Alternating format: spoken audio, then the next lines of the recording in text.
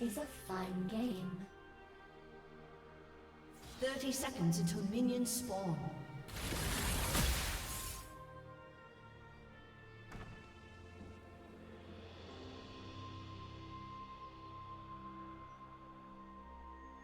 This is very exciting.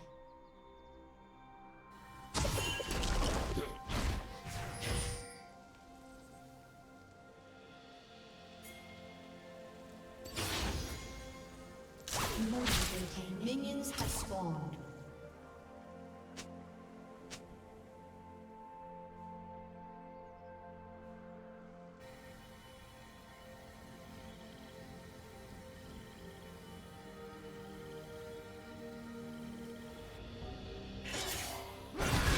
The ball is in play.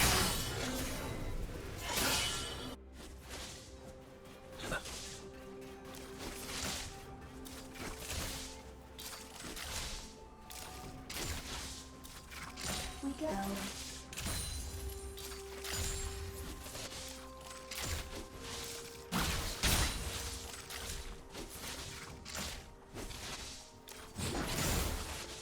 I hear soft things.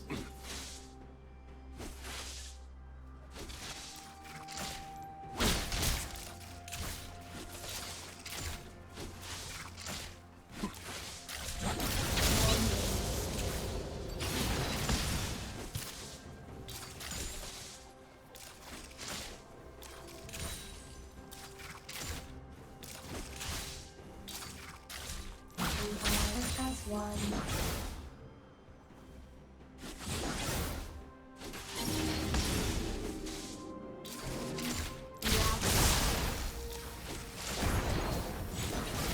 We go.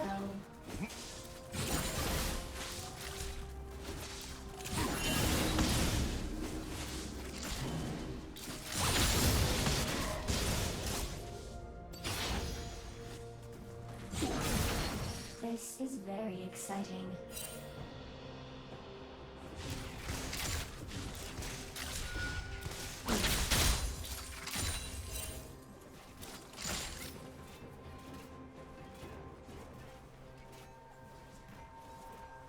So strange, they scream.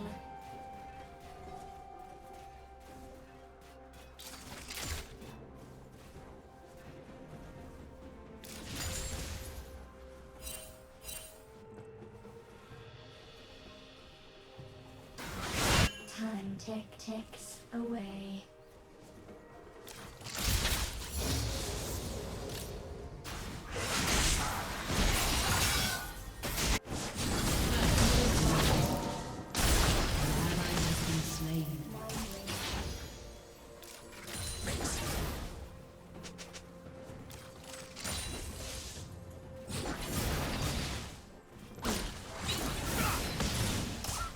This is a fun game. I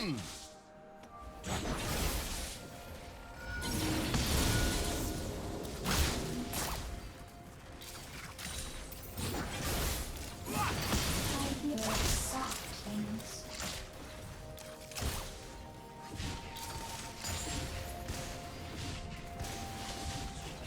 An ally has been slain.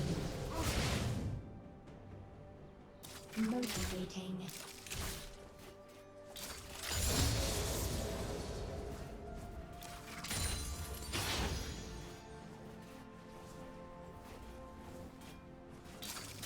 The ball is impatient.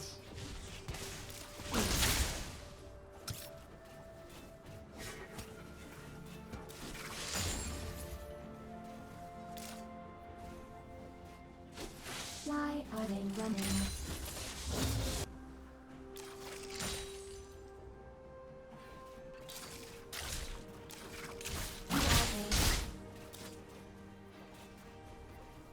The ball is only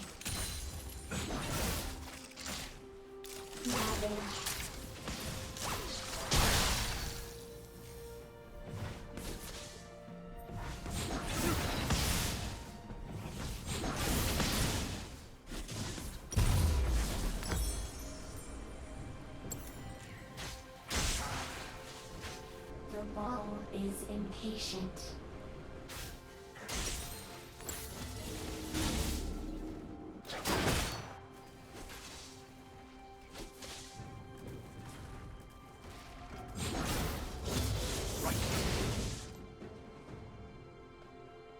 Time ticks away.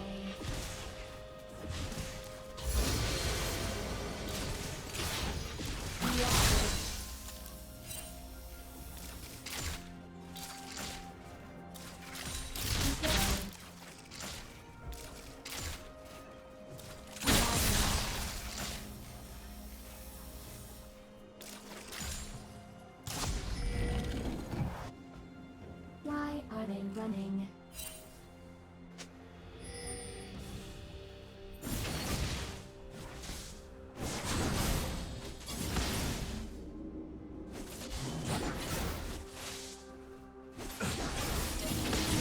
Winding.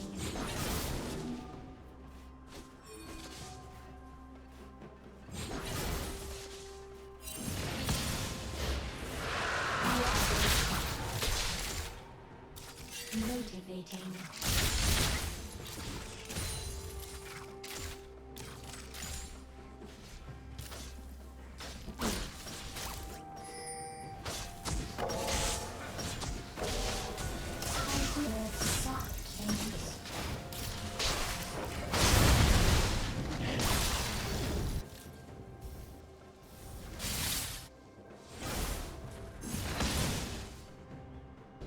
This is very exciting.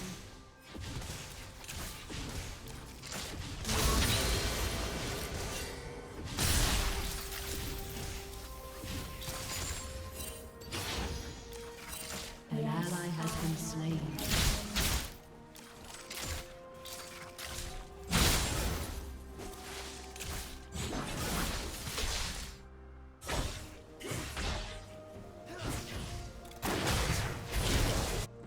This is a fun game.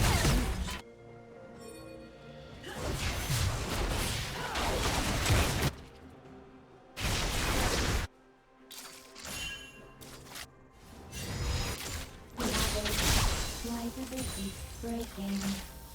Savage.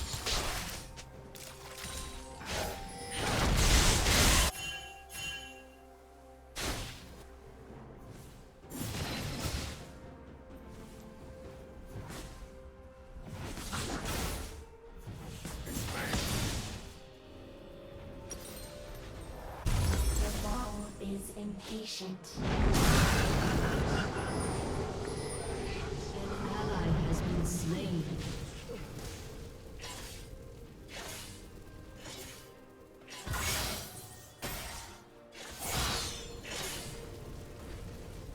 Motivating.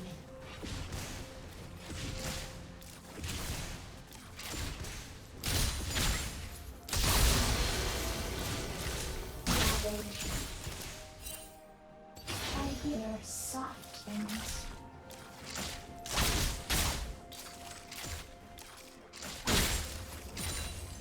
Protect.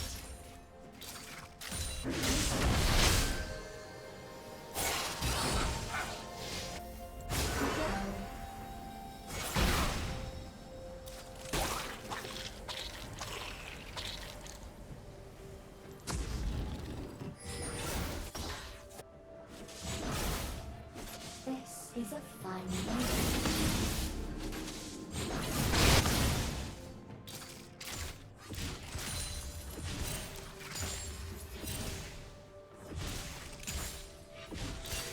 Time ticks away.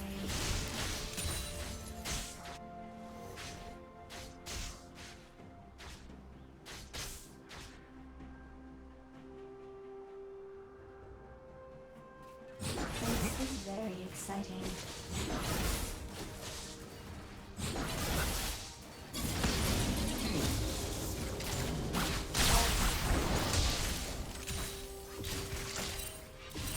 Winding.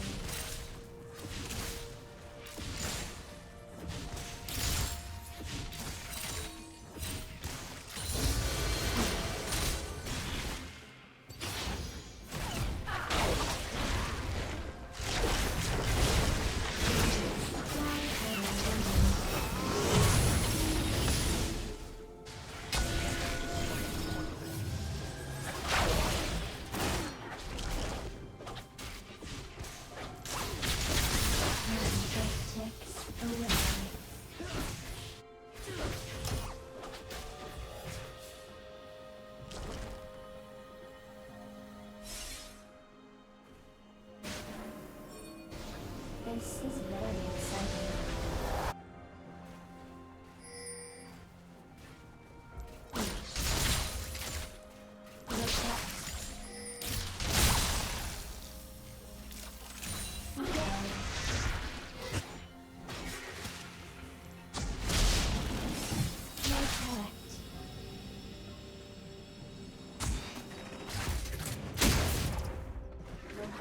Is impatient.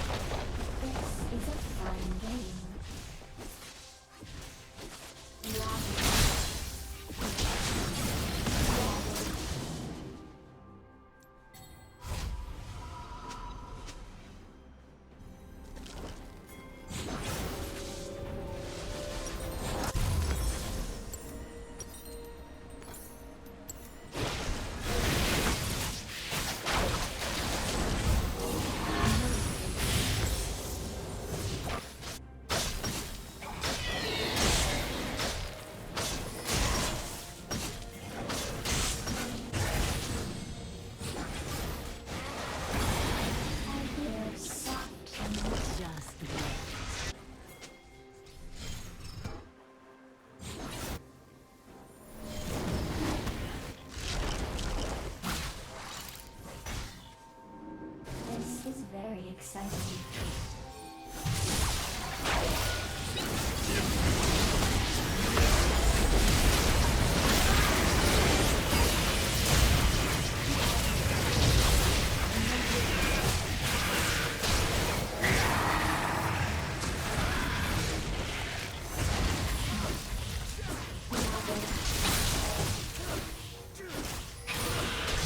The ball is increasing.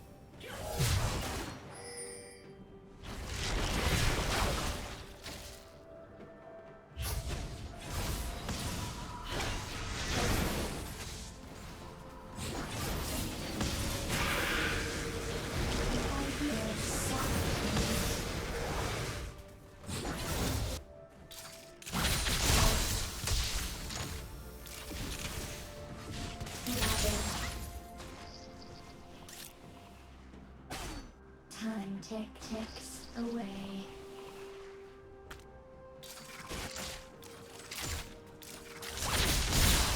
Your turret has been destroyed.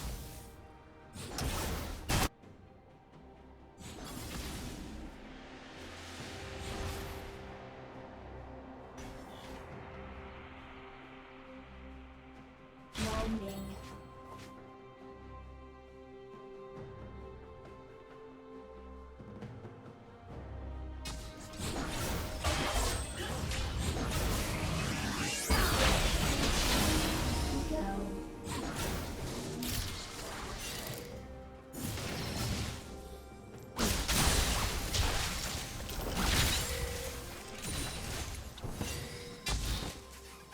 This is a fun game.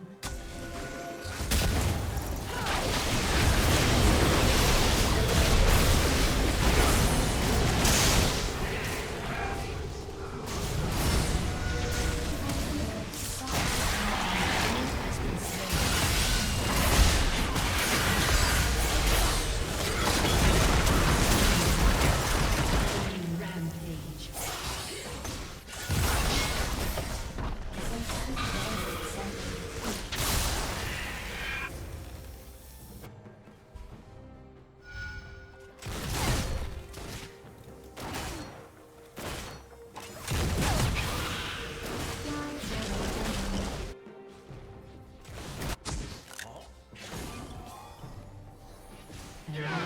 been slain.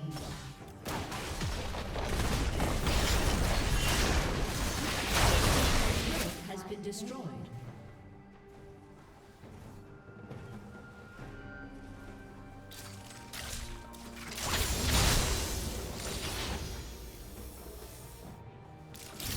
I have sharp things.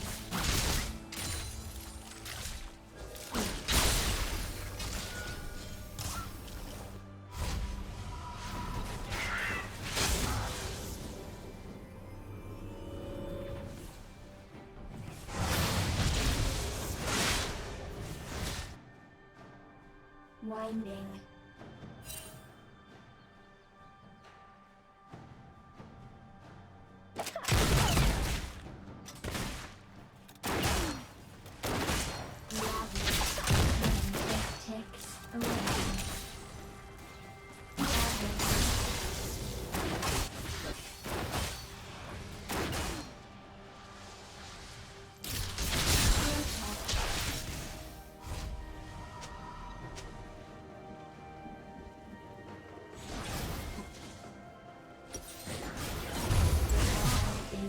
Patient.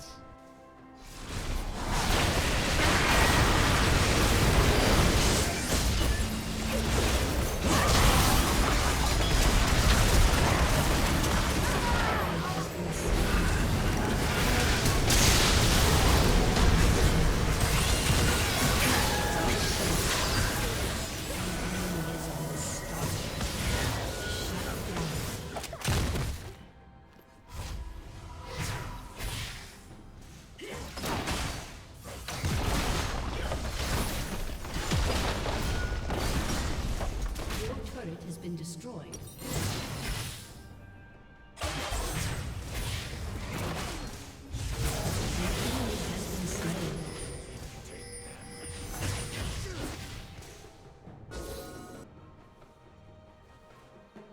Motivating.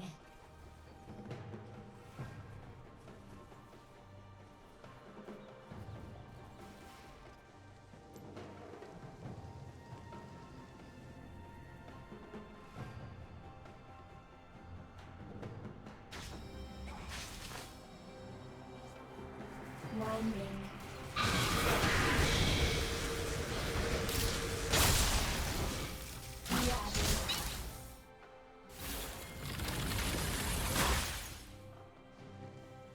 This is a fine game.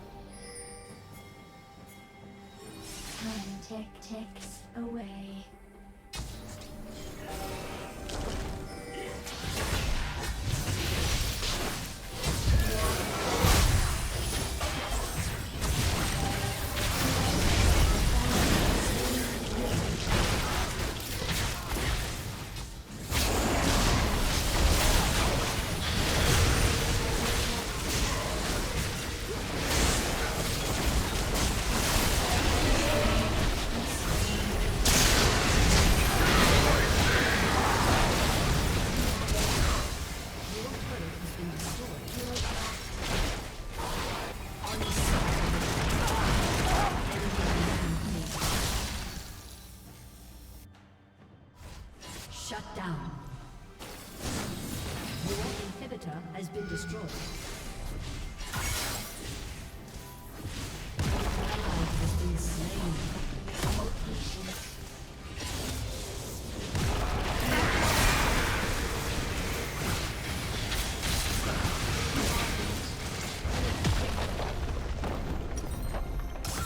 Time ticks away.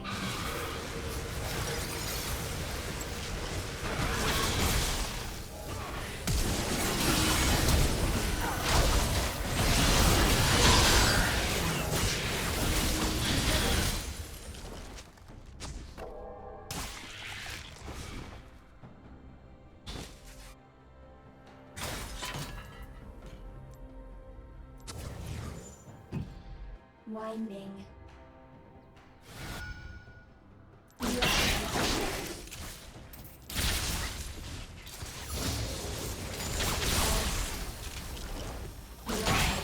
I hear soft things.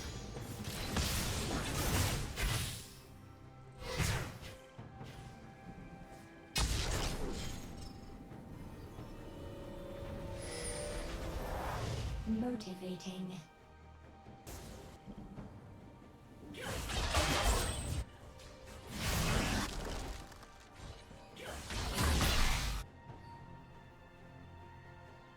Yes, I am a weapon.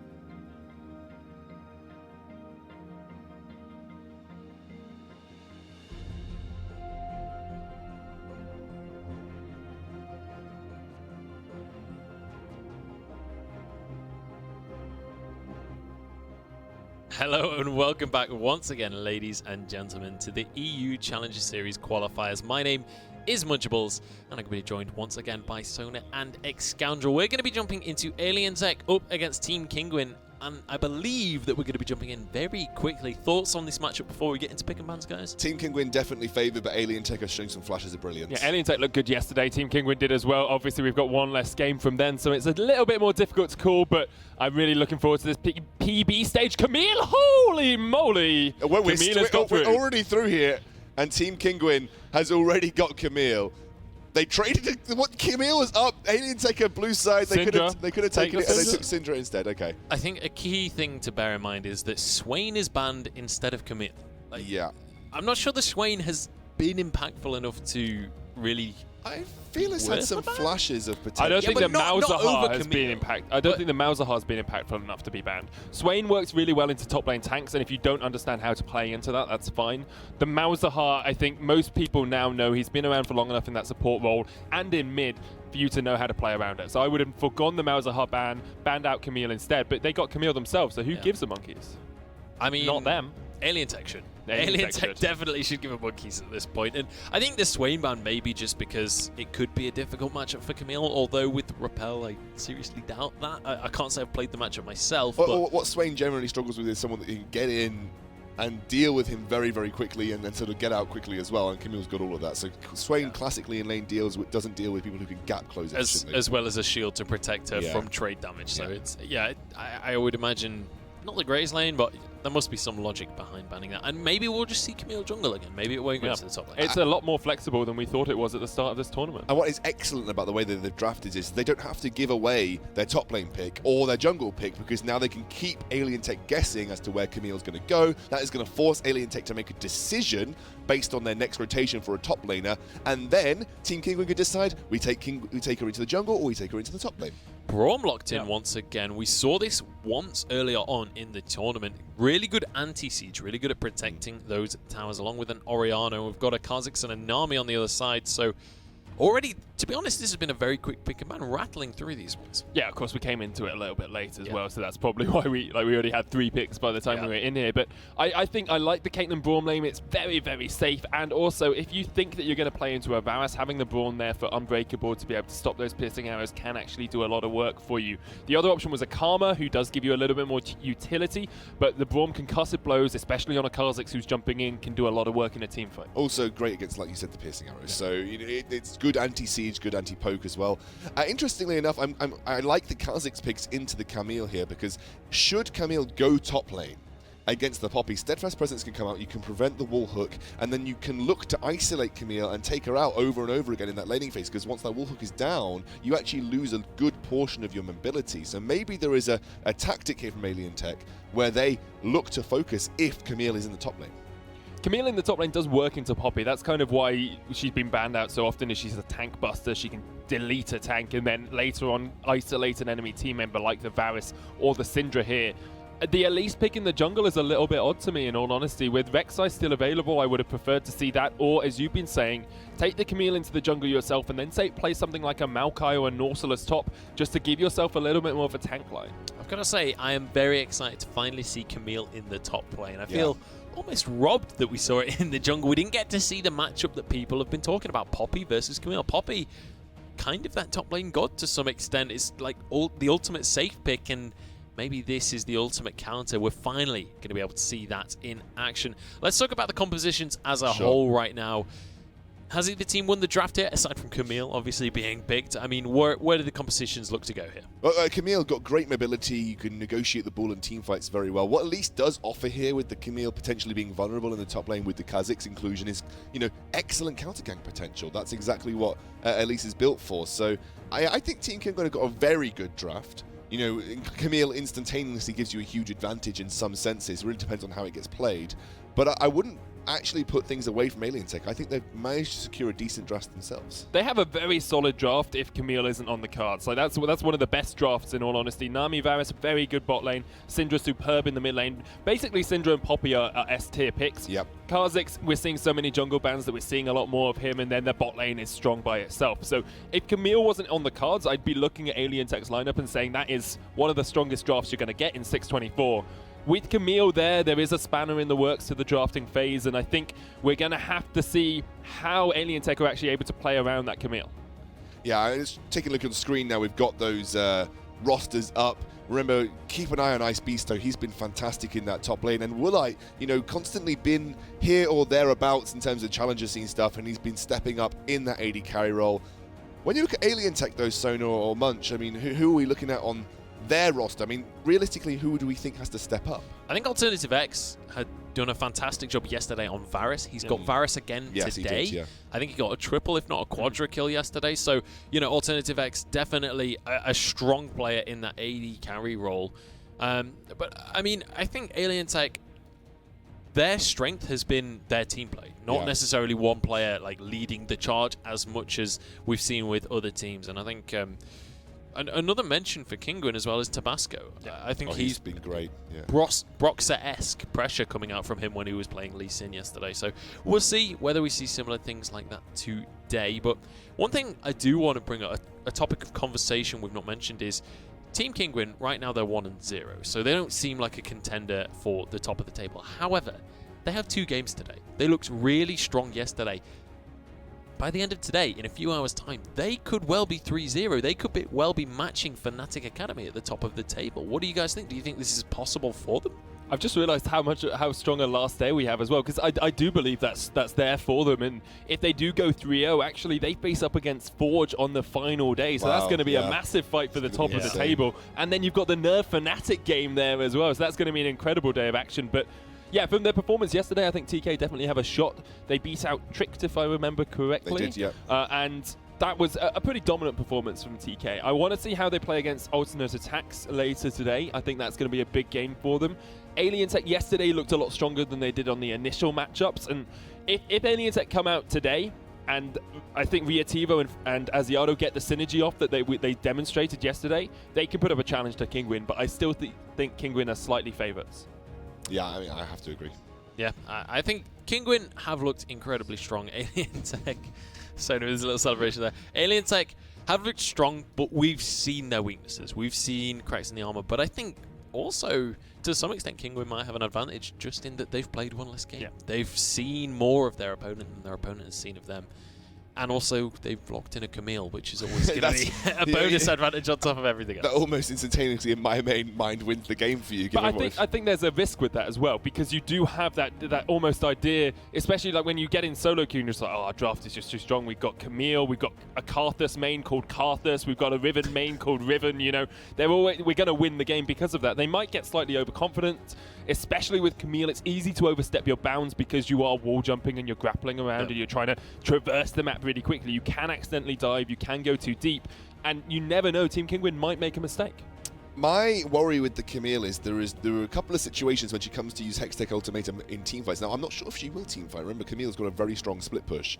I'm wondering whether isolating Varus also isolates herself to an extent, or trying to isolate Kha'Zix. Now, that could be an interesting one, because if you can prevent Kha'Zix from jumping around the fight by sticking him in the Hextech Ultimatum, that could be really good for the Team Kinguin team. So there's multiple ways that we could see Camille used here. I'm unsure whether they're going to be playing it in a team fight because they have the Orianna, or whether they stick it to more of a split push role. But with an Orianna, you would expect that there's going to be an element of skirmish-based team fights going on here for Team Kinguin. I think what we'll probably see if Camille comes down for the team fight is you'll have the Orianna use Shockwave relatively early on. The precision protocol will be used, and then you'll isolate one of the lower members with the Hextech Ultimatum. So it's not going to try and be a combo. It's going to be we use one ultimate and then we use the second, because it allows you just to get that kill, and the rest of the team can't then turn and burn on you because they're low due to the Shockwave. So I now want to talk a little bit about this bottom lane, because we already mentioned that Alternative X, he's going to be the player that we noticed really stepping up yesterday.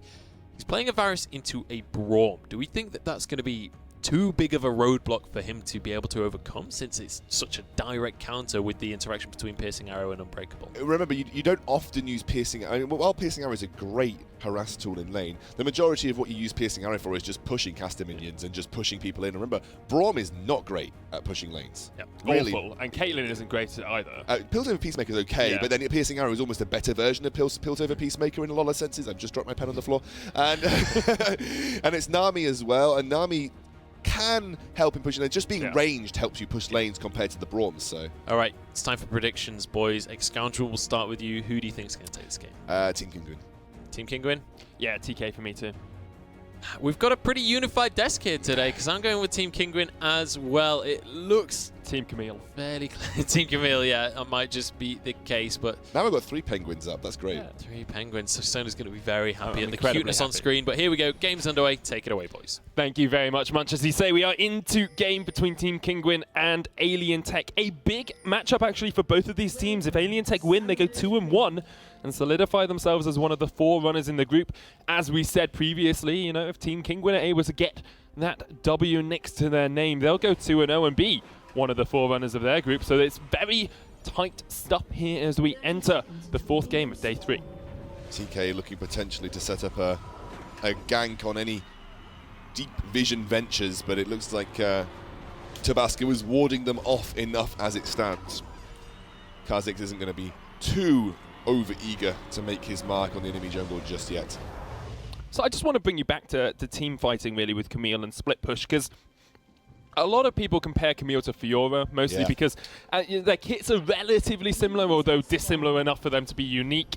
And they do fulfill a similar role early on in the game. But how do you feel Camille interacts in a team fight better than Fiora, who is just usually seen as a single, 1v1 split push menace? Well, Fiora, to be honest, there is a bit of AoE damage that comes through for Camille automatically. The sweep gives her that health back as well. She can isolate targets, which is incredibly vital against high priority targets like Syndra, Varus, Kha'Zix, all of which Fiora can't do. So there is a little bit more utility already built into Camille's kit, you see. And also the fact that she split pushes just as effectively, and she has multiple build paths. Obviously, you know that Triforce is going to get included in there somewhere. Some people also like to add a Tiamat base build because that increases her ability to push waves. In general, I just feel Camille is slightly more effective overall than Fiora is. Do fulfill very similar, although dissimilar roles to some degree, because the Fiora, you're putting that Grand Challenge down. It's much better in a 1v1. Hextech Ultimatum a much better ultimate when used in a team fight because you're isolating someone, or if you've got them low, just to keep them trapped there inside with you. Remember, you also have the shield built into Camille's kit as well that gives you a little bit extra survivability.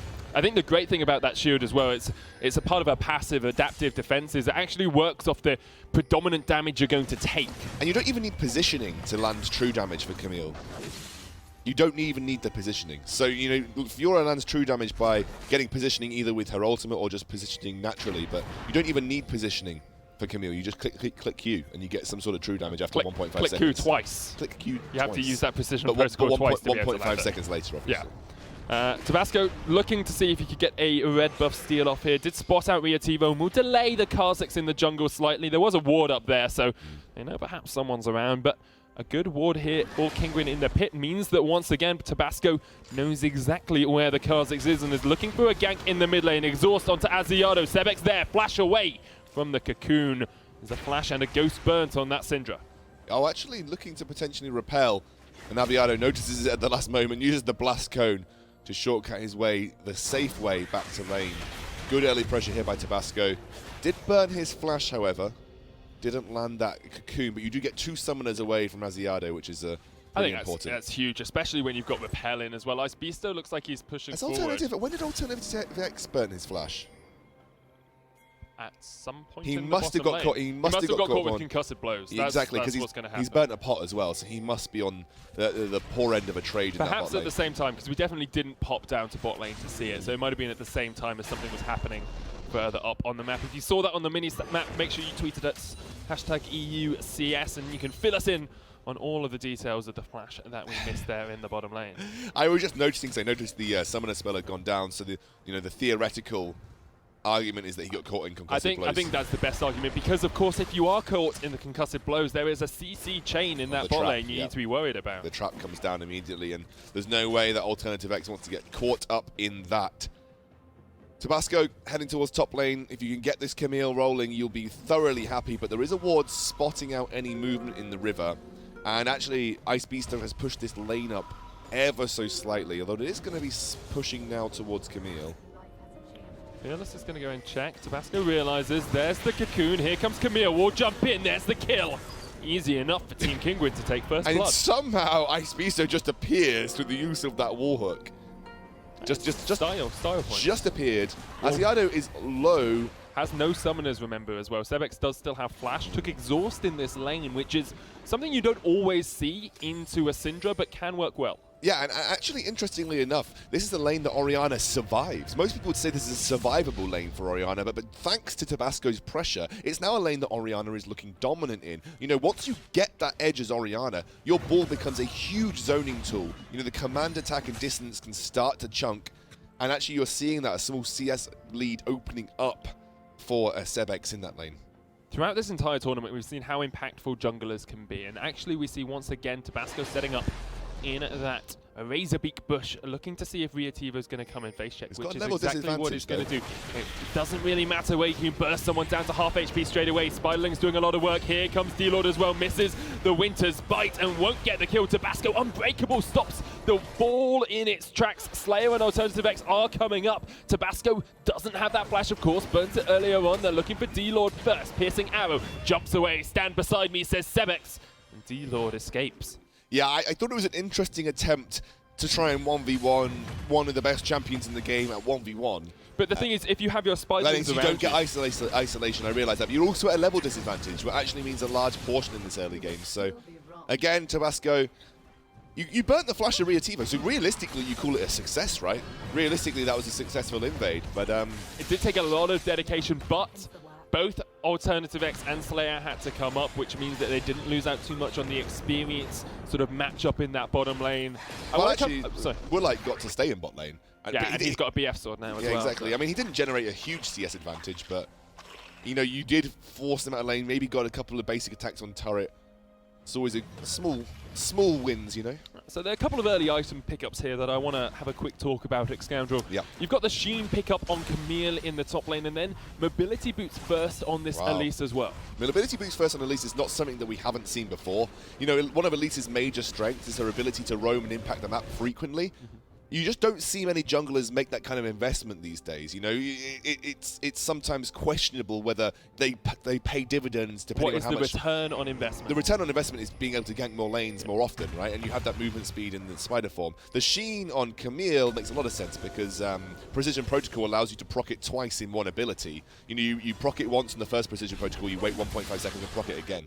Alongside that as well, when we saw Taiki play this Camille on day one, he went for that Trinity Force as his first big item after getting the jungle item finished first. So getting that Trinity Force is a huge spike for Camille. You get a huge amount of extra damage. I have to feel as well, if it had been old Trinity Force where you had crit on it as well, that would have just been even more devastating. And I'm glad that it doesn't have crit on it, because that would make Camille ever so slightly more overpowered. Riativo's been farming a Storm here. He's got a level advantage up against his opponent.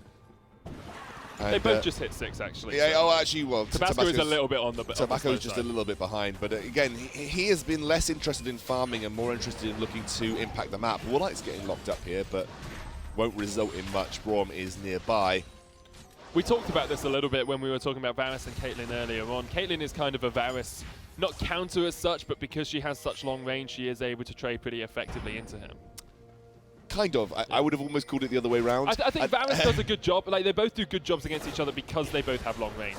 Tabasco's going to catch up Riativo. There is a ball there as well. Tries to jump away. The orb reposition command protect. Riativo dodging around very well. Actually escapes, but Team Kinguin know where he may have gone. Blast Cone, they saw the proc. Riativo doesn't really have many more places to go, but nor does D-Lord. He's dead Lord, and Riativo will fall as well. It ends up being a 1-for-1 trade. Yeah, nice play there, but unfortunately D-Lord used his flash earlier on to save that potential 1v1 in the red side jungle from Tabasco. Couldn't escape from that scenario. And now a wave is pushing towards Woolite. He's going to have to remain fairly careful in that turret area. And speaking of that Varus-Caitlyn matchup, I think it's more even than most other matchups into Caitlyn. Varus has classically always been picked up as a potential counter because you can outrange Caitlyn with the piercing arrow, and your basic attack range is slightly longer, I believe, than most other AD carries. So most people used to pick Varus into Caitlyn because Caitlyn was so oppressive that Varus was one of the only people that could contend with that. Yeah.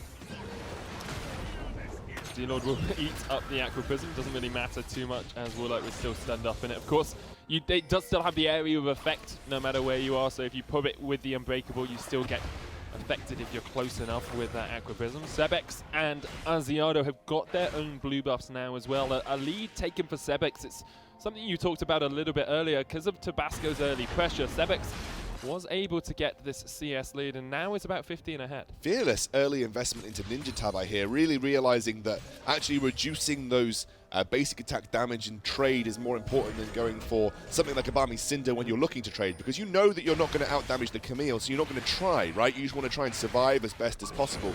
Camille is an excellent 1v1 brawler. You don't want to take her on in that respect. Barmy Cinder through now, but I like the idea to go for Ninja Tab first. I think as well, you don't really think you're going to counter push it too much. You know, Camille's just going to get you to turret every time. We did see Tabasco there going for the flash engage with the Cocoon, but Riativo reacted well and was able just to leap his way away to safety. I like the deep board that, if you remember, Riativo got it into the red side jungle of the Elise earlier on. It's still there. Still got good vision control of Elise's potential pathing. Ice Beaster gets locked up, can't get through that steadfast presence. But that precision throw scores on a short enough cooldown that will be back up pretty soon, so he can try and re-jump in onto Fearless. He's trying to, you know, do his best to force these 1v1 trades, but I gotta say, Fearless is, you know, we talked about his prowess as a tank player. You can see here, keeping even-ish on.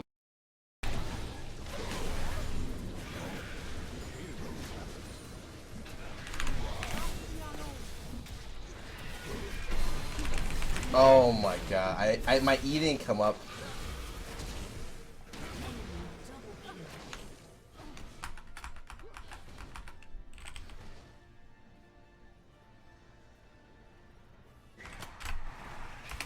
If I was able to kill the... I think I just needed to kite it out, honestly. I sat in the Swain damage. At top lane, 50 CS behind.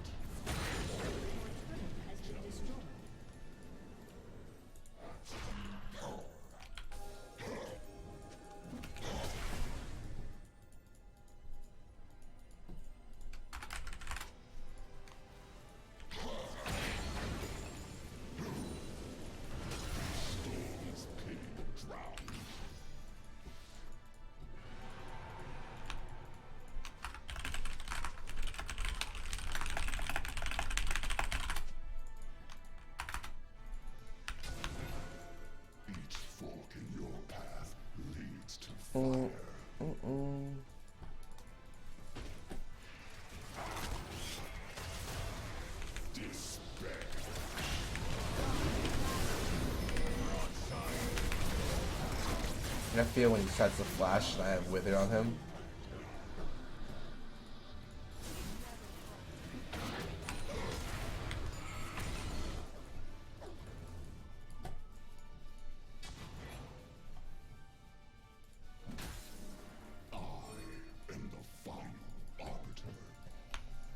I just don't know how anyone's ever gonna kill this mid laner.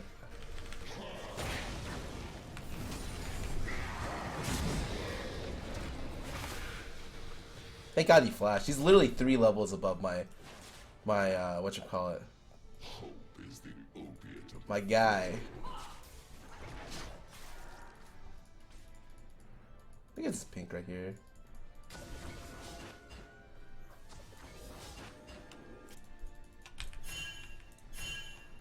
No, run. Run like dogs.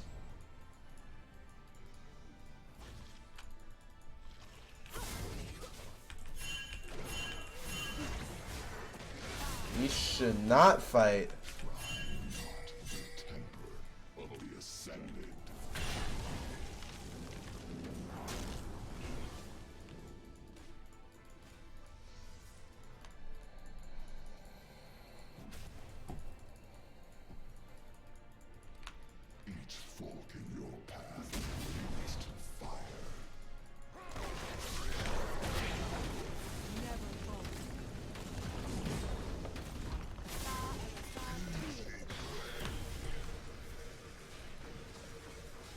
We should turn this into Zanya's. He shouldn't finish the Abyssal.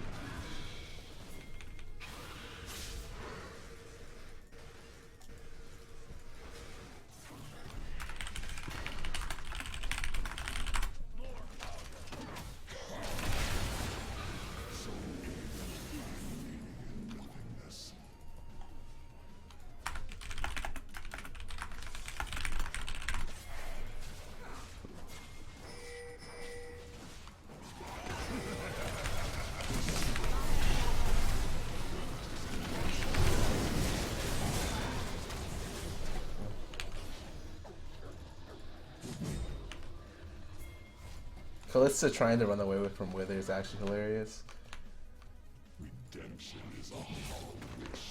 Yeah, the thing about not getting Morellos against these guys is my E's can't get them below 40%, like initially. I think it's better just because it only procs if they're under 40%.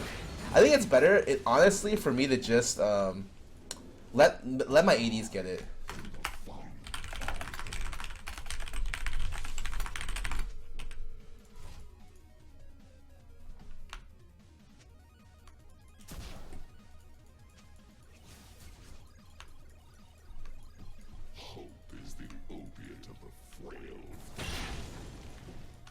I think it's 1600 right here.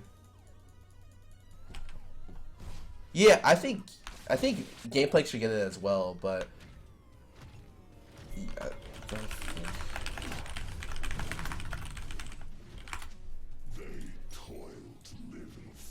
I don't even know how she's gonna put Last Whisper in that build because he shouldn't, right? He needs MR after his IE, and he's Last Whisper 4th. Holy shit, he's so far behind. Yeah, Gameplay still is within 30 CS. And if you're within 30 CS as Gameplay, you're probably ahead of the other guy, actually, in terms of gold. Because you get so much gold gen.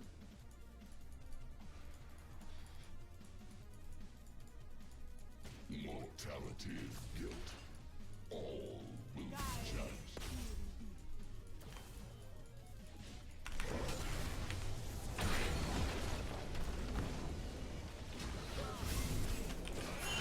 They literally went around us. They can do that? Where's my team? Oh, Vayne split pushing. Wow, this is the classic AD carry split push where they kill themselves. No, wait. They're good. Oh, this is a free win then. If we can steal this, we just win.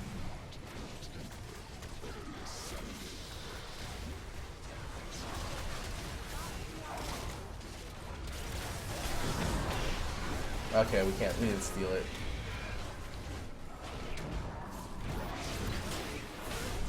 Not free. An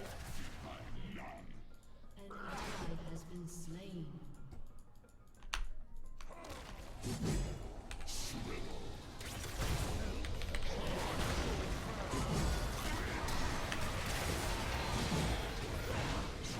Oh wow, I thought he was gonna get out of that.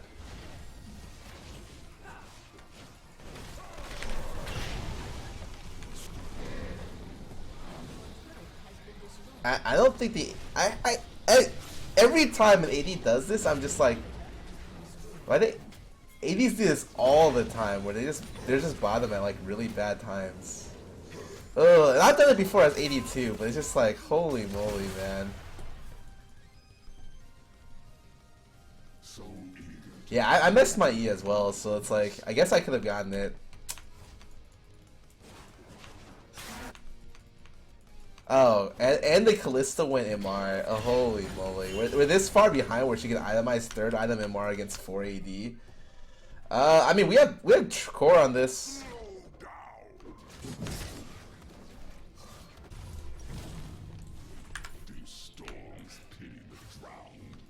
How are they able to get... They're really getting MR against me. Okay. They have 3 MR items against 4 AD team comp.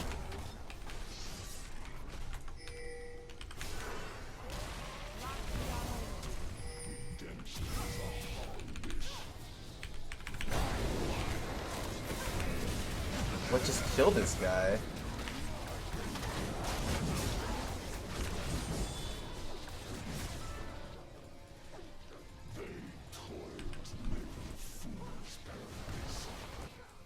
fine. And then we get a kill, but then we'll go for the stop here. Wait, she walked up. Okay, well.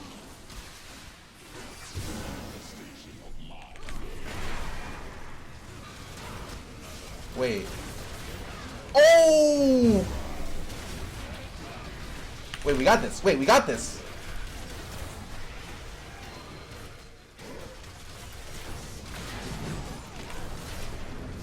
Let's go. You guys think I'm gonna lose this game? Yeah, maybe, but at least I'll try for it.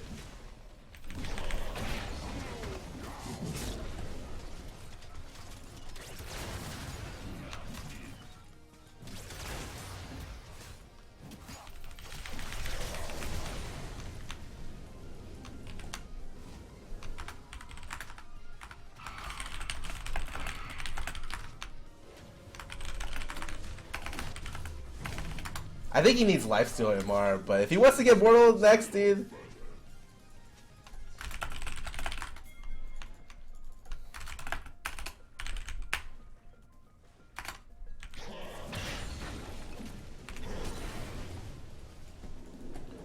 Each fork in your path leads to I mean, the team needs you to live.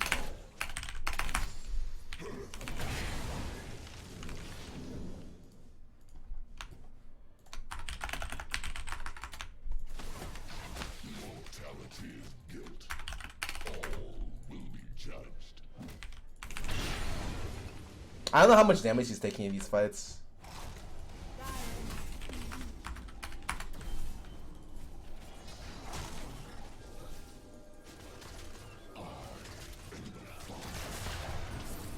Ooh, he's rich.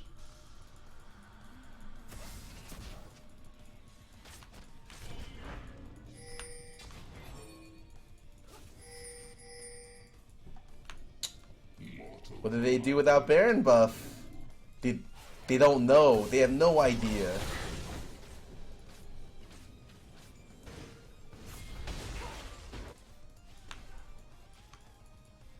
I legit don't think Trundle can deal with that.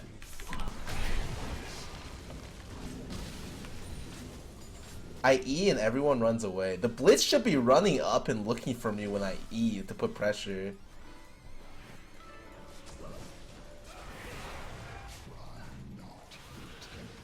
I like how just scared people are of Rengar. If he jumps on the Callista, wait, she also went QS. Dude, please punish this Callista. She's so greedy. When do you go double MR items as Callista? Unless the team is like double or triple AP.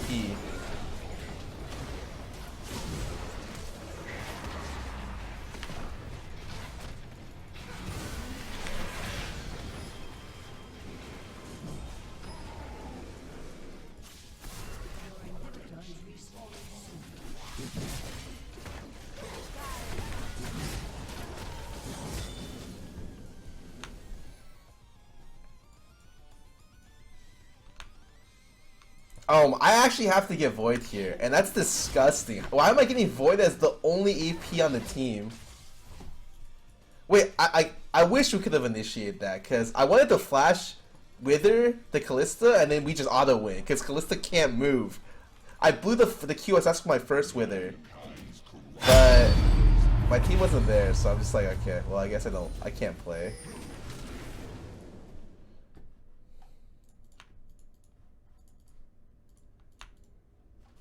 Oh, Swain with CDR boot? I've never seen that before. Swain that works so well with Pen.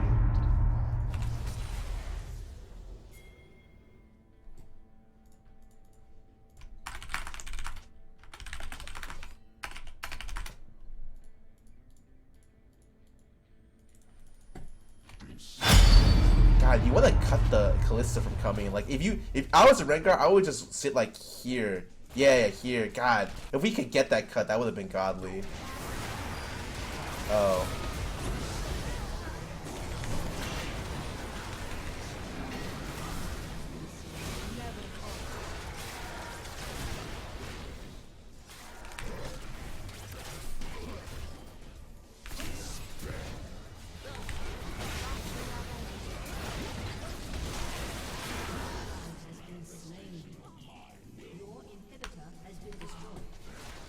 My Vayne just killed himself.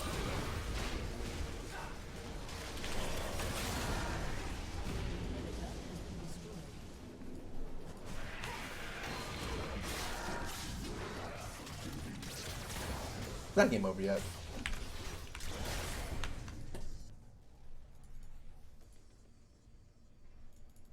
Wow, they don't go to Baron. They go for Ocean Drake. Thank God. Alright, it's not game over yet. We can do it. Guilt. All will be judged.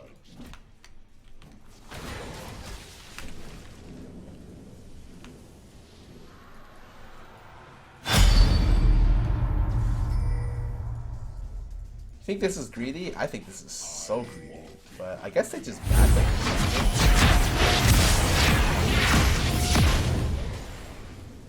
God bless. Man, if the Rengar got the pick on the Kalista here, oh, that's something that like they have to look for. Like that's a look you make when you're behind. Because you gotta be able to read people's movements. If the Kalista's up here and they're over here, you know Kalista's gonna rotate for it. What do we do here? Usually I want a Sheen, but I feel like I just need... Get away from me. I need QSS. Oh, why is Rengar bot? What the... Well, I have to bias on my team, dude. I want to hit the front page of Reddit.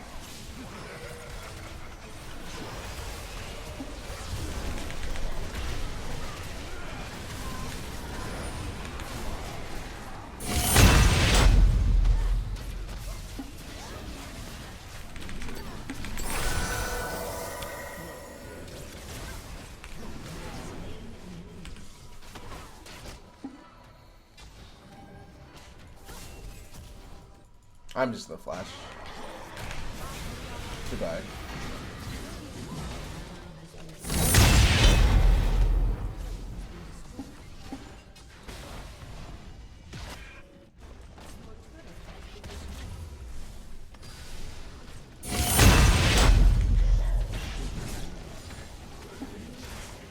Oh, Tobias!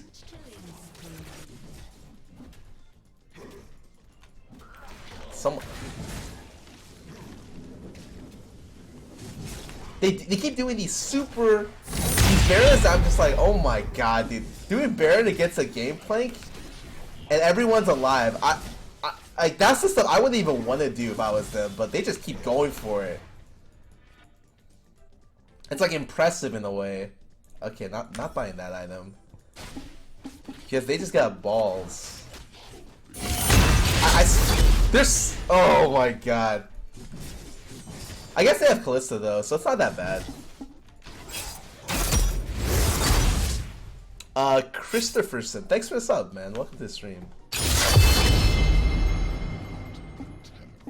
of the ascended. Violence solves everything. Why is she out there? With no regard for her life. Is that Vayne? Wait, kill her. Kill this guy. Kill this guy. Kill this guy. Kill this guy. What?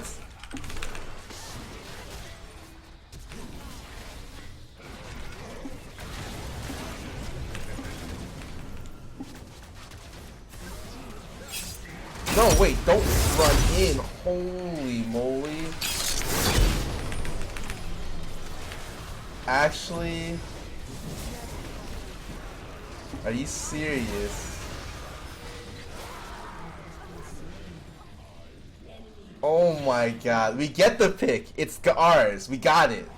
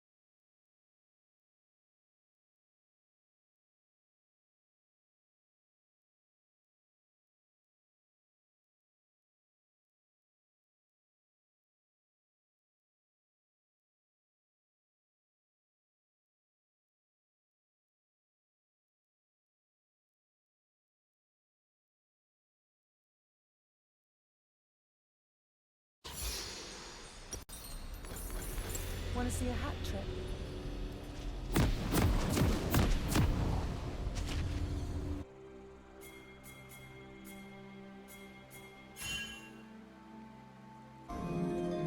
Vengeance is at hand.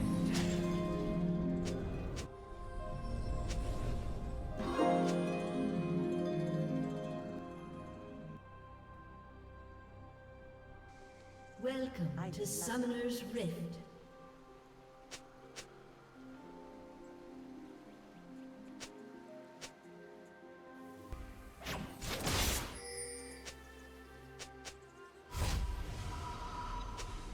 Seconds until minions spawn.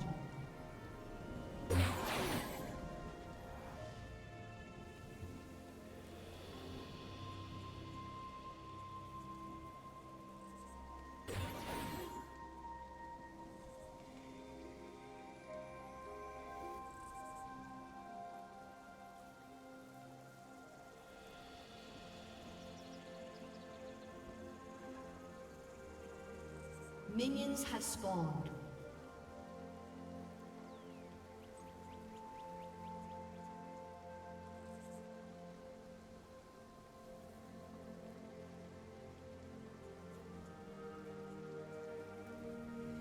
Me? Miss? Not by a long shot.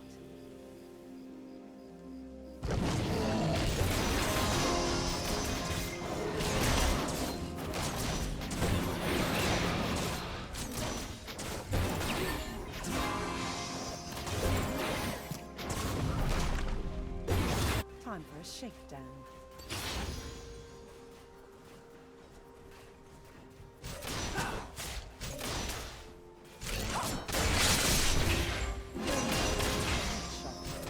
Hot on the chest.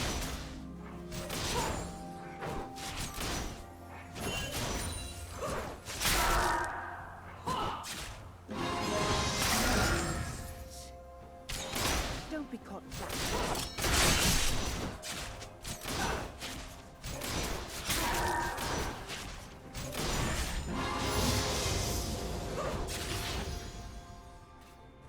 Right.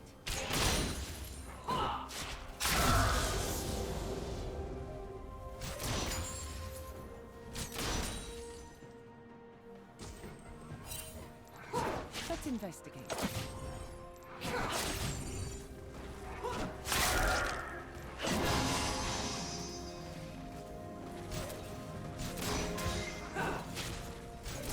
Time for a shakedown.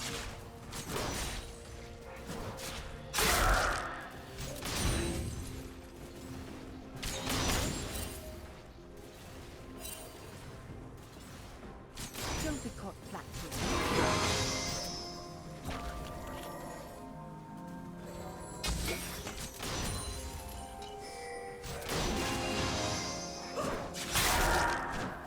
Up for a showdown?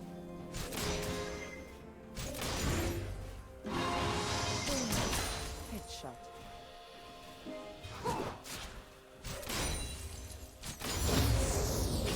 So many bad guys, so little time.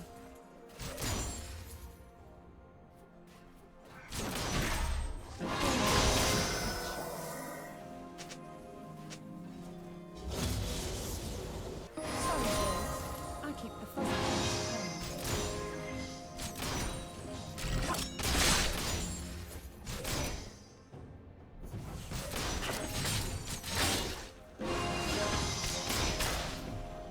Me?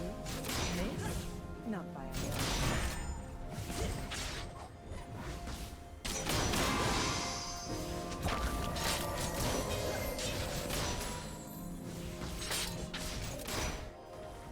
I have the tools for the job.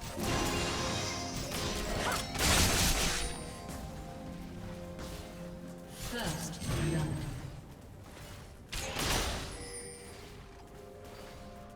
Let's investigate.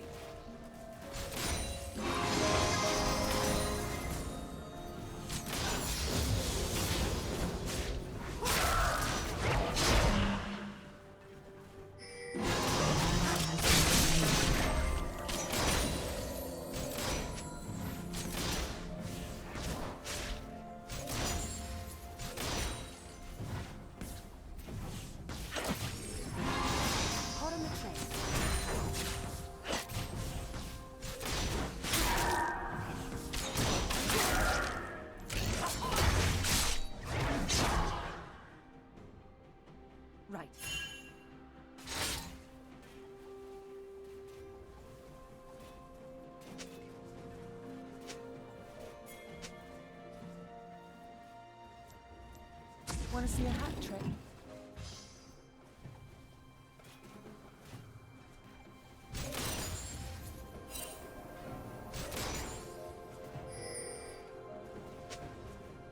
Right.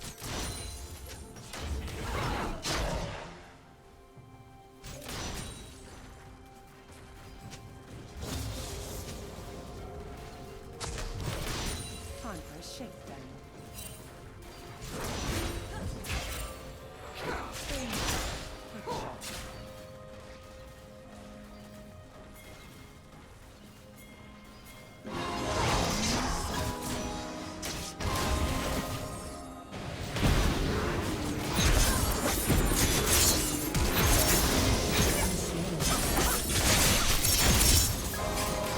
Want to see a hat trick?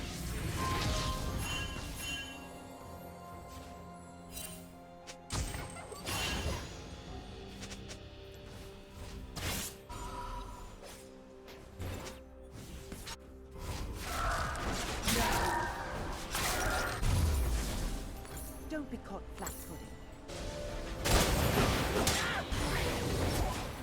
An enemy has been slain.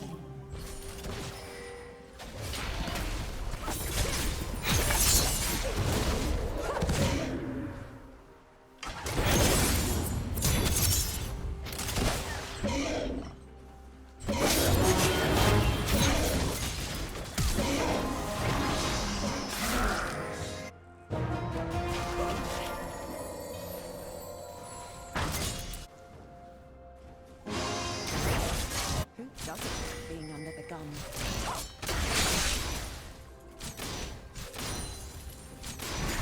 Boom. Headshot. I love a good chase.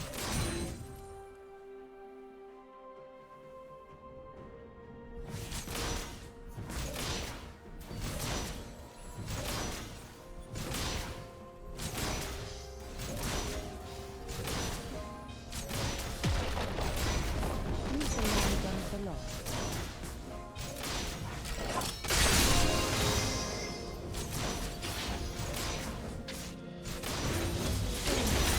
Headshot. I have the tools for the job.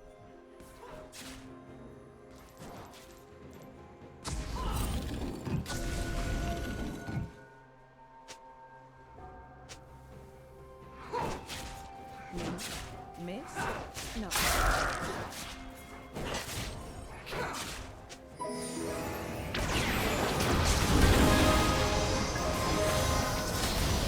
Slain an enemy. Who doesn't like being under the gun?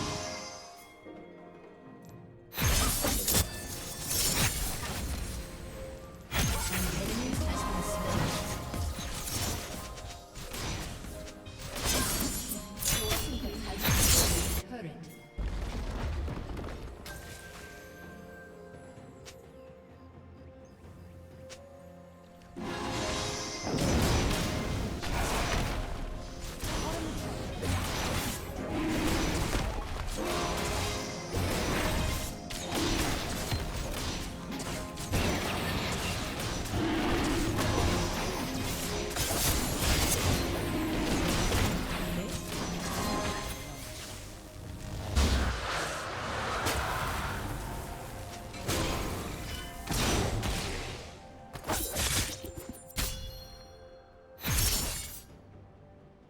Up for a showdown?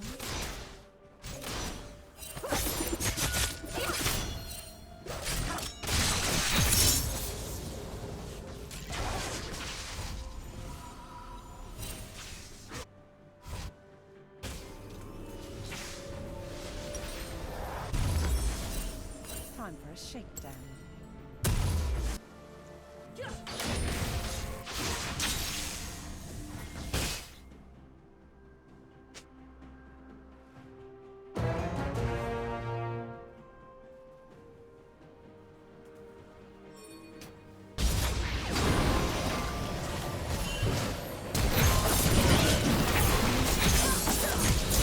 Want to see a hat trick?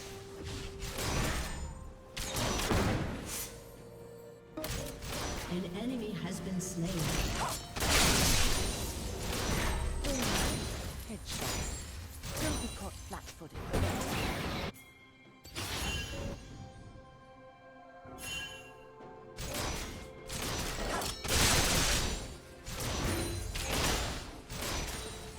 I have the tools.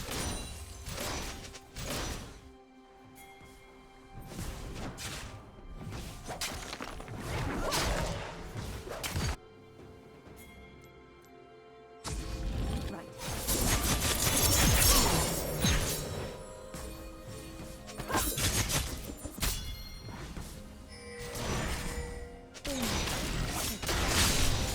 Use the long gun of the law.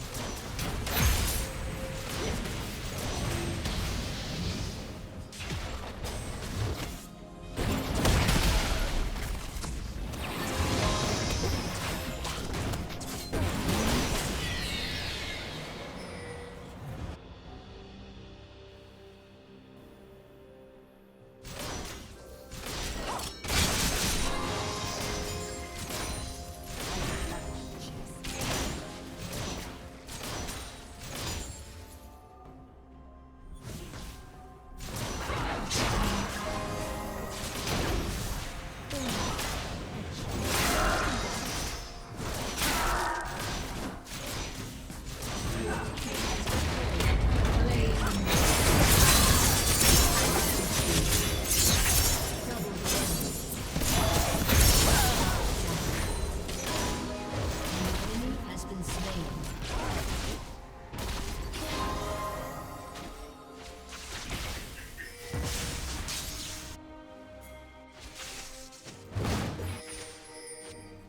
Don't be caught flat-footed.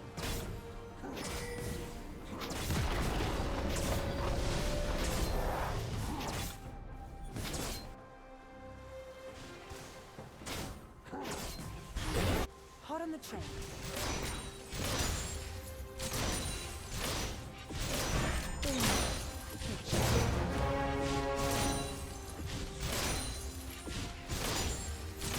So many guys.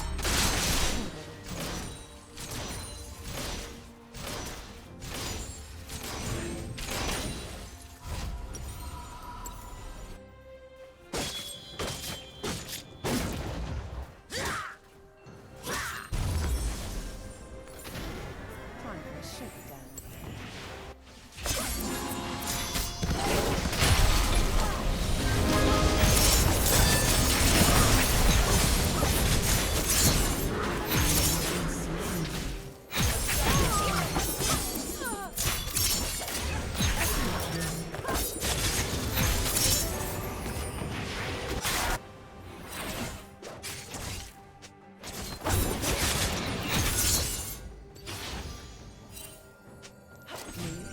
Miss? Not bad.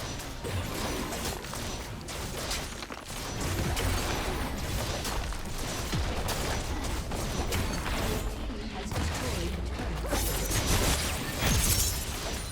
Sorry, boys. I took the positive.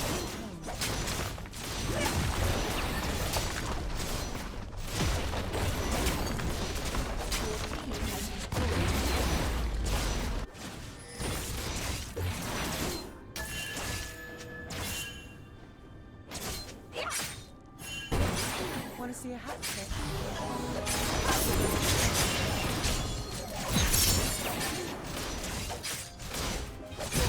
Has destroyed an inhibitor.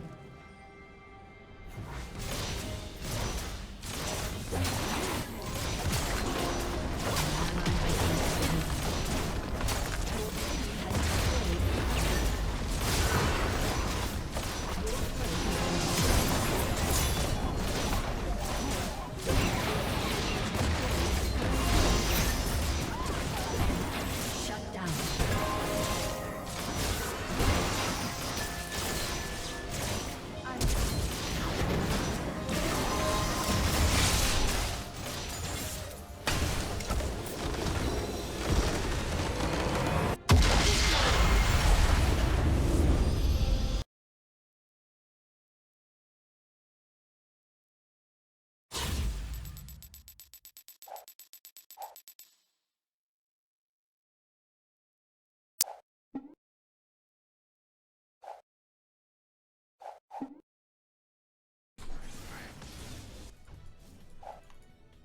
Ooh.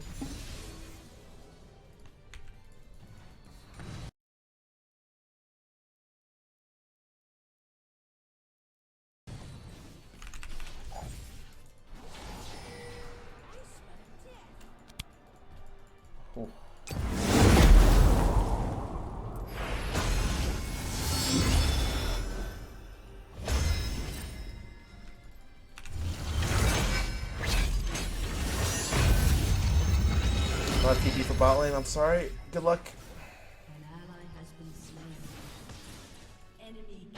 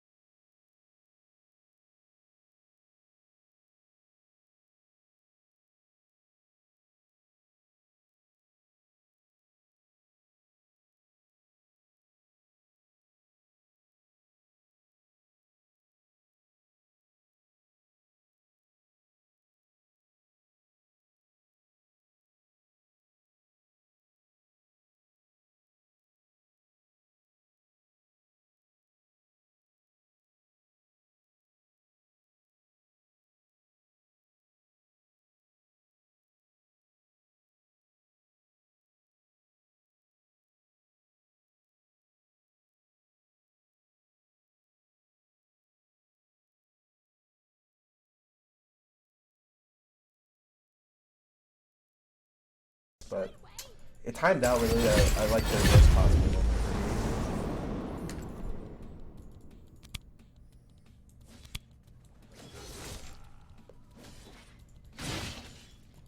Actually, super unlucky. Because if you get pushed in there, like he would just stop at where I dropped the WQ, but it didn't happen. So. And we really need to pick up kills whenever.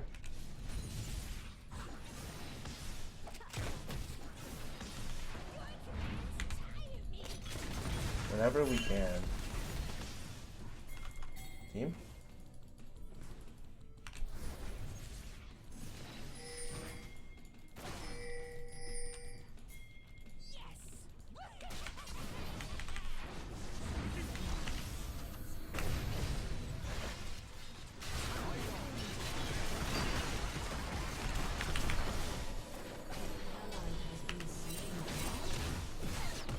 Oh, I'm dead.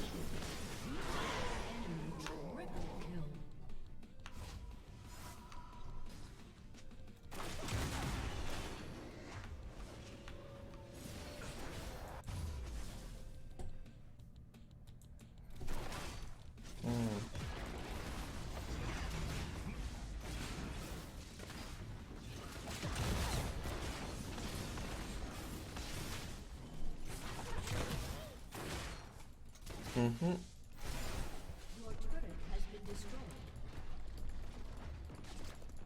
I love when I get in situations like that and the whole chat just gets mad at me for not ulting. I was in range for literally half a second and I pressed Q which stalled out my walking animation instead of hitting my ulti. It's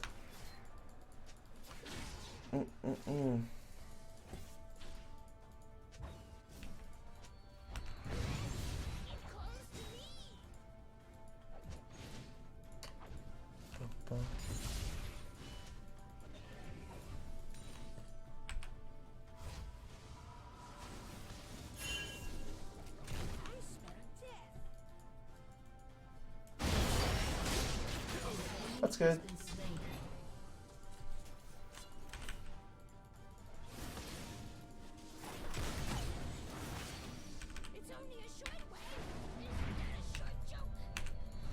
Ooh, he just walks into it.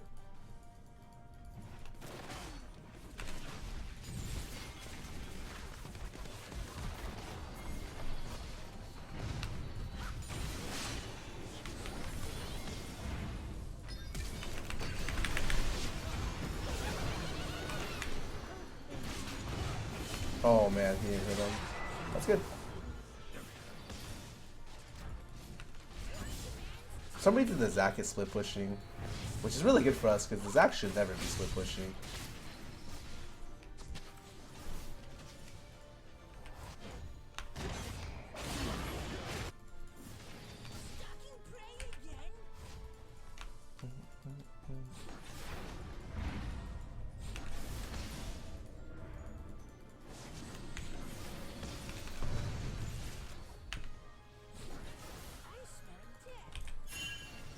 I was fine anyways.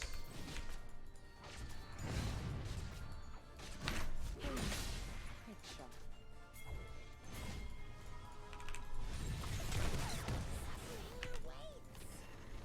45 seconds.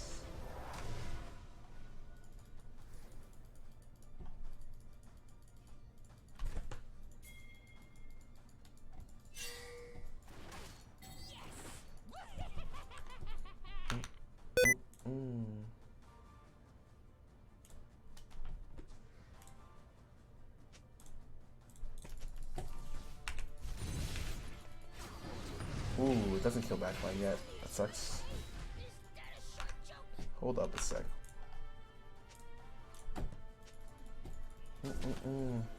I need 500 gold for.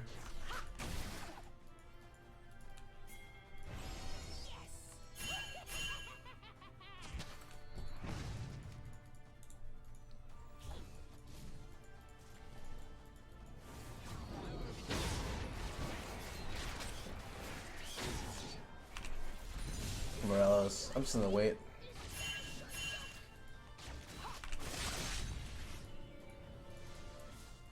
Rise with the split file. Okay. I don't have enough to one hit front line with WQ.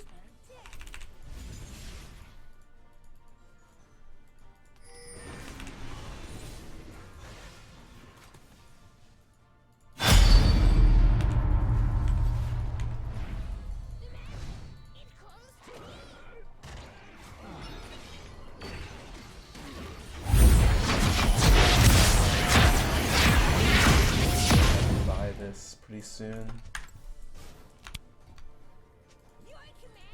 Yeah, I don't want to fight that either.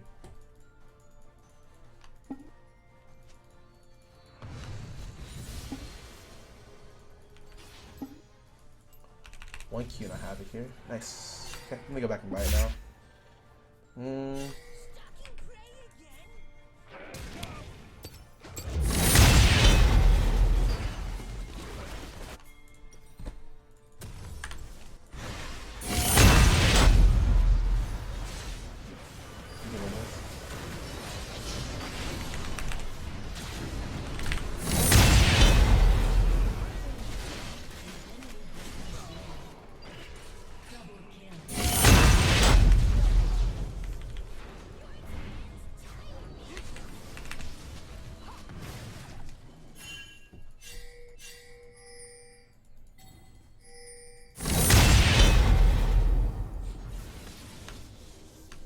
He doesn't have flash.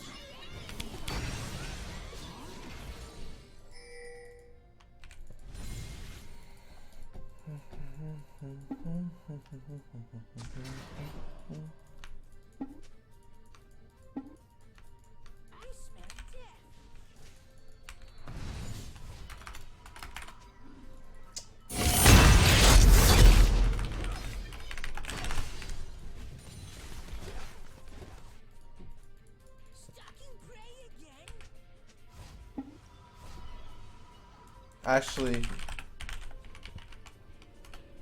not 8, it's 17. So it's like 817 over the last 25. I guess it's not that bad.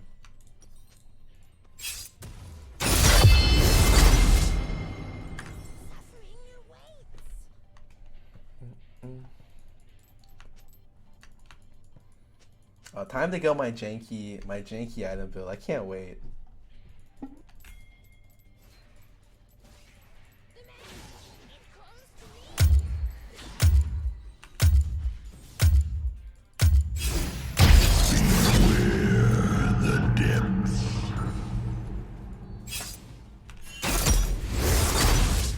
That's just unfortunate.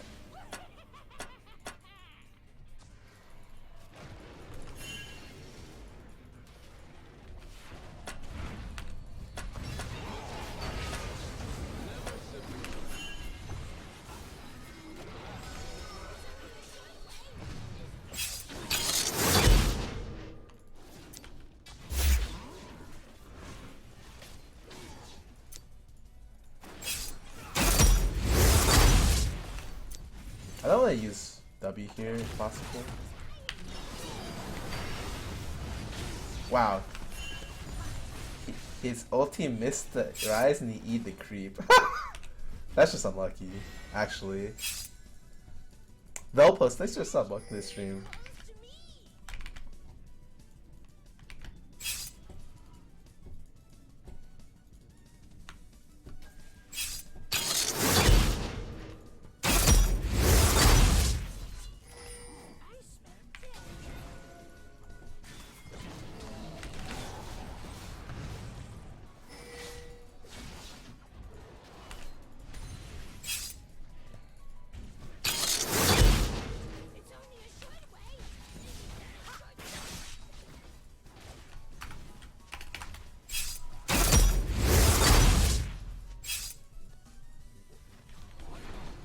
Oh, I just missed it.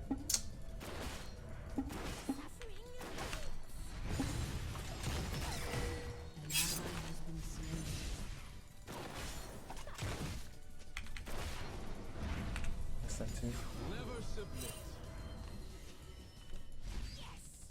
I like Flash.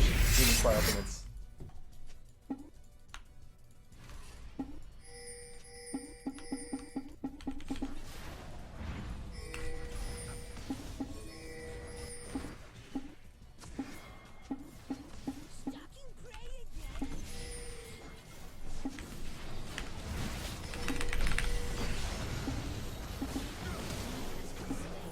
We're fine. Oh, that was so good. Wait, that's fine if he missed. Doesn't even matter.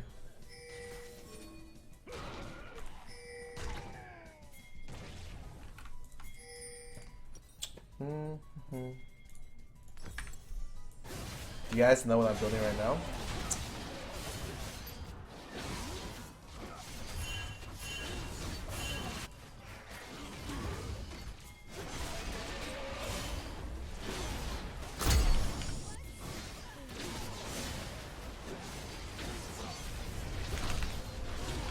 Good game, well played. That's what I want to hear from the enemy team.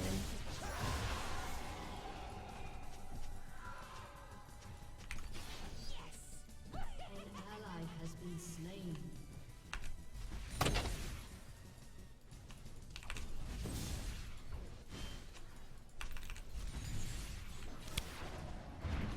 Do I have enough for it? Yes, I do.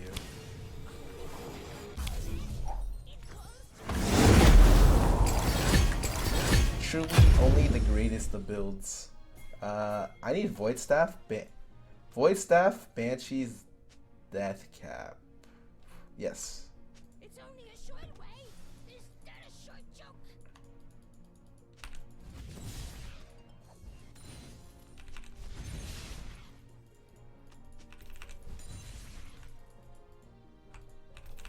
That was the same Zac player as last game. What the heck? Why is he?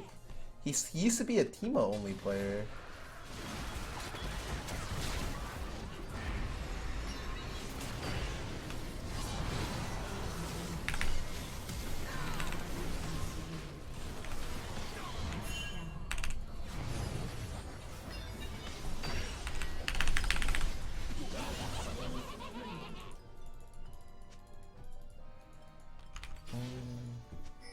Stalking prey again?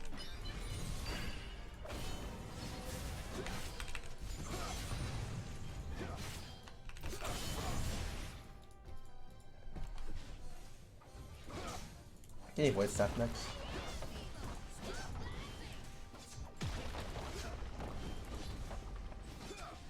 Your team has destroyed a turret.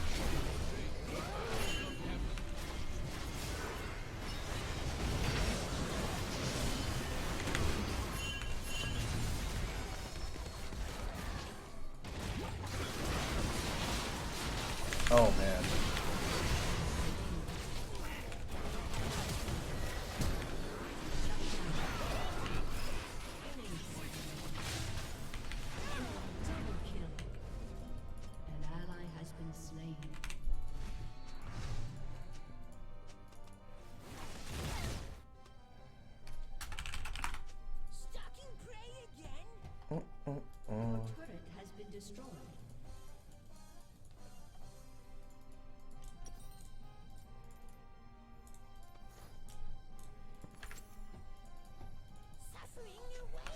Now it's flashed into my cage, and that's why he died.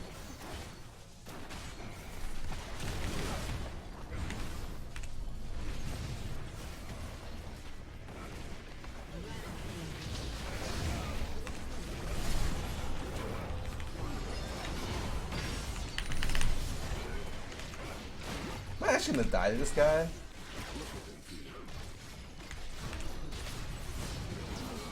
Did not think so.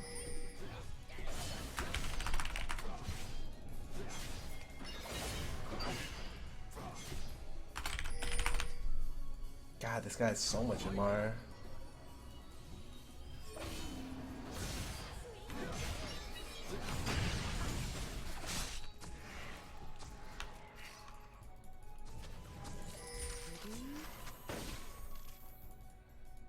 At least I want to get this and back out.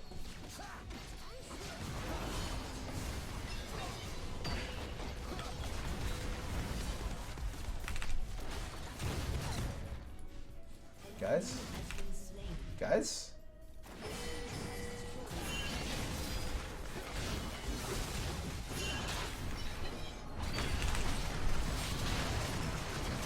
God.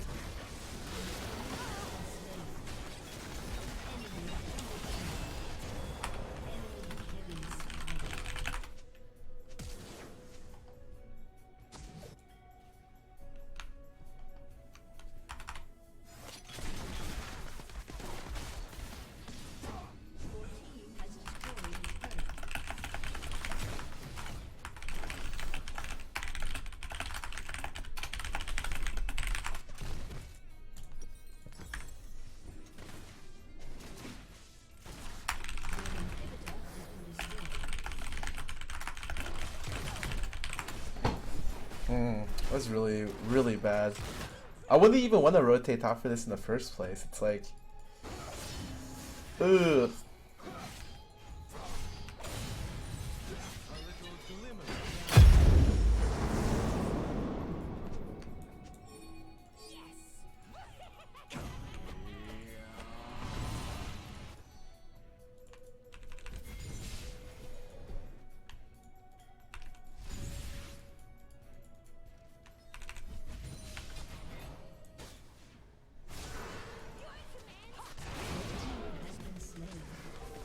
Okay, we can just siege. Maybe not.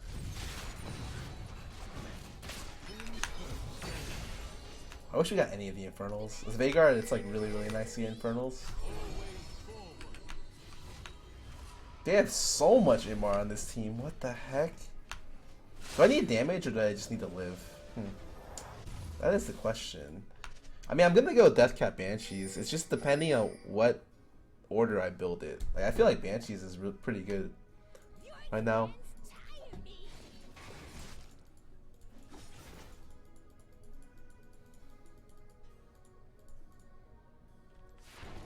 I mean, we are behind though, so like, especially if my Caitlyn gets one hit, then who does the damage on my team? Me and Hecarim? Is that enough?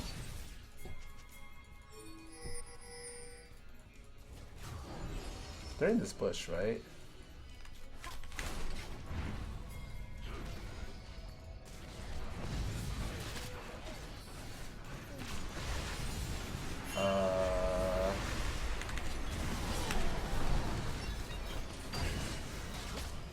Rise Flash.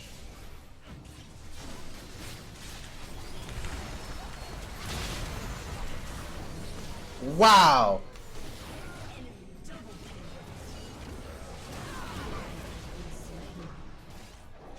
That MF ulti actually grazed me. 1600 damage.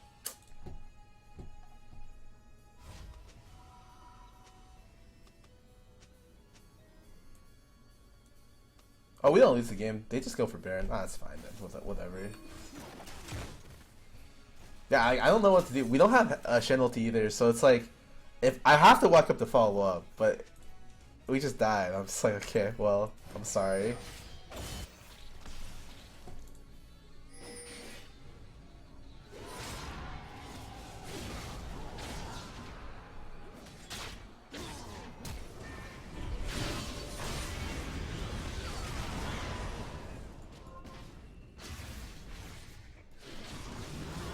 Guess I'm going damage.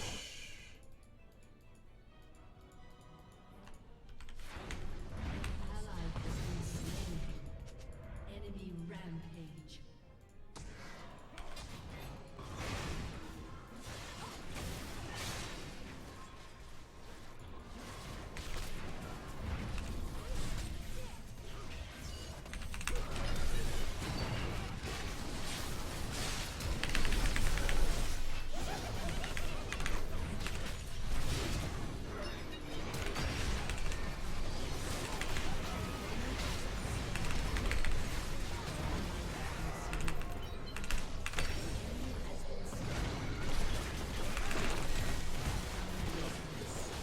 Ah, that sucks.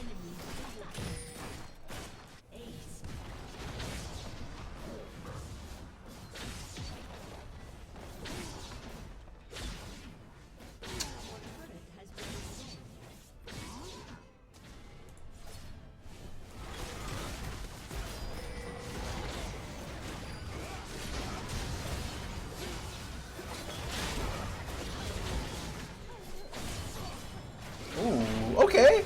The tank battle. Oh! He can do it! Wait. Oh! Yes! That's actually super good for us. And do we lose this? Oh yeah, we do, but it's okay. That's like pretty good.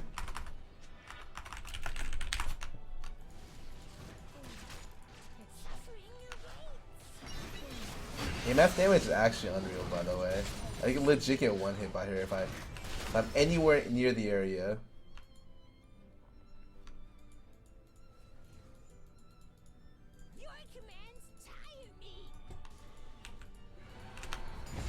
Don't care that they get Cloud Drake.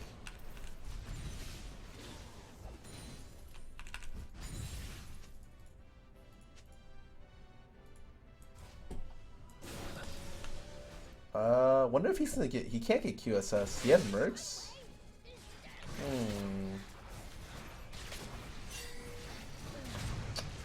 That's all was in there.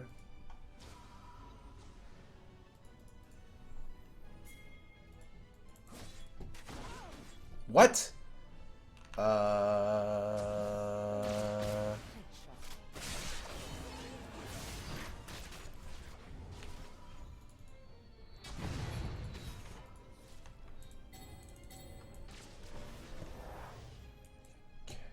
Kaylin netting forward scares me.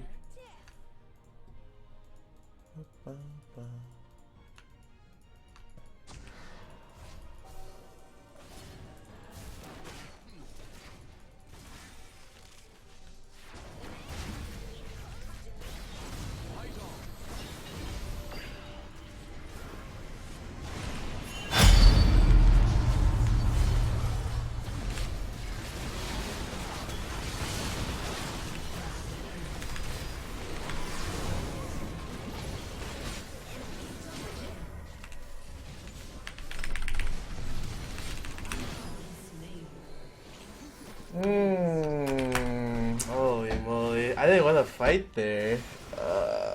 I just went up to walk and then I was gonna back off, but then everyone walked back in. I just did that to try to force some damage. It was good. Like, I got a little bit of a chunk on MF and I wasn't in danger of getting initiated on, but Taric ulti was way too quick. Another game.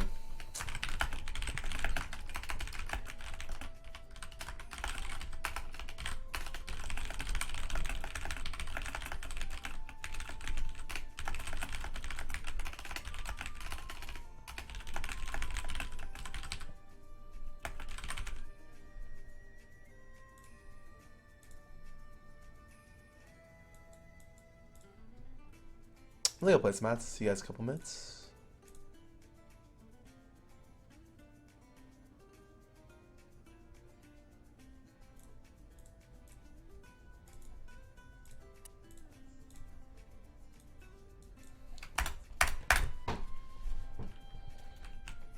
Oh, that's unfortunate.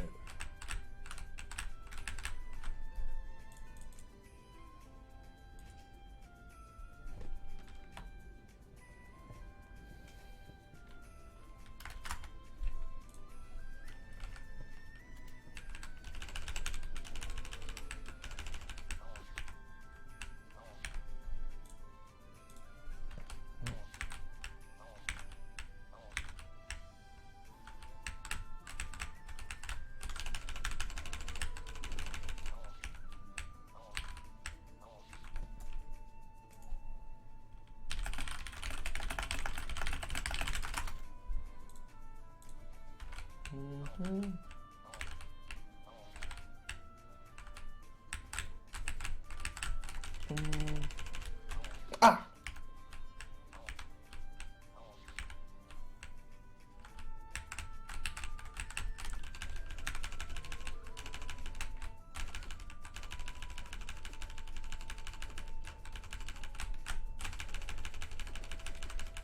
Okay. Put some serious damage on her.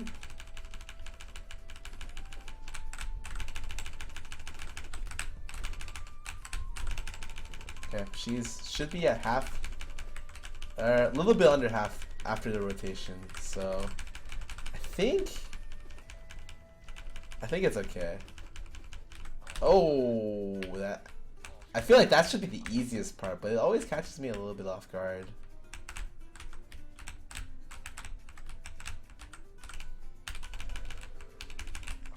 Oh god, I jumped into it.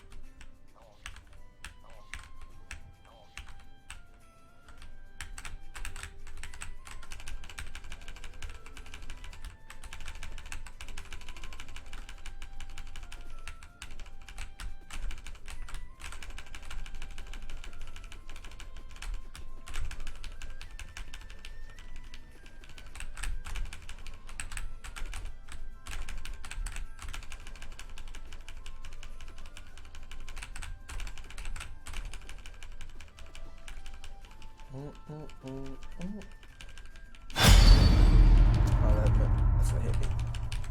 Drop down. Oh no. Yeah, I got this. Oh. Ugh.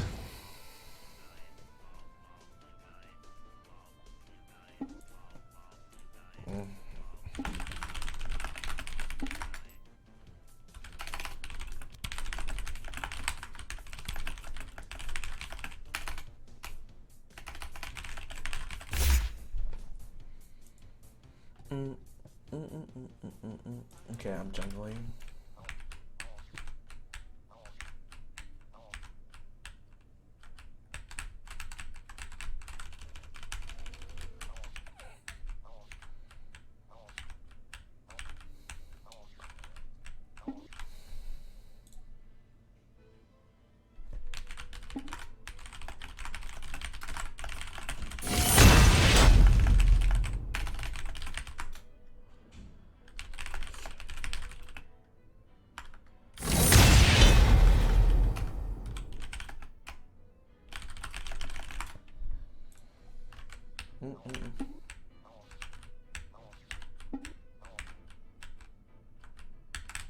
I play on easy mode, Jesus.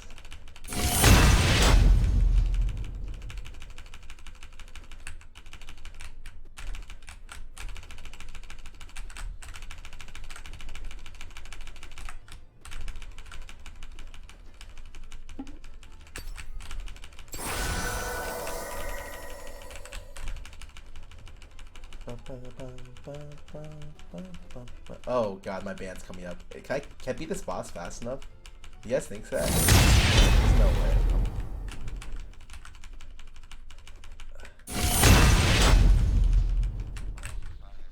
Oh, wait.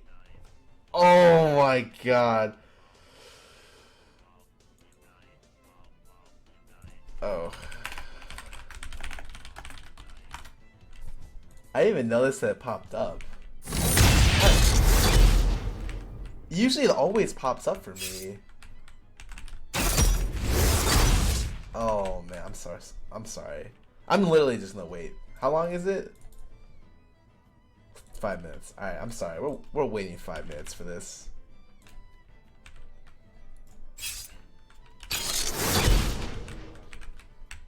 In the meantime, I will beat this 10 hours of playing this boss. Gee, I don't think I've even put 10 hours in the game so far. Probably put like 2 or 3.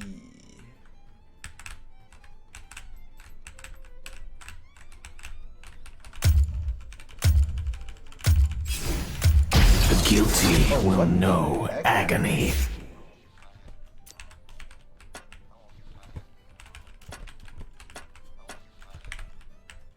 I'm trying to figure out like what finger placement's best for me. I think I might want to be using my index finger instead of my pinky. Actually, I think it's fine.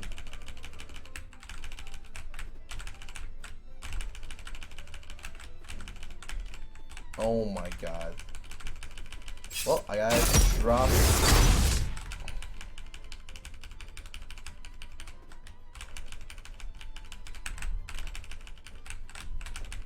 Fine. Oh, thank God I didn't die to that. Holy moly. Alright, let me try to visualize this. That's gonna hit me. If I drop down, I was gonna hit with the second thing too. Oh, that sucks.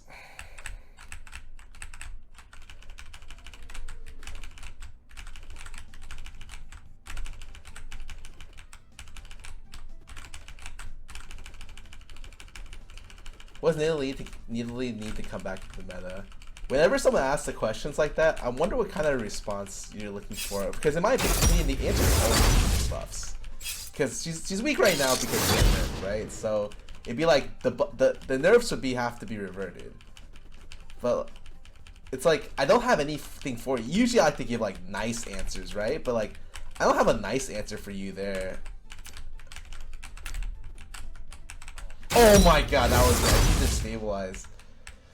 Like, I don't have a nice answer for stuff like that because it's like I personally like I could say they could just rework the champion again, but I don't think that's a good answer too.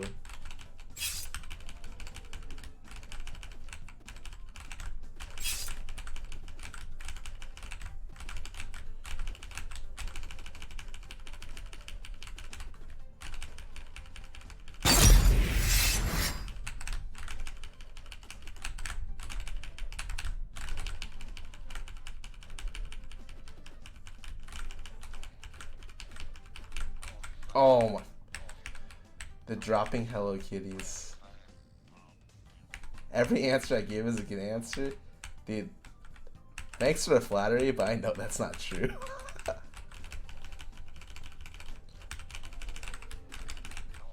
Ouch. What kind of nerfs does Rise need? Hit something, you know. You can nerf almost anything that's good about his kit. His mobility, his shields. They nerfed his shields last time, right?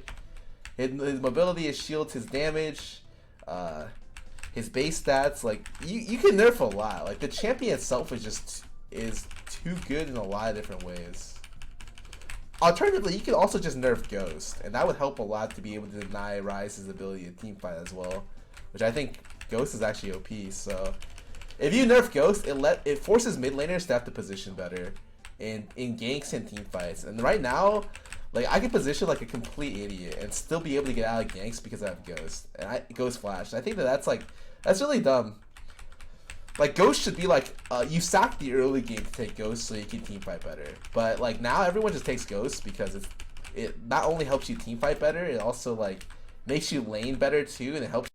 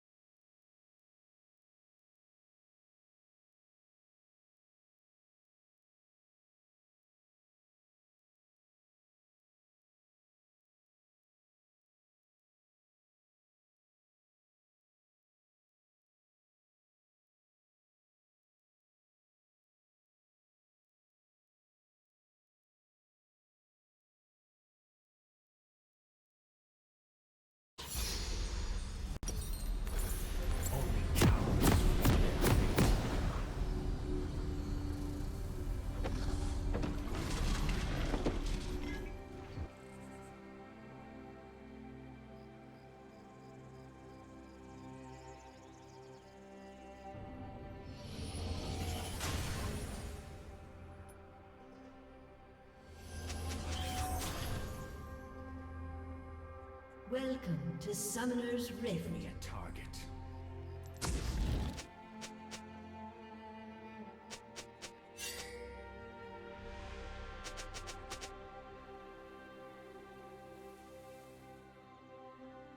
30 seconds until minions spawn. I'm on borrowed time.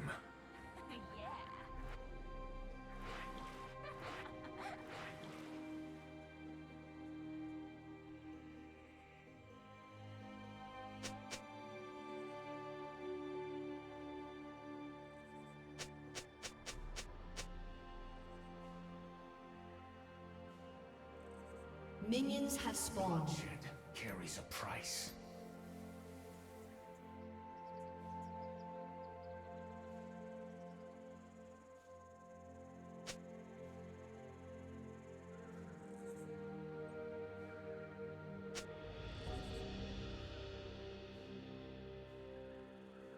My purpose is clear.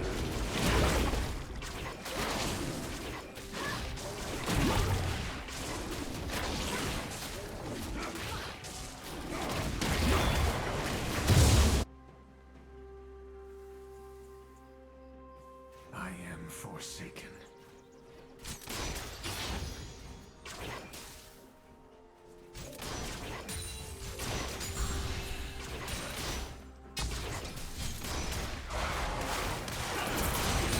There is no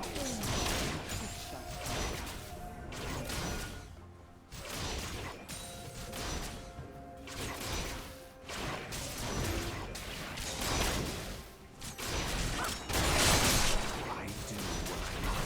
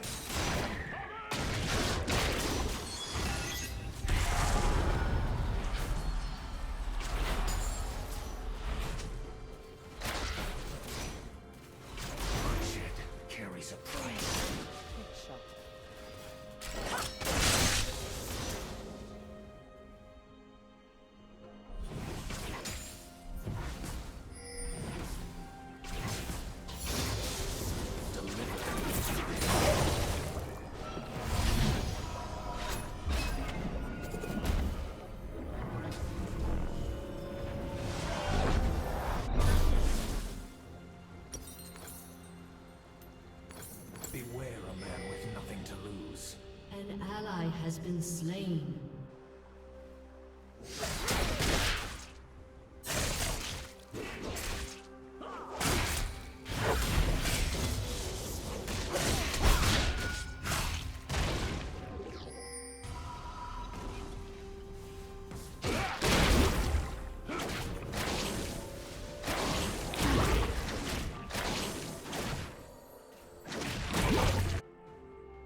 My work is not done.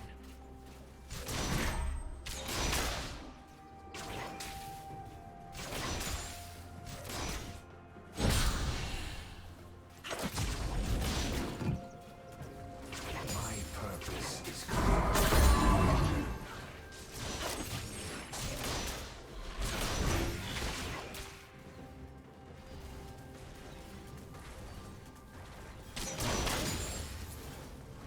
Give me a target.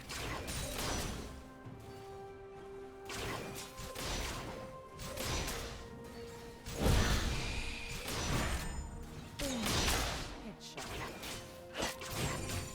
There is no mercy.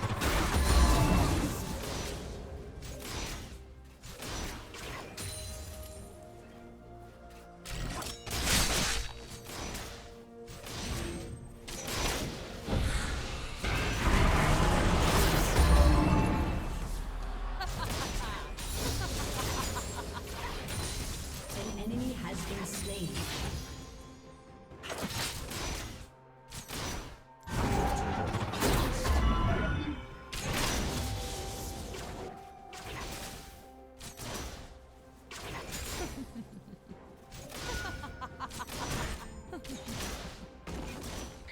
I'm on borrowed time. An ally has been slain.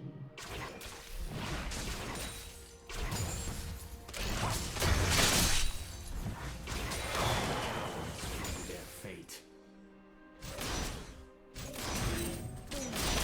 Headshot.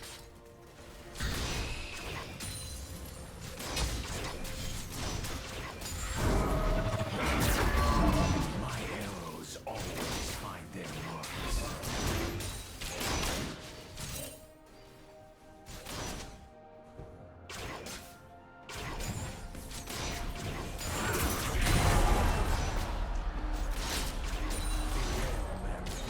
Lose.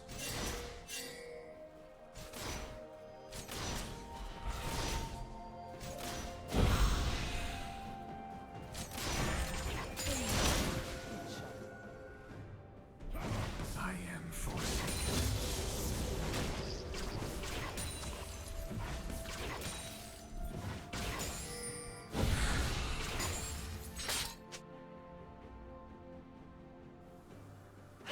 Bloodshed carries a price.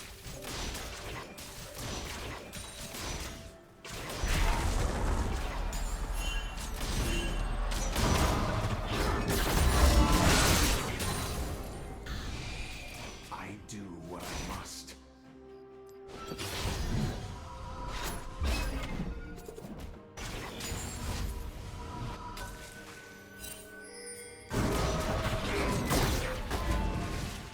I'm on An borrowed ally time. has been slain.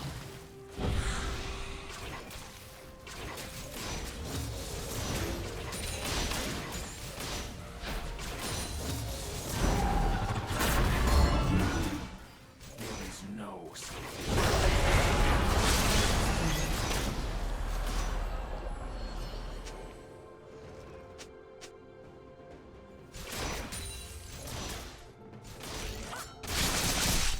My work is not done.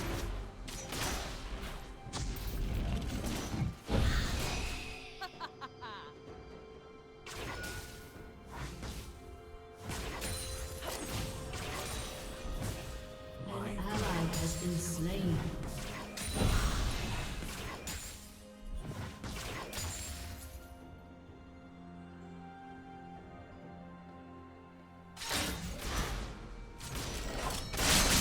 Give me a target.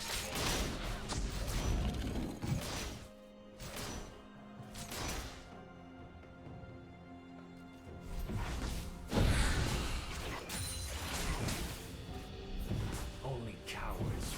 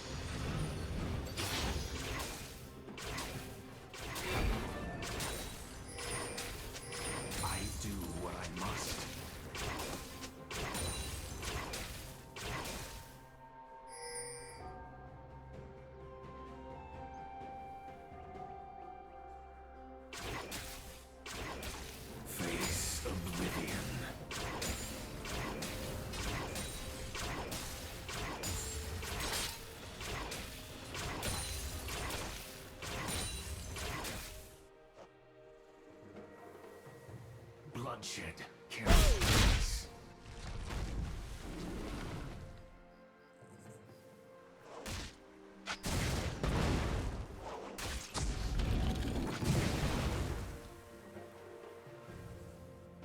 A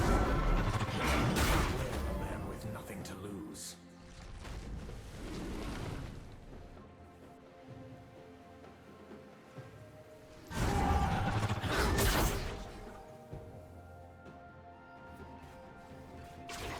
They will know regret.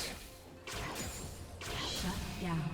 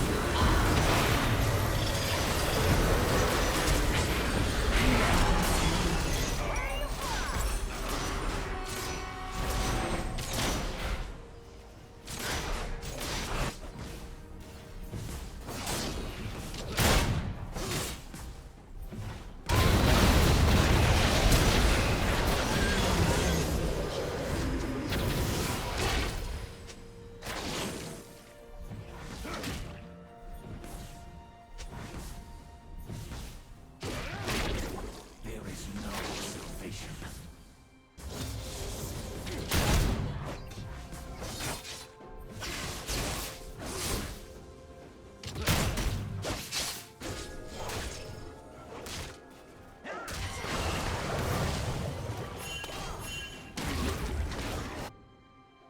My purpose.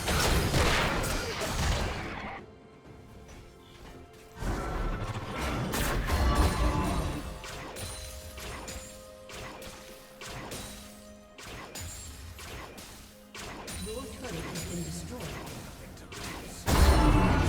Enemy killing spree. An ally has been slain.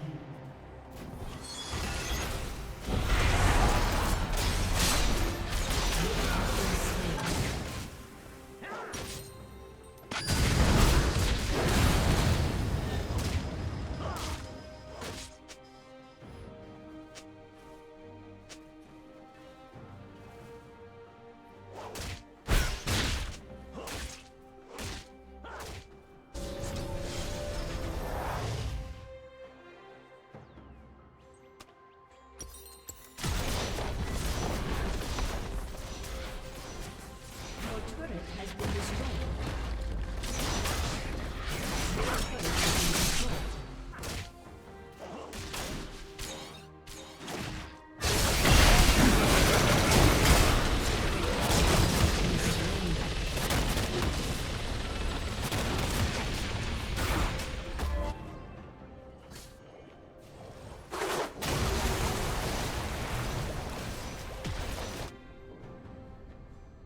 Your turret has been destroyed. Your turret has been destroyed. Not done.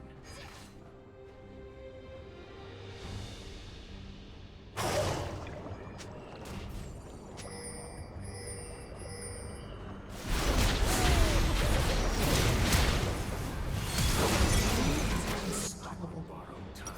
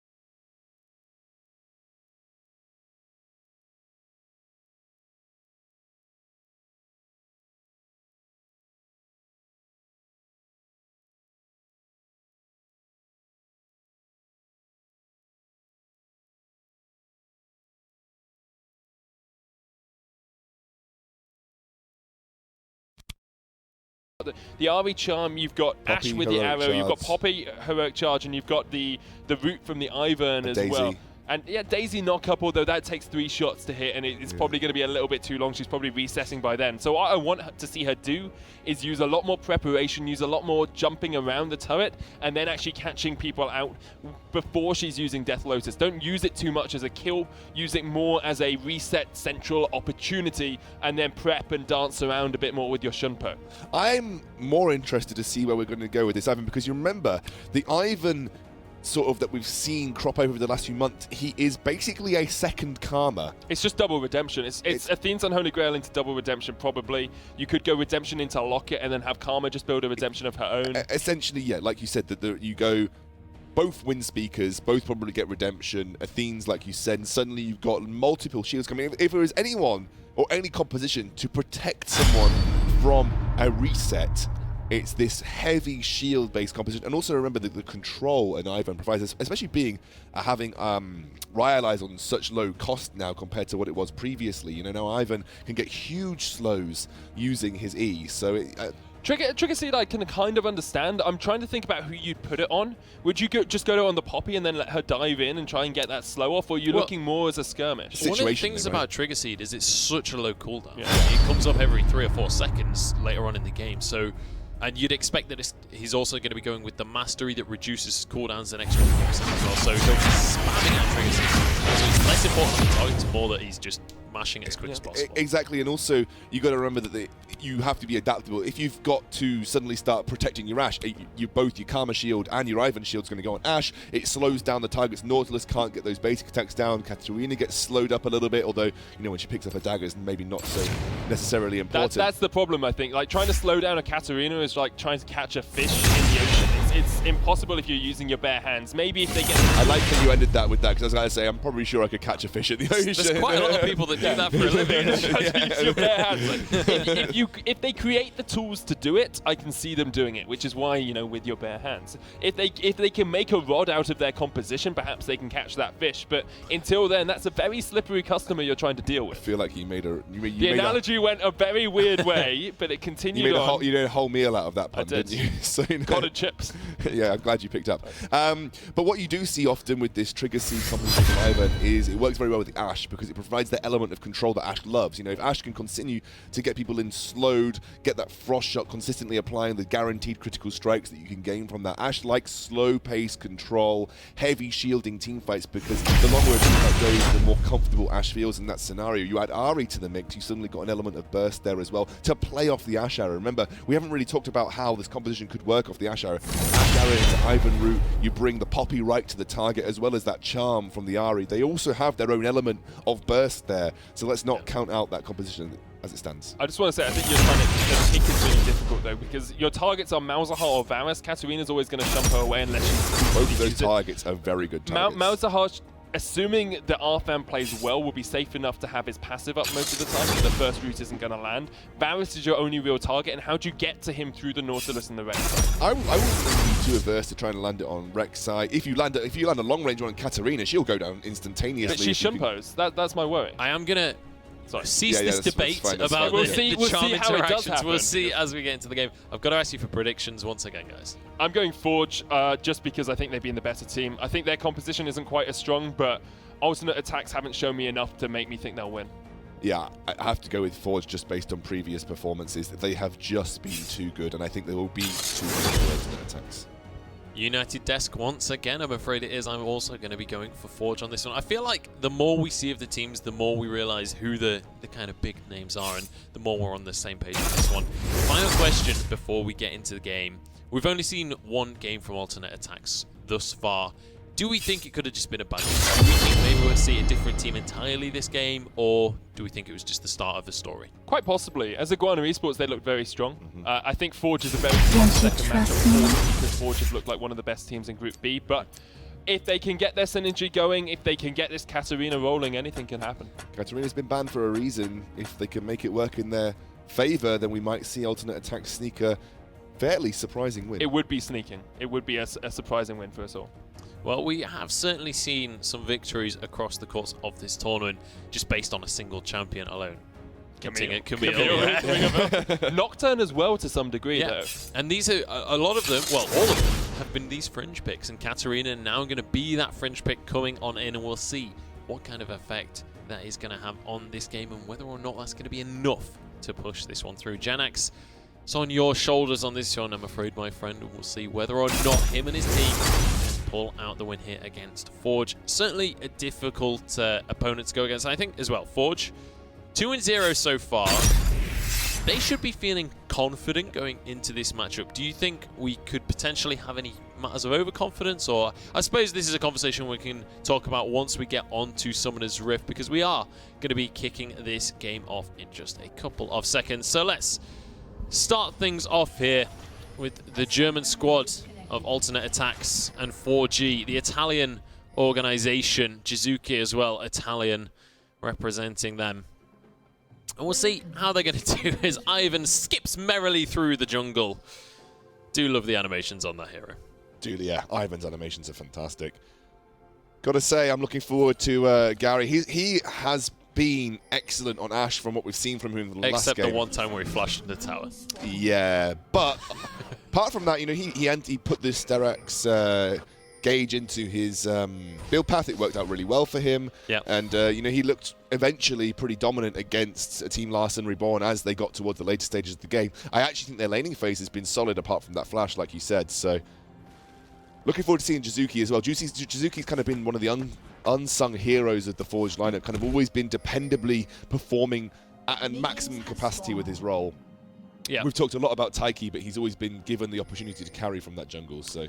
Yeah, and this is, we briefly mentioned this in Champion Select, but Taiki, on a champion that you really don't carry with. You can enable others to carry, but you're not the one dishing out the damage. You're just throwing out CC. And I think one thing that we've not really mentioned is the fact that Taiki, when he throws out his Q, he'll give his teammates the ability to jump onto the target. They'll be able to swing along a vine, which, especially for Beansu, will be incredibly useful. So Beansu right there bought enough time for Taiki to go towards this red buff. Also, you've got to remember that he will be aware that Rek'Sai is now on that blue side jungle, and that meant Taiki could go take away that red buff with ease. But unfortunately, the ward is there, and that should mean that we'll see a straight-up trade between Frenic and Taiki for their red buffs either way. There is a ward in the river.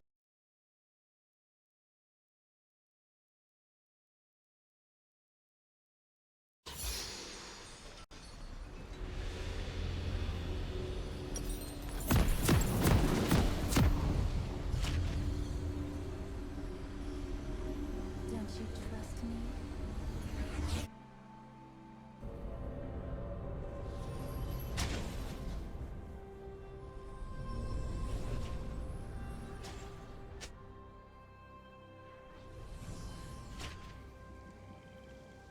Welcome to Summoner's Rift.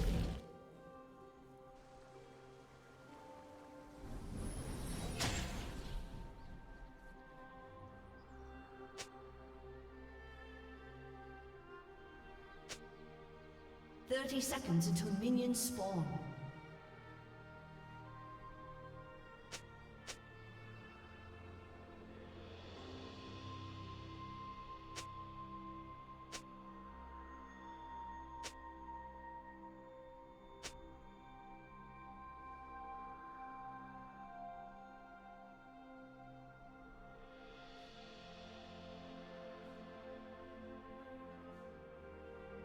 Minions have spawned.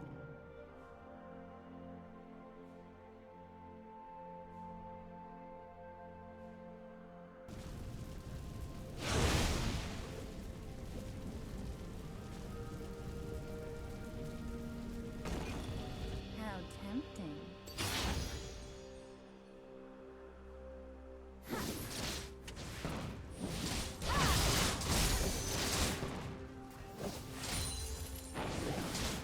No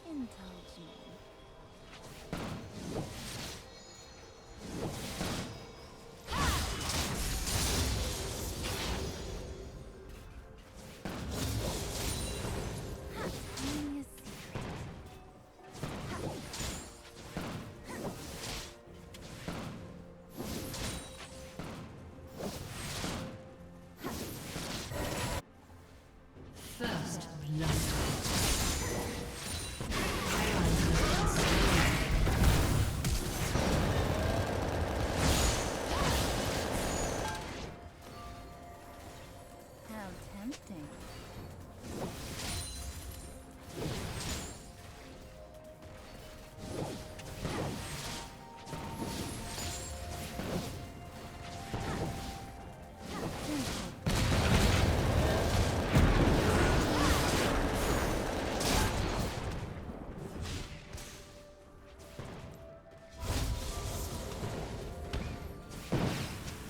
I know what they desire.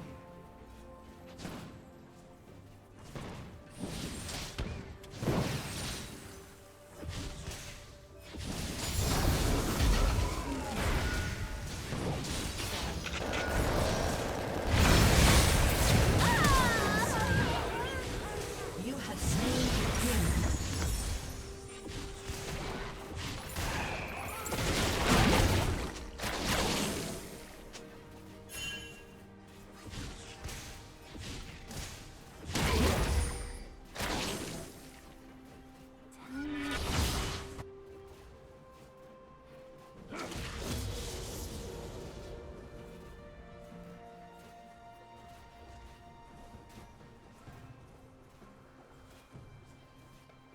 How tempting.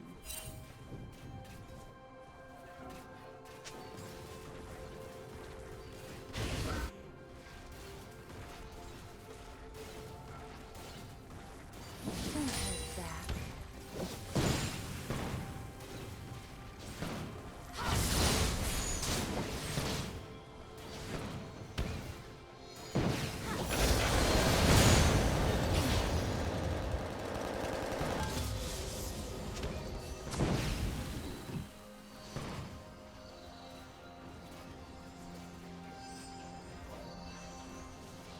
Don't you trust me?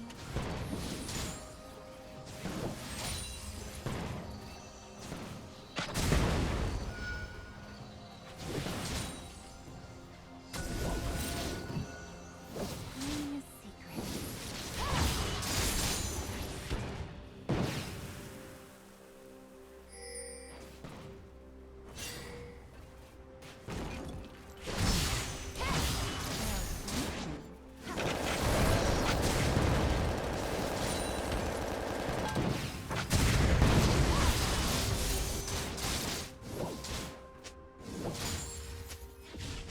They've exhausted their command.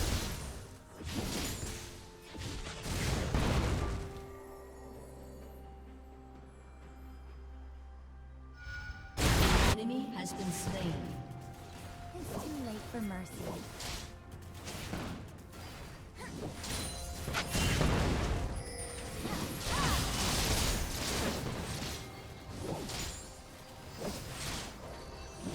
Shall we?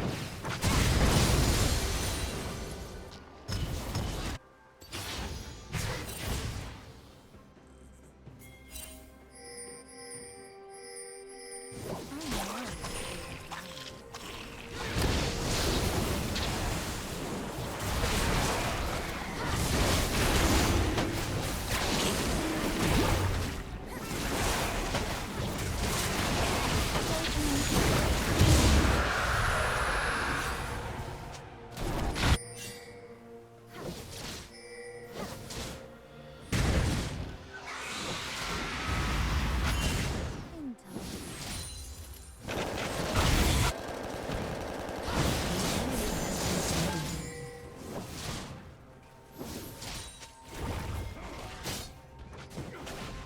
Don't hold back.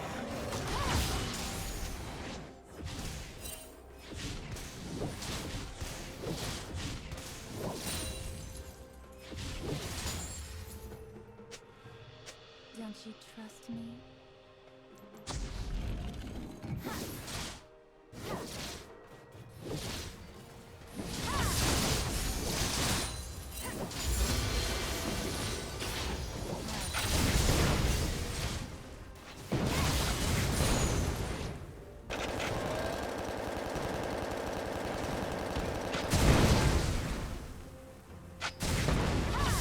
Telling a secret.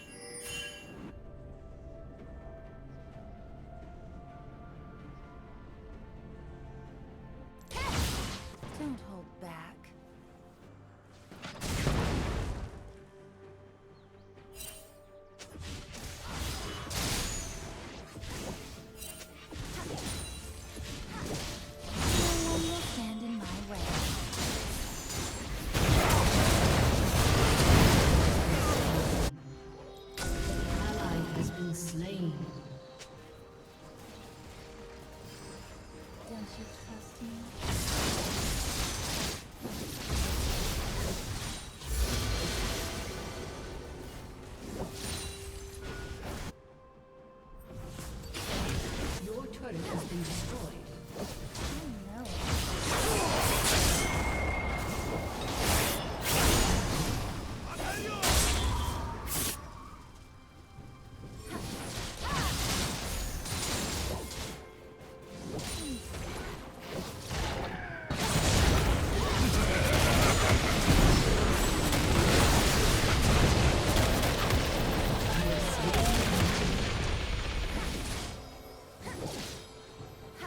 How tempting.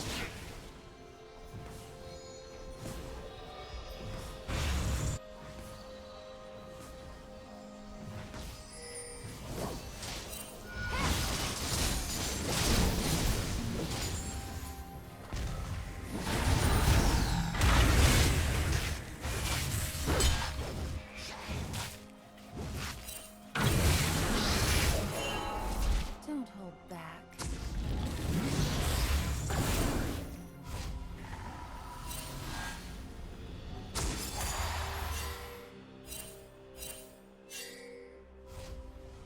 They're mine now.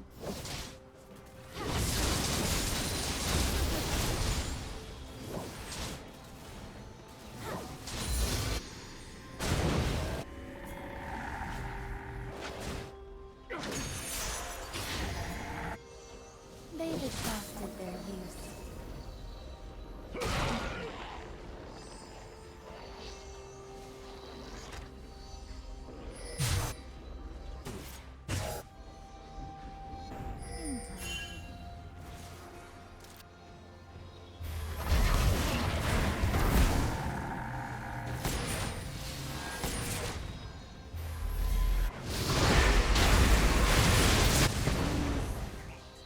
An ally has been slain. Pediu.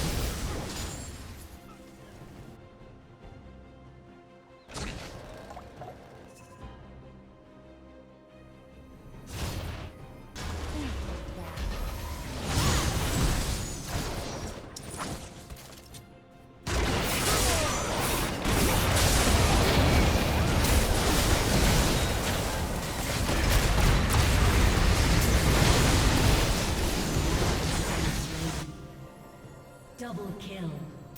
Triple kill.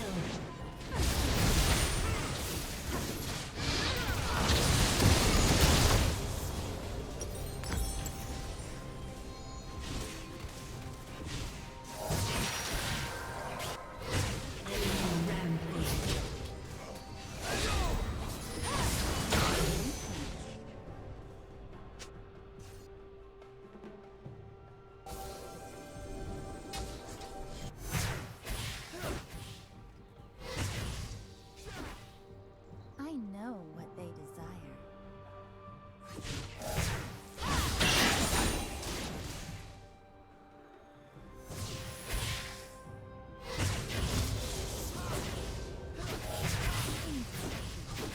Shall we?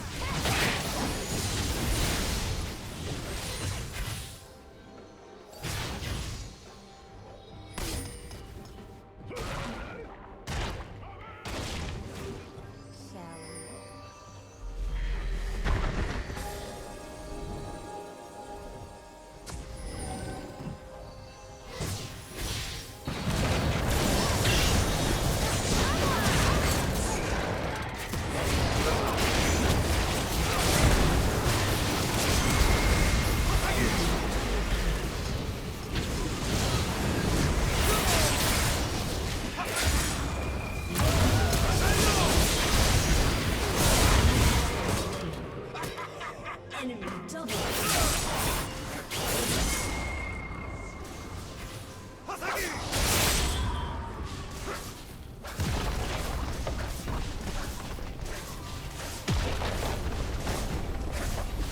Your turret has been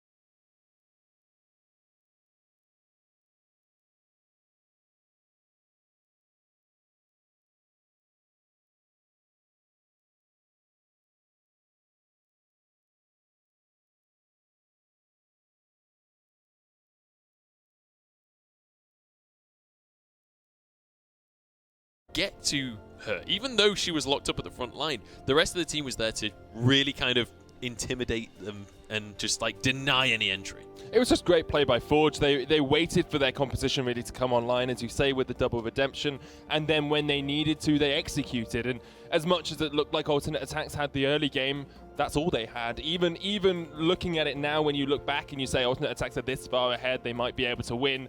Forge always had this game plan in mind and were willing just to wait it out until they hit those item spikes. I actually think there was lost opportunities for alternate. I don't think they really capitalized on the fact they had such a powerful team dive composition, especially, you know, before these items started to stack up. The problem with things like the Ivern with the Redemption, the Locket, they're really cheap items, and they make him so powerful. So you're on a limited time period where you know that you can affect the game. So you have to be kind of have a sense of urgency. You have to be looking to make tower dives happen, I think, off the back of that. But they just didn't quite have that, I guess, drive to sort of take these risks, and you leave it long enough, you get to the state where everyone is almost unkillable on that team. Yeah, and especially when you've got someone like a Katarina that relies on getting those kills to get those resets and snowball the fight, it becomes very difficult when things like double redemption come into play. But that is going to be our 6th game of the day. But that's not all. We've got 7 coming up for you tonight. ATN aren't done. They get a second match here on the stage. They're going up against Team Kinguin. Now, Team Kinguin looked incredibly strong earlier on today. However, alternate attacks have definitely impressed us here. They've shown that they did a much better performance than, to be honest, I think people were expecting. We all predicted Forge pretty handedly. So I think ATN could well be in with a chance against King. We'll have to find out in a few minutes. Don't forget to visit our sponsors as well. ESL.pm/Alienware if you want to grab yourself a new PC. And ESL.pm/AOC if you want to join our giveaway. We're giving away a 24-inch monitor, 165 Hz. So get involved. We're going to be back in just a few minutes' time.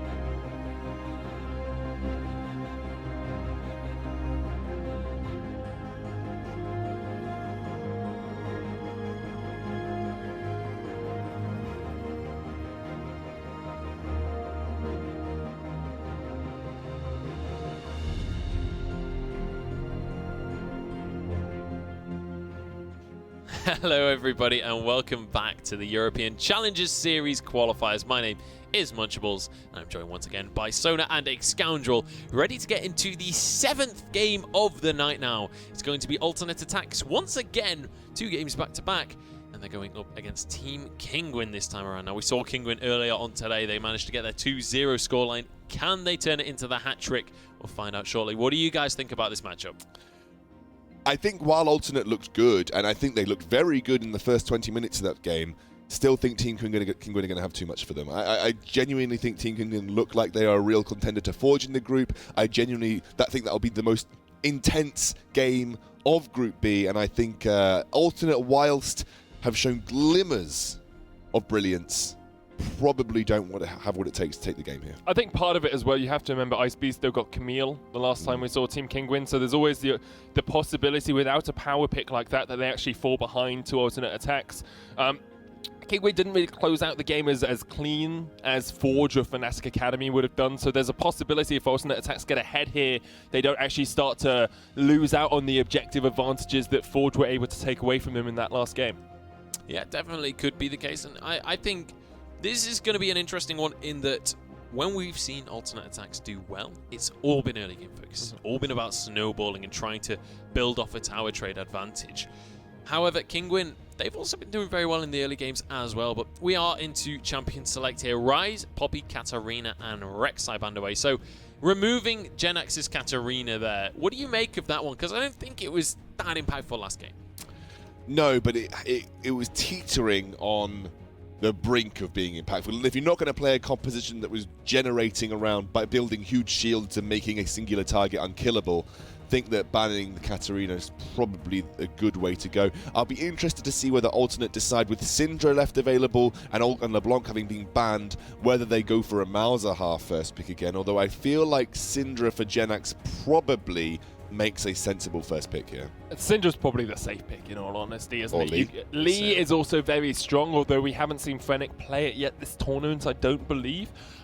Syndra, the thing is, though, by taking the Lee, you give up Karma Syndra to Team Kingwin, which is such an easy lane to play. They actually prioritize the Varus, which I guess makes sense, although Hiku does have the option of perhaps taking the Caitlyn to try and match up into that Varus now. Woolite is only played Varus, if I'm correct, though, so I'm not surprised to see them lock that one in. If that's something that he's very comfortable on and maybe less comfortable on other heroes, then go for it. Pick up that Varus, lock that one in, make sure that you have the best advantages you can get for your lanes. Oh, we've all been impressed with the way that Woolite's played Varus as well. I mean, he has been very, very practiced on it, and it looks like alternate are going to respond. Now, if I were alternate, I would think about taking away the Karma, for instance, because it stops that potential huge lane push that can come out from the Varus and the Karma if you pair them together. Could think about the Malzahar. I mean, I've not been overly convinced about Malzahar's potential, but with an Ashe, we have seen Team Larson, for instance, make that bot lane combo work. I just don't see why you wouldn't just take Zyra or Karma if you're going to go for that push lane. I'm just bringing back to that Woolite point. He actually played Caitlyn into a Varus earlier on, which is probably where the confusion's coming from. But he did play Caitlyn earlier into that Varus matchup, so does understand that matchup pretty well. Ashe Zyra here is fine. Kingwin then just take the Karma up on this pick, so they give themselves a counter pick probably for top lane. They already know what the jungle is. You're looking towards something like a Rengar here, who is still available in that jungle position, or even the Olaf to try and get onto that Ashe on the back line. Yeah, absolutely. I maybe would have liked to see Hiku go with an Ezreal again. We've seen him play a lot of Ezreal and did a phenomenal job on it earlier in the tournament. Obviously, he lost out on that game, but Hiku's Ezreal specifically was a strong one. Rengar actually made it through the bans, which we haven't seen in a fair few games. I would quite like to see Rengar Nautilus locked in here. I think that's a good set of picks into something like an Ashe. Ashe, classically would struggle against the likes of these two. You can't always predict where Rengar's going to come from, and that you might find that landing your arrow in that kind of situation will be difficult, and a short-range arrow is obviously less impactful. Karma makes a lot more sense to me instead of picking the top laner, because you get a counter pick top lane. Yeah. I think the worry is, and it's something we haven't seen that much this tournament, but I think is on the scrim horizon, so to speak, is picking a top laner early and then having someone play the Swain into your top lane tank, because Swain's been banged out a couple of times. He seems to be a good tank sort of bruiser with the Torment and can do a lot of work. So Kingwin here prioritizing having a top lane counter pick over picking the Nautilus themselves. I've got to say, looking at the two compositions as they've panned out so far, Team Kingwin just look terrifying. They've got 4 incredibly strong power picks. They've got 4 champions that you could consider first picking at this point. Absolutely. I also want to mention that we talked about the Nautilus there. The likelihood is that you either pick Nautilus or Maokai for your top lane, unless you're specifically looking to counter the top lane. You could have taken the Nautilus, but then the Maokai probably serves just as valiant type of job in doing what you probably want to do in a teamfight situation. I would have maybe even liked to see the Maokai, because I think that works very well onto the Ashe as well, but both Nautilus and Maokai I think would be fine, unless you are specifically, like Sona said, potentially looking to counter the top lane specifically. Just because we've seen Ice Beasto play that Camille earlier on, I think he prioritizes being a little bit more aggressive, and so is looking more for a counter in the top lane. Now, I'm not going to talk too much about this Alawi. We did see it hovered for quite a long time earlier on, and actually does work well into tanks. You've got percentage max health damage. You have the ability to counter any ganks that do come up into that top lane, just popping that ultimate. But as you said, Excounder, it's probably going to be the Nautilus here, just because it's a safe pick and does give you the ability to lock down a target. Yeah, it gives you a big front line. You works nicely with the Rengar in isolating the Ashe or the Corki, because for instance, we didn't even yet chat about the Corki that got locked in for the mid lane.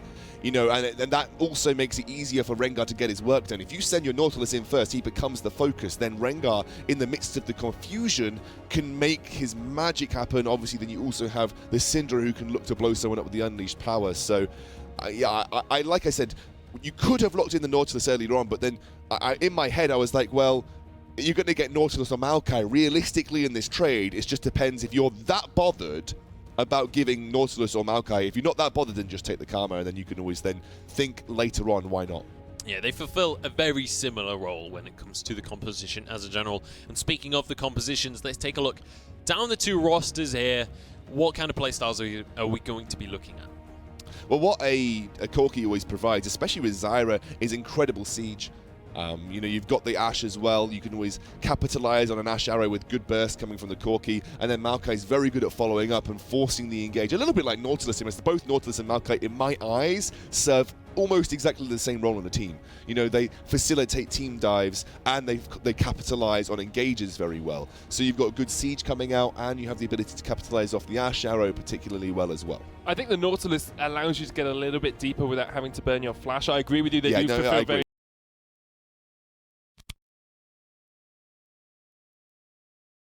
He may have lost some.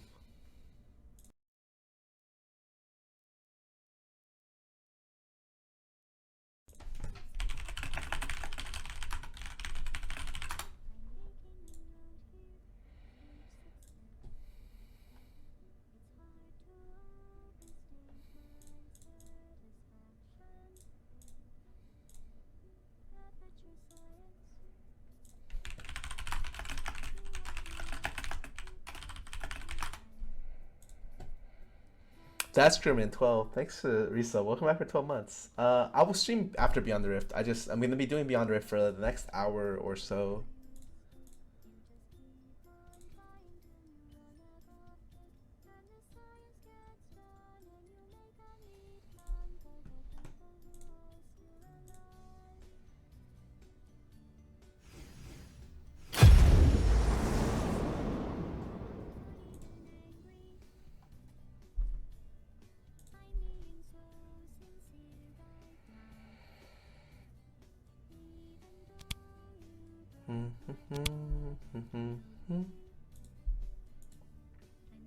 Okay. I gotta figure it out. Okay.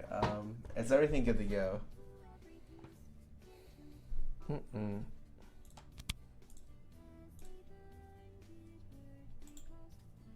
Hey, buddy.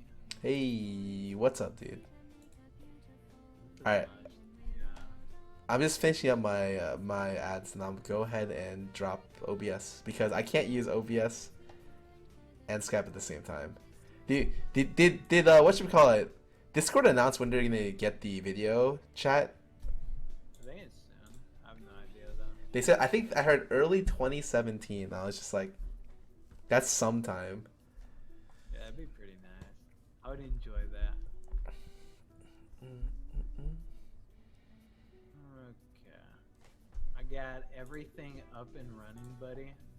They can hear you, they can hear me. Okay. Whenever you're ready. I'm gonna host you right now.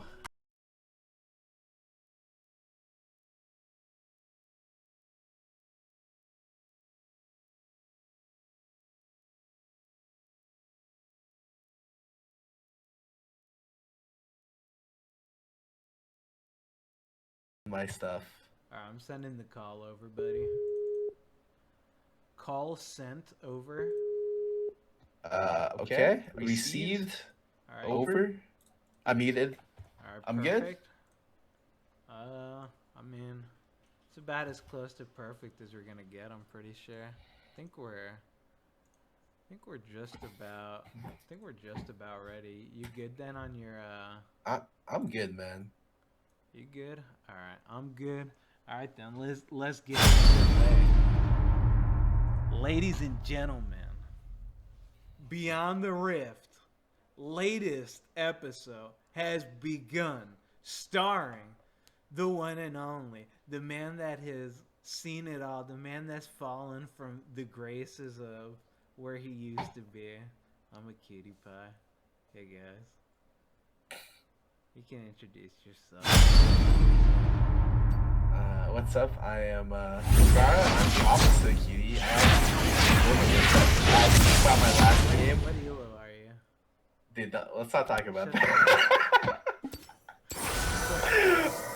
that. Anyways, I've been on a team with Cutie. I've been a player, a coach. I've been kind of everything. And we're here to present to you Beyond the Rift. Beyond the Rift, baby, where we take a look at what goes on beyond the rift. So that's it. All right, let's get it underway. Discord Q&A happening at the end of the stream, ladies and gentlemen. If you got questions, we got answers. I got a question, dude. I got a question. I'm a cutie pie. Why am I using these shitty ass headset? I don't fucking know, dude. You want to know what the answer is? It's because I'm a dumbass and I got to bring out the highly, always inclusive, bloody headset, dude. Bam, right here, right now. Shout outs to Bloody. They got me this sick. Look at these headsets, dude. Look at this thing. It's got this cool ass shit on it. I love them. You love them. Scar, you love them. Of course, they got gears on it. Of course, I love them. Scar loves them, dude. What's not to love about them, ladies and gentlemen? I love Discord and Bloody. But if you love them, make sure to hop on Discord for the live Q&A at the end of the stream. You know how we do it, dude. Got questions? We got it. That's that. Now let's get it underway. Scar, are you ready for some juicy topics? Dude, I'm ready, man. All right, then. If Scar is ready, let's get into it. Monty and Doa announced their departure from LCK to Cash Overwatch. Oh, I don't know if I misspelled it, but yeah, sure, I misspelled it. In other games, what are your thoughts on this? The importance of casters for viewers. I mean, hey man, if Monty and Doa think that they got better than Overwatch, more power. I mean, I never watched fucking LCK, so I didn't even give a shit if they were.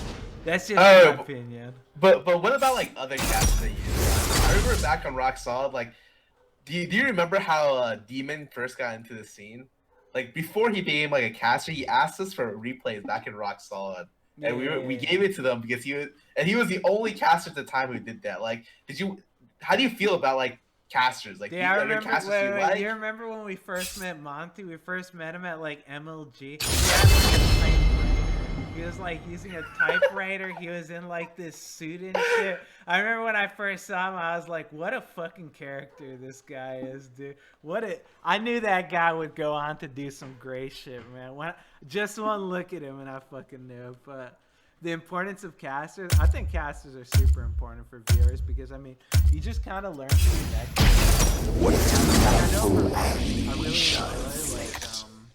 I really enjoy the more old school. Like I like Rivington. I like Kobe. I like all those guys. Freak's alright, dude. Freak can be a little insufferable at times, but he's alright in my book. But I just like those kinds of guys. So you just learn to connect. So it's nice to see him go. I don't know how many people really watch LCK, but yeah. I don't know. I think it's a pretty good amount. Like personally, I watch LCK like kind of rarely, like here and there. I follow mainly NA. I'll watch LCK if like a good game is on or if I'm just awake at a random time. But I mean, they're icons, right? Of Korea. They're like I remember when I first watched StarCraft, and I only could watch StarCraft because there's a casting archon, Tastosis. You know, Tasteless, Artosis. They're so good, and like Doa Monty is kind of like that for League, Korean League. But really? Now that they're gone, yeah, I mean, at least it kind of felt that way. But now that they're gone, it's like, it's weird because I'm not going to follow them to Overwatch. I've watched competitive Overwatch before. I'm just like, Like, do you watch competitive Overwatch? The game I've itself. seen it, but it just looks terrible. Yeah, the game itself is like it's hard to watch. It's not very enjoyable for me. So it's like, well, I guess what question I could ask you is, do you think they'll keep getting casting offers like as they move over to like different games? What do you mean? Like, kind of like what Demon tried to do? Like, I know he tried Yeah. to cast like a bunch of different kinds of games after League, so. Yeah, and then he released a video where he's like, I applied for Riot earlier in like 2016, and it didn't work out. Yeah. And so do you think that's going to be like a thing for Monty, where he's going to be like, I regret not casting League? Because obviously both of those people like love League. Like if you talk to them about League, they really like League. I mean, it depends where their heart is. I mean, I don't know anything about them. I didn't watch LCK, so I mean, if they really want to cast Overwatch because they love the game and not just for the money because they're being paid to join it, like, I mean, that's good. Like, I hope that it works out for them.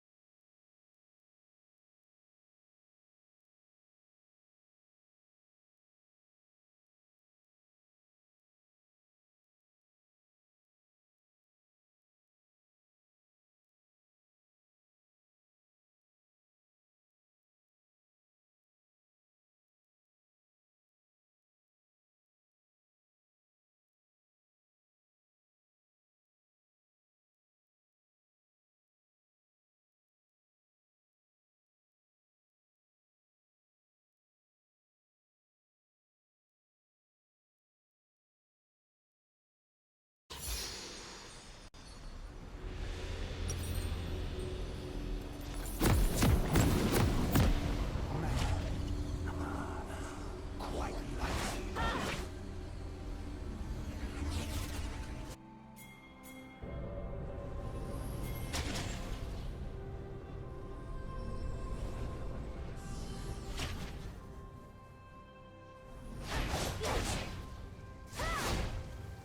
'Welcome to Summoner's Rift. I am the thing under the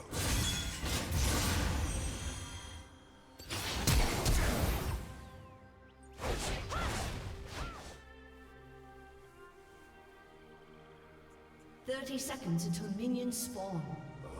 the eternity we shall spend together.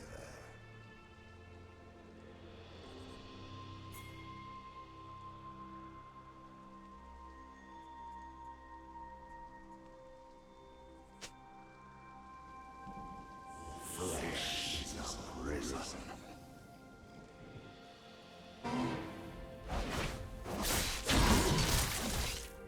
Minions have spawned.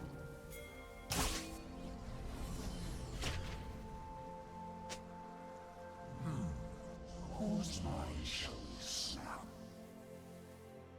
Ravage.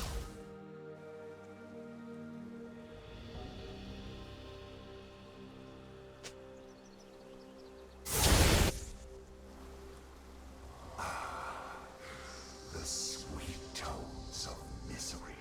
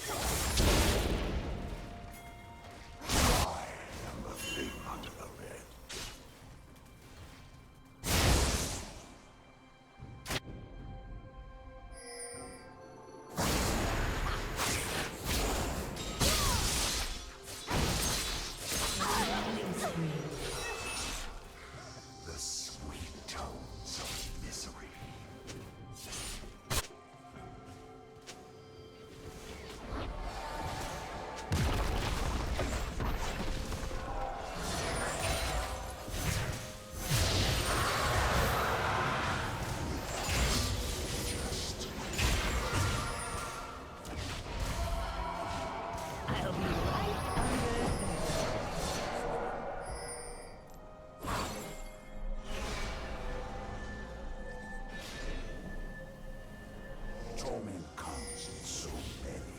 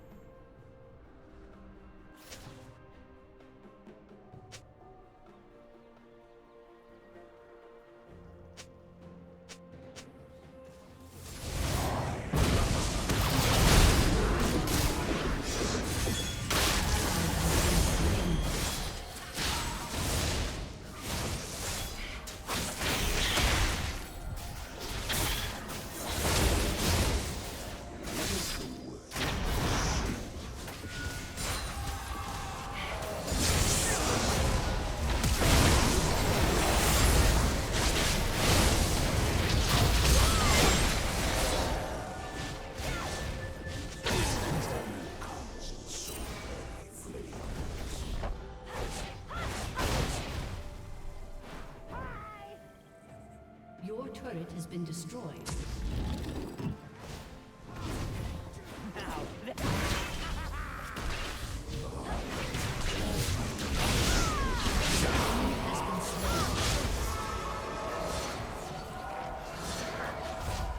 I'll be right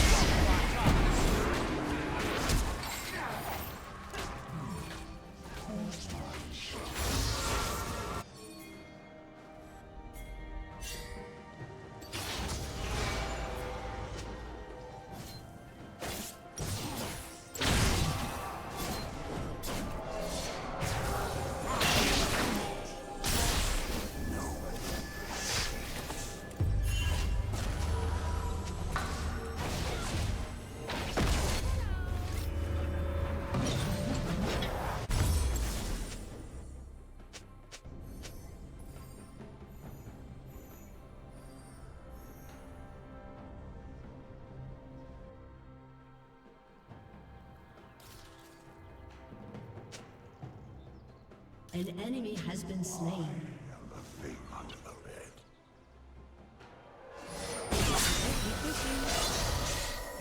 Shut down.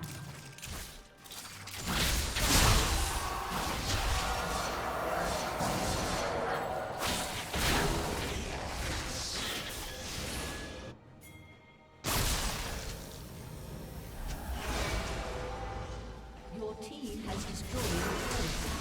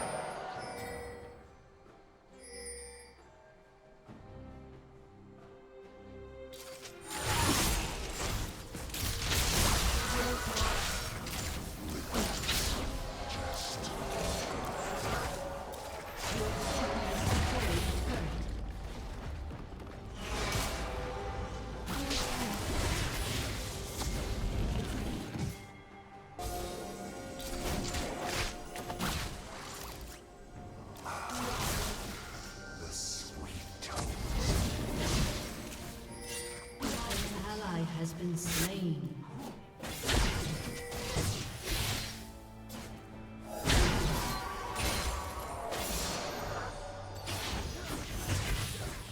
What is the way of a soul?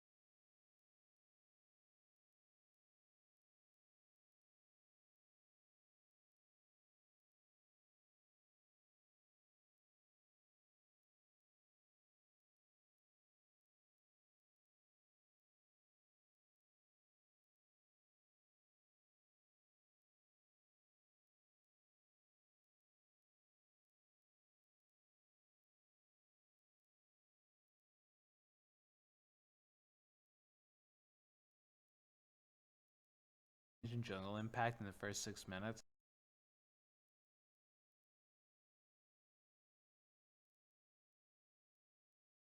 Not really, honestly.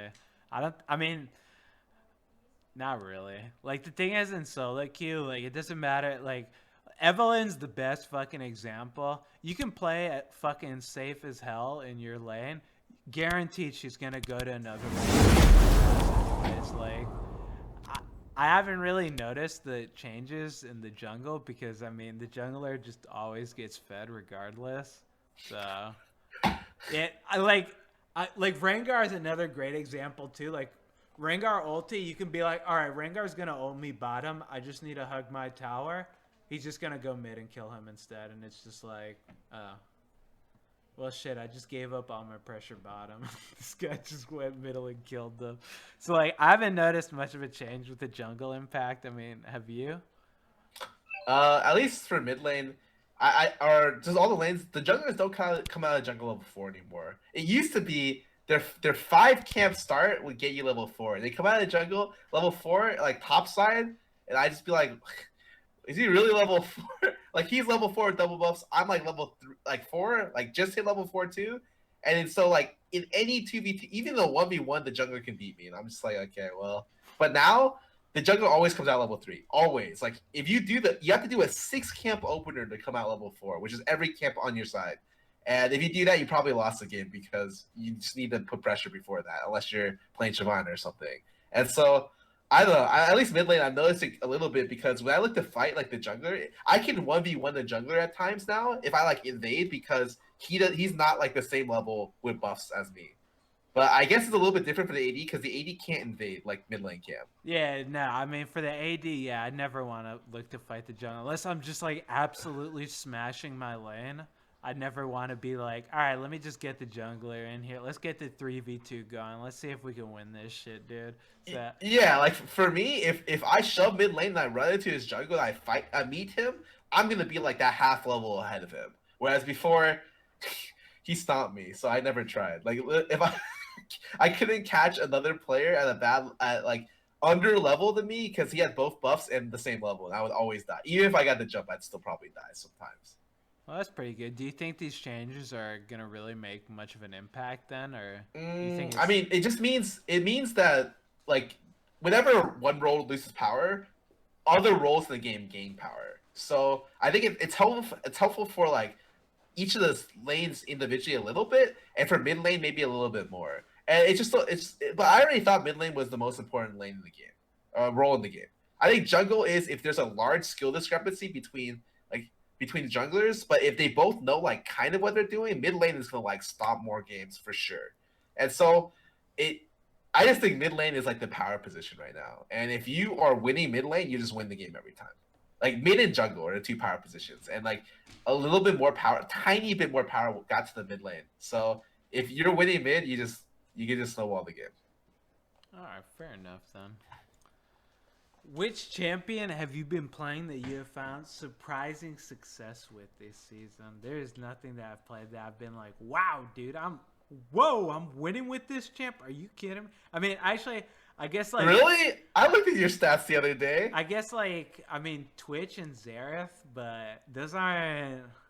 That's really surprised. I mean, I've just been playing the hell out of them, so I feel like it's not much like, oh my god, you pretty much just pick this champion every time mid lane and you're good at it and you're winning games with them. I feel like in solo queue, if you play something enough, you can win a game with anything.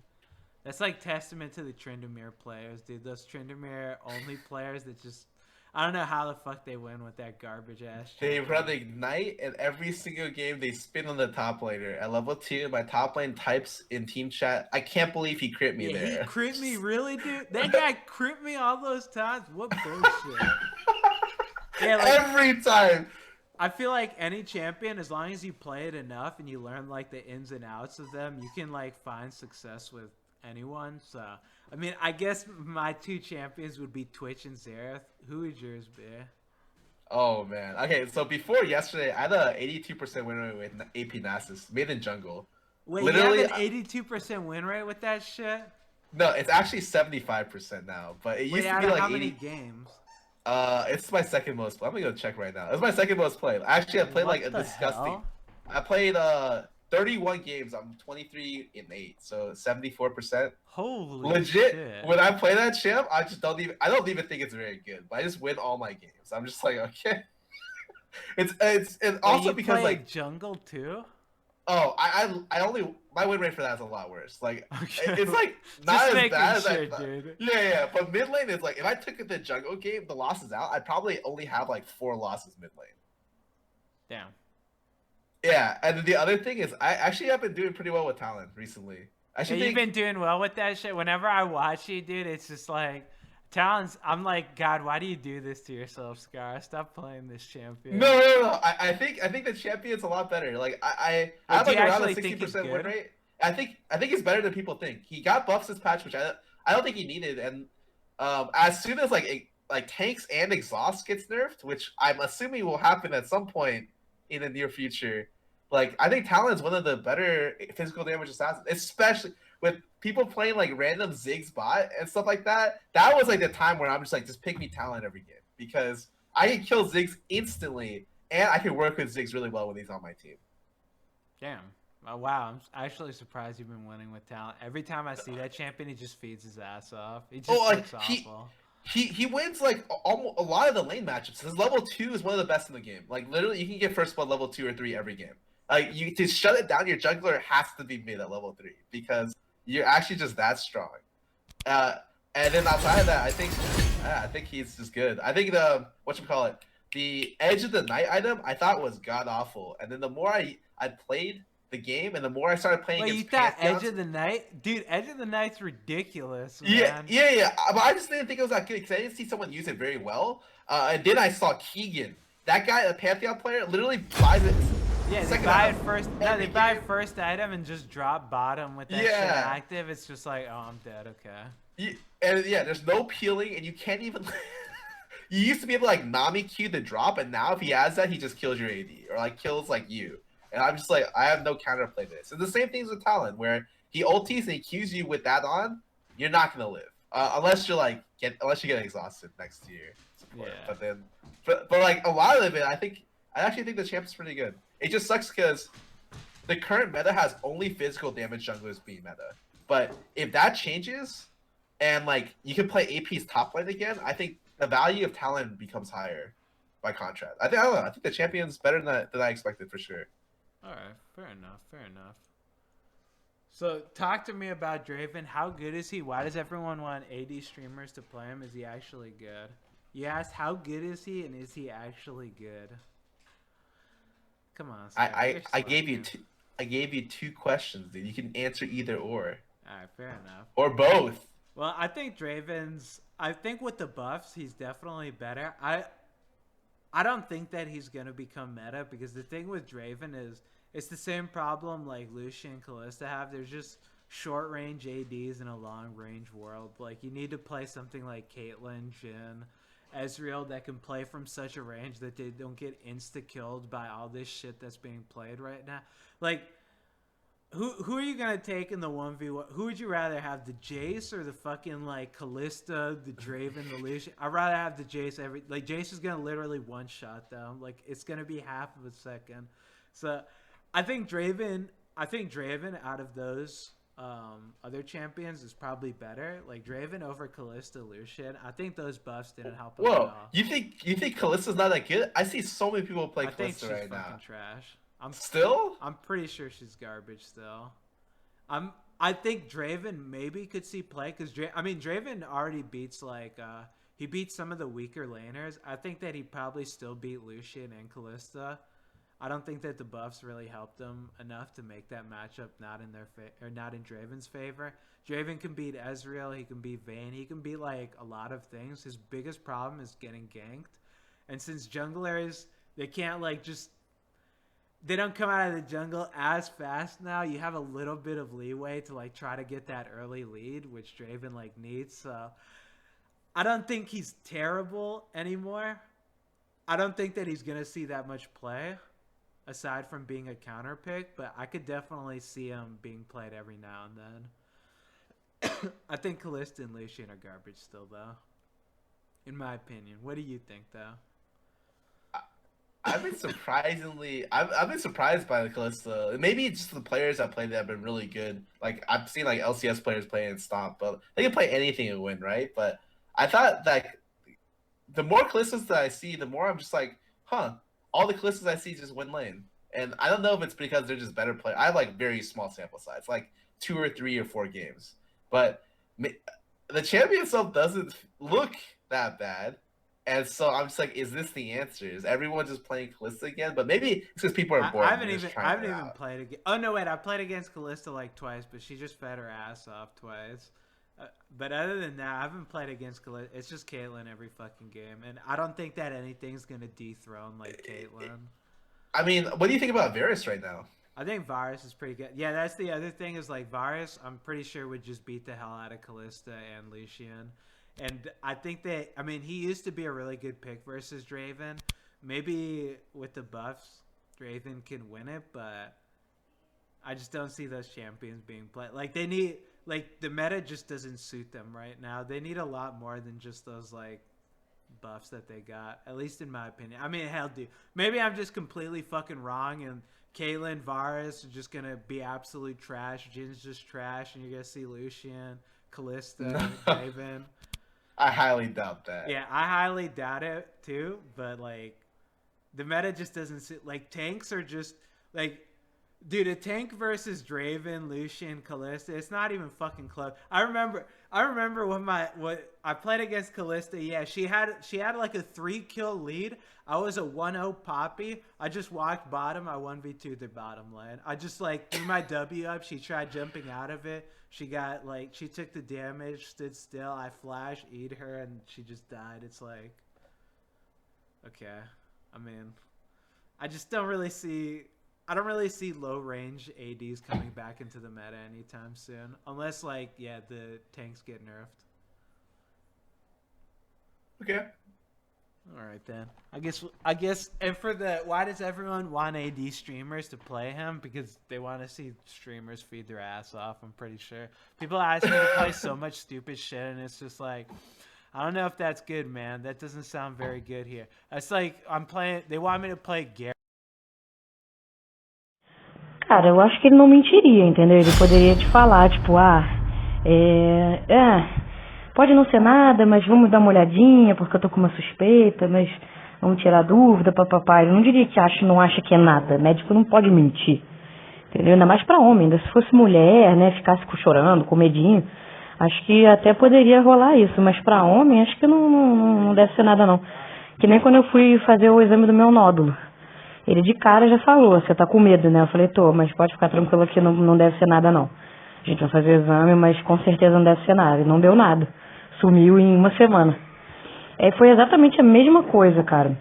Doía horrores. Eu tava tomando banho, passei a mão no peito. Doía de vontade de chorar. E em uma semana sumiu. 1 semana e meia, 2, sumiu completamente.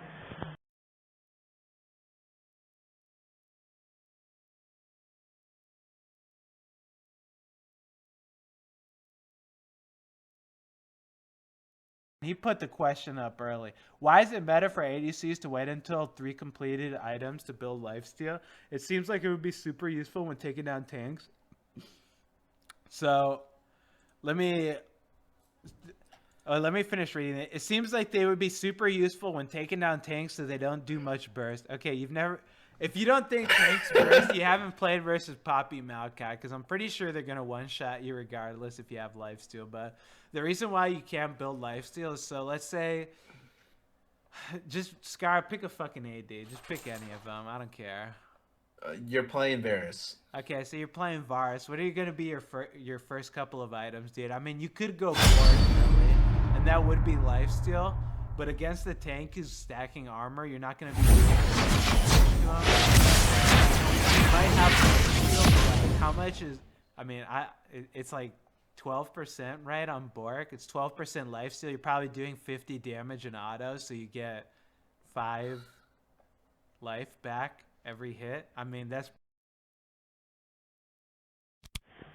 Porque, cara, acho que teste HIV ele deve mandar fazer por ser de praxe, entendeu? Pra homem, essas paradas assim.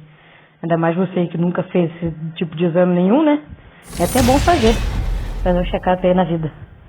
Eu acho que ele tava querendo, tipo, médico sempre faz essas coisas, a Karina sempre fala.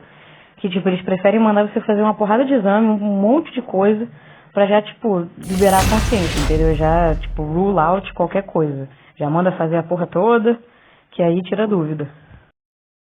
Até porque, né? Você não tem nenhum outro sinal de nada, né? Além disso. Você não tá com problema de pele, tá com ferida, nada além disso. É só um nódulo linfático, cara. Se eu conseguisse... Tu consegue tirar foto pra eu ver como é que tá?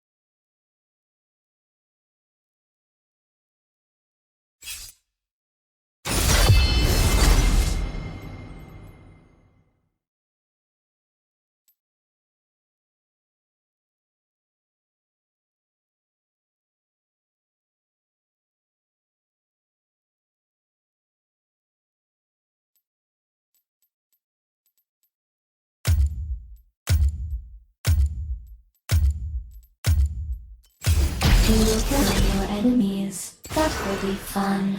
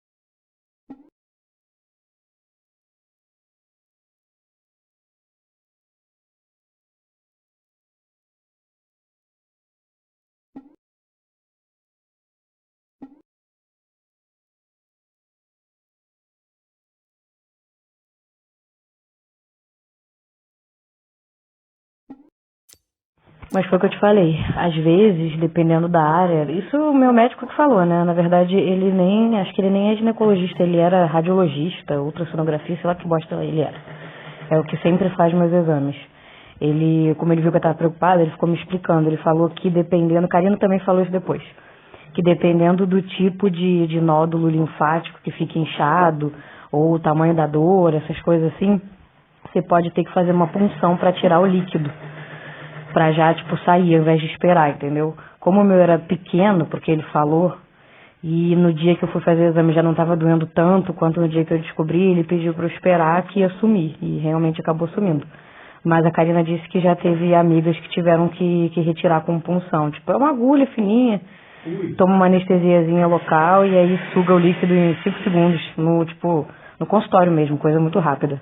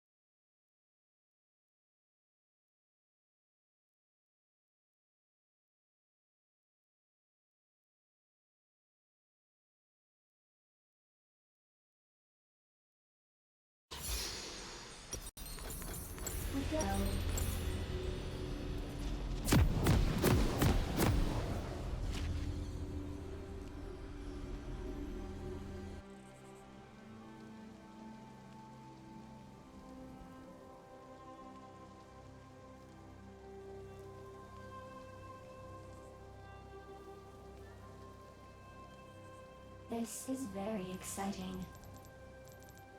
Welcome to Summoner's Rift.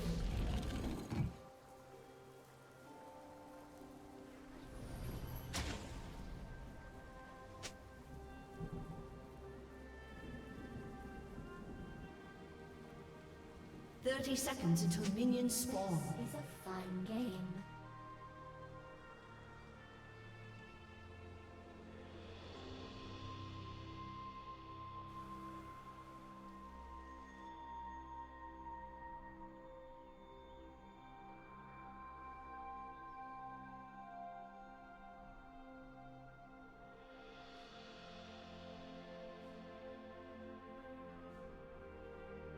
Minions have spawned.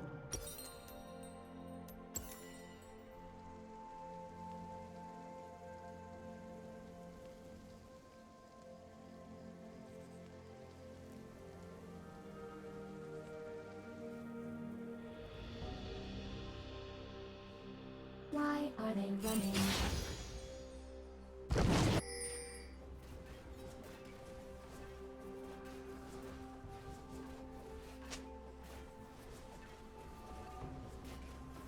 I hear soft things.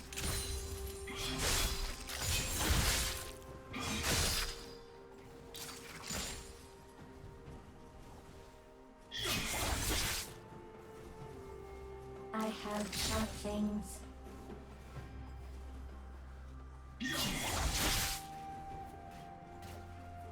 First blood. An enemy has been slain.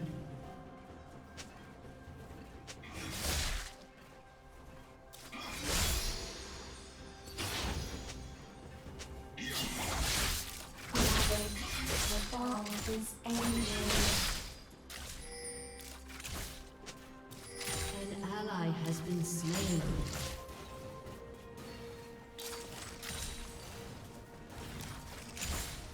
Time ticks away.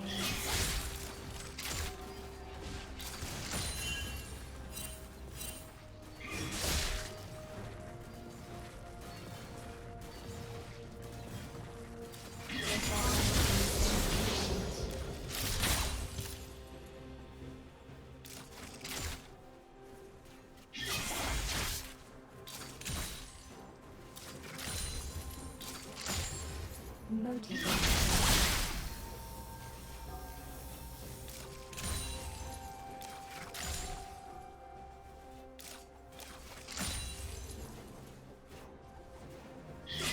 The ball is impatient. Ravage.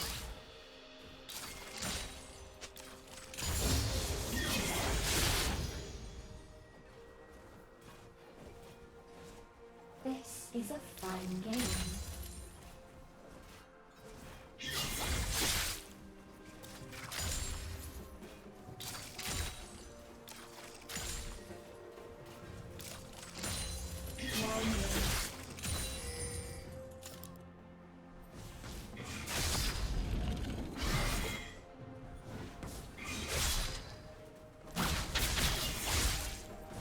Why are they running?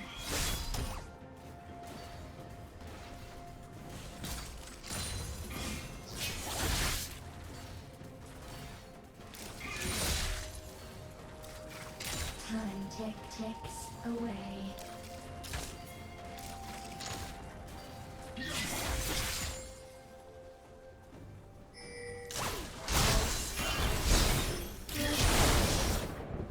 We go.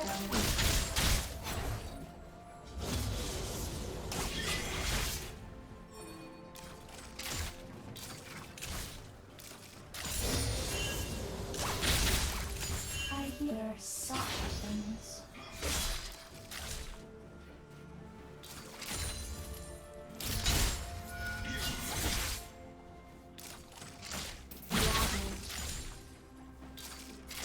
We are as one.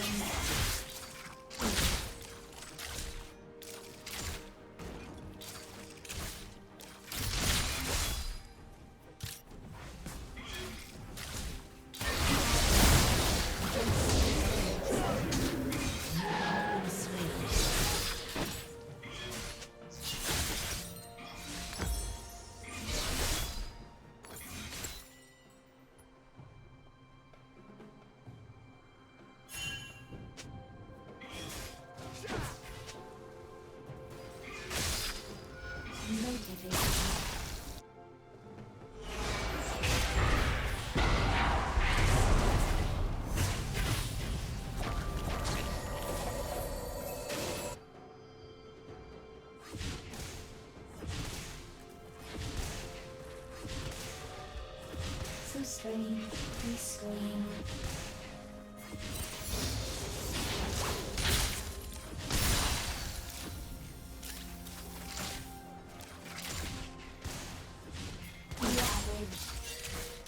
Time ticks away.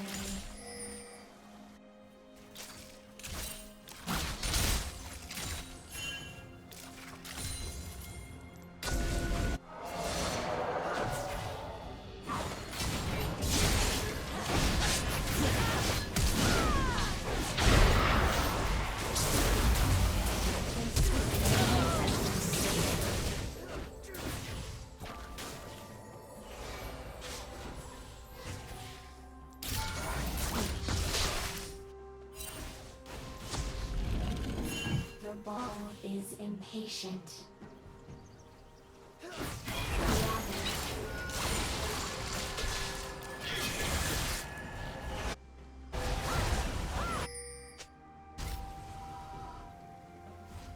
Why are they running?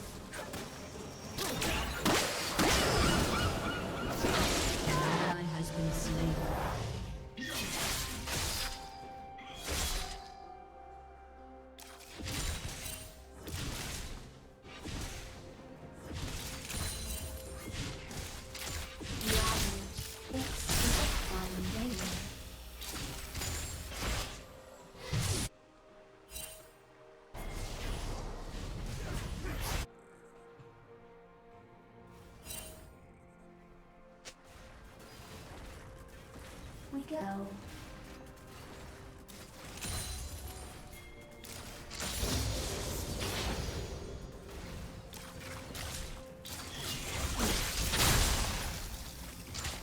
Middle top. Winding.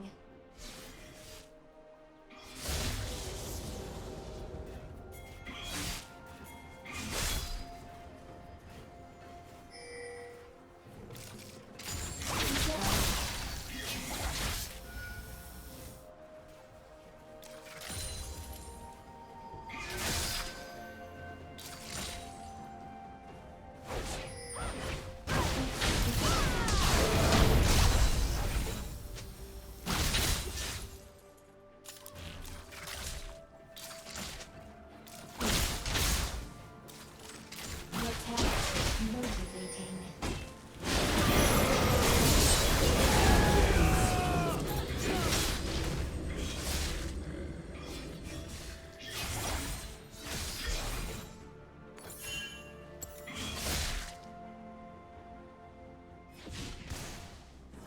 An ally has been slain.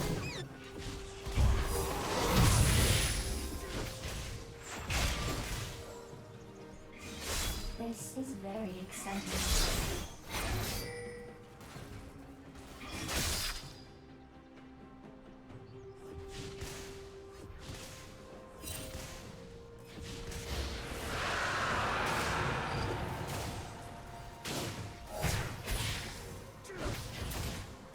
I hear soft things.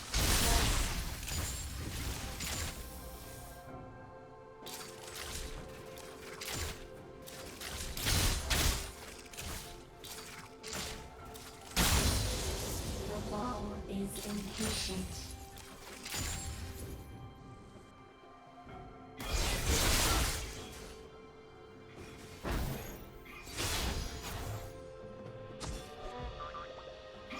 Winding.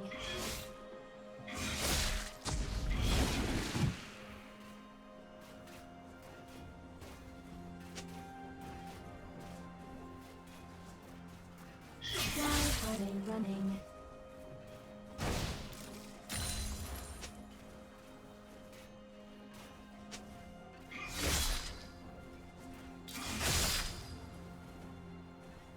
Why do they keep breaking?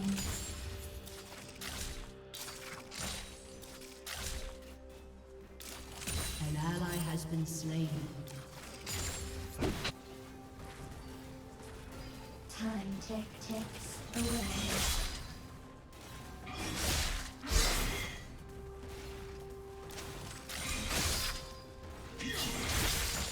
An ally has been slain.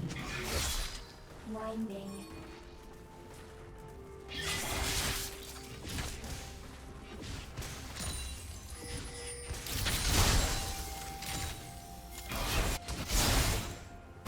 Why are they running?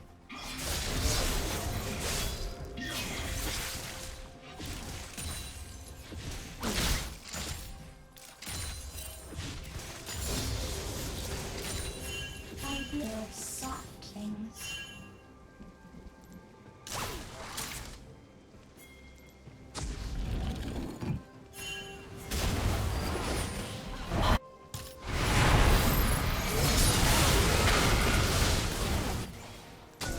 Enemy rampage. An ally has been slain.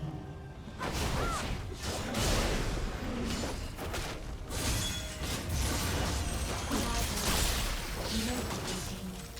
Your turn.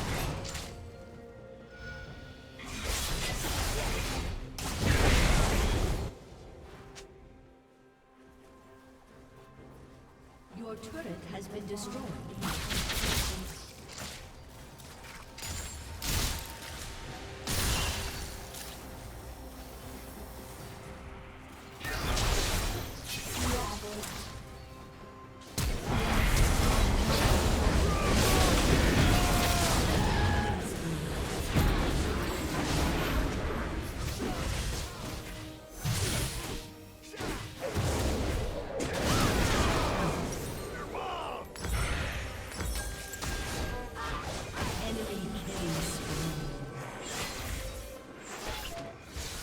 An enemy has been slain.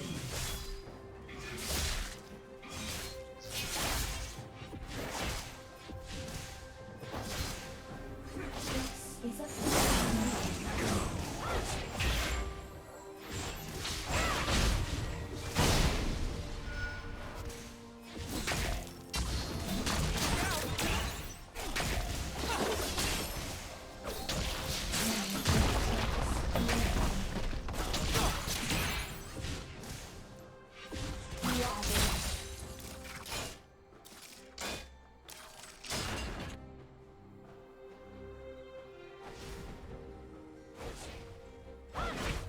we go.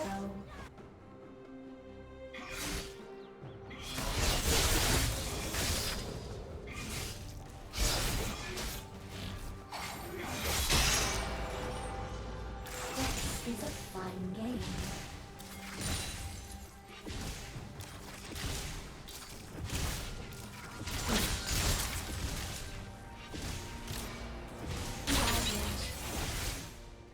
I have sharp things.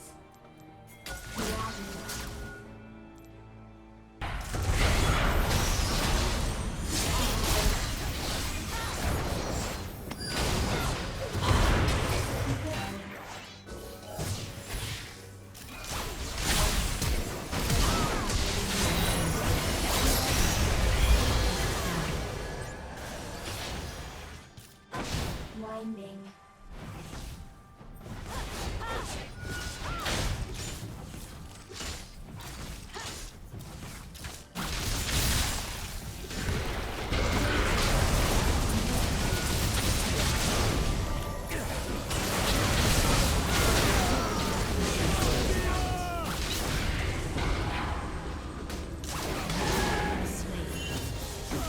Your turret has been destroyed.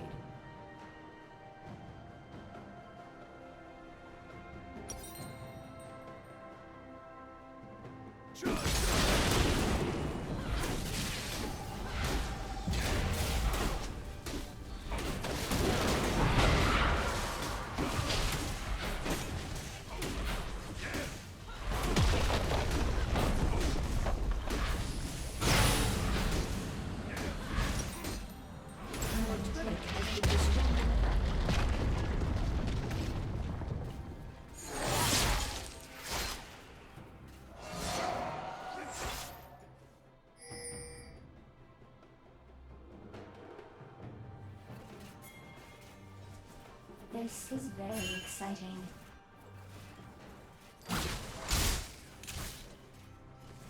Ravage. We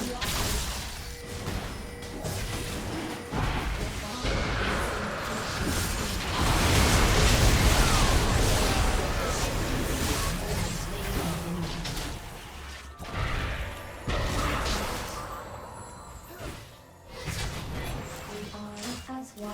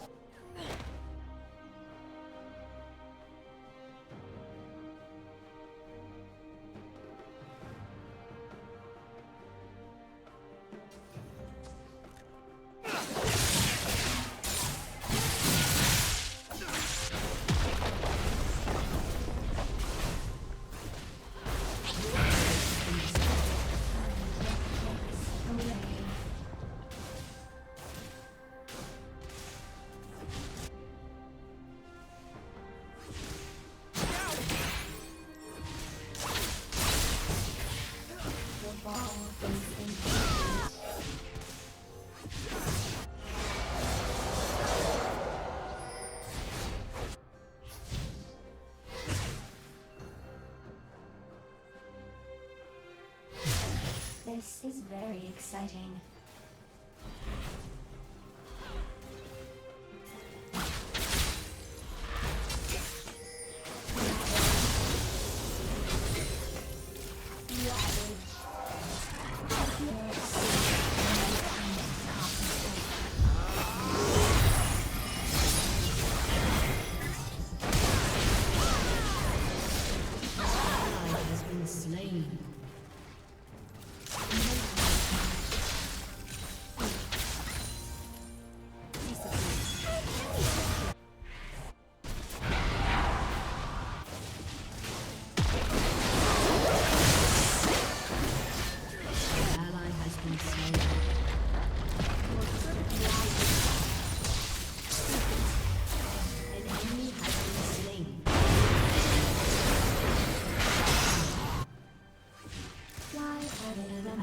Has been slain.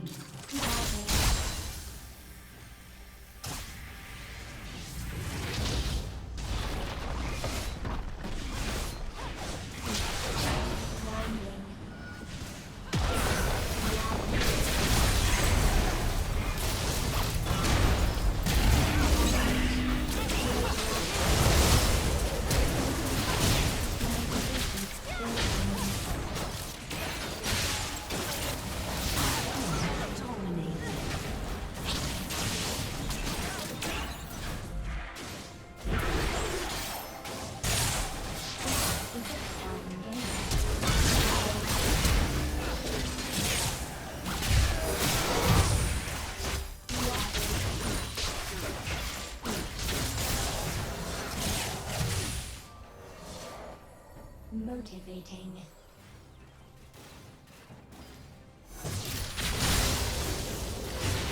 Ravage.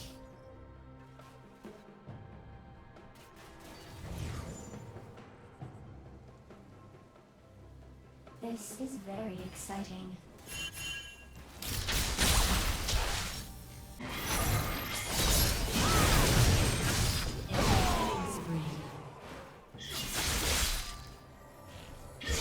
We go.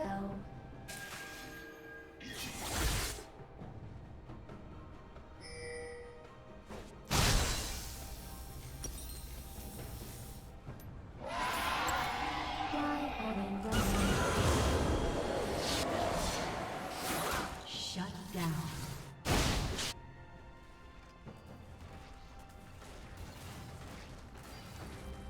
Ravage.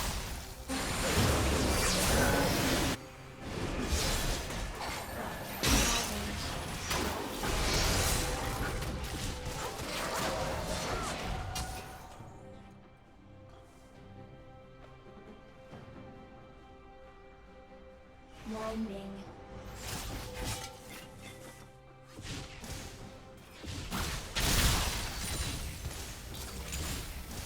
Ravage.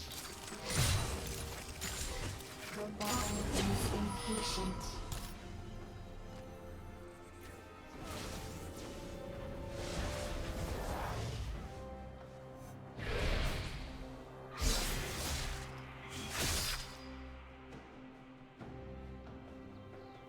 I hear soft things.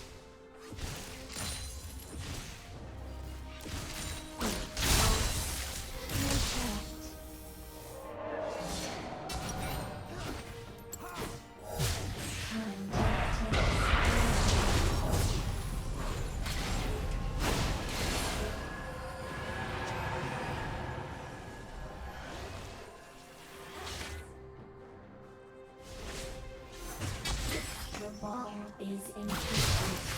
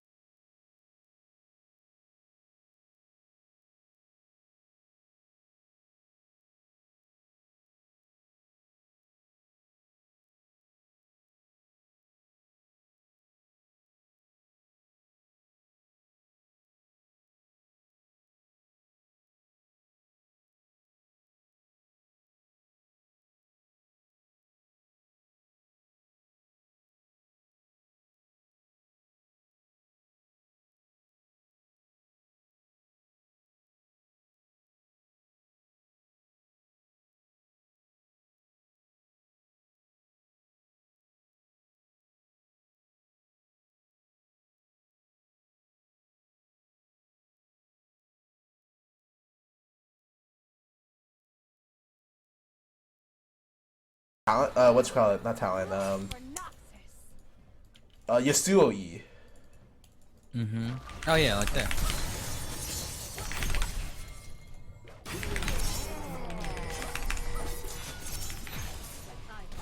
He didn't have his W from before. He just stood too close.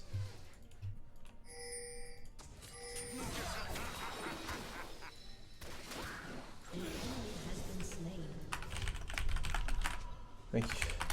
Nice. I stole XP and I leveled up. Oh, your Leona was randomly mid. Just heads up. Sorry. Nah, it doesn't matter. She didn't do anything. Dude, we got this game, remember? Actually, this guy is like the most defensive mid lane player I played against. He started 12 in Mar, and he's going on whatchamacallit, Doran shield start. So it's like I couldn't even kill him at level 3. Little puss.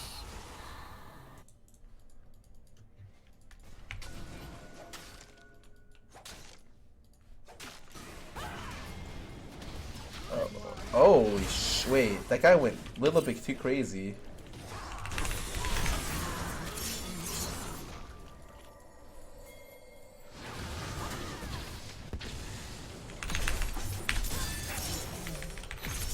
Alright. Where's Vlad? Here?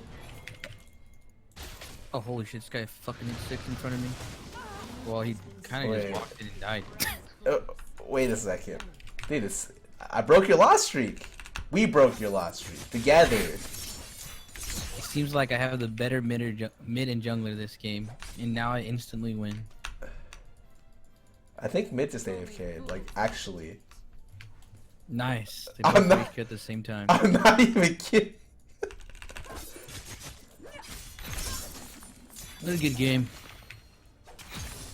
Glad I ended my loss streak here. Dude, it's better than a loss, you know? Just take it. You can have these games both ways, man. What a game. I guess I'll open bot this shit. I can't open mid because their jungler is trying. Oh, you already got first tower? What the heck? Got a big fucking sword, dude. Alright, I got 3-0 on Varus, okay? And I backed, and what do you think I bought with 2,400 gold? As Varus? Yes, what do you think I bought with Varus? It's 2,300 gold. 2,300 gold. 2344. Greaves? Some shit like that? I bought Greaves, and I bought, oh, hold on, what's it called? I bought Greaves, recurve bow, and dagger. Alright, you're showing, dude. And then I went from, I 3-0'd, so we killed both the people in the bot lane and the jungler when she came to gank. And then they came back again, and they all lived with like 10 health, and I was just like, oh, if I went BF, I'm pretty sure I would have just killed everyone here. You're fucking trolling, dude.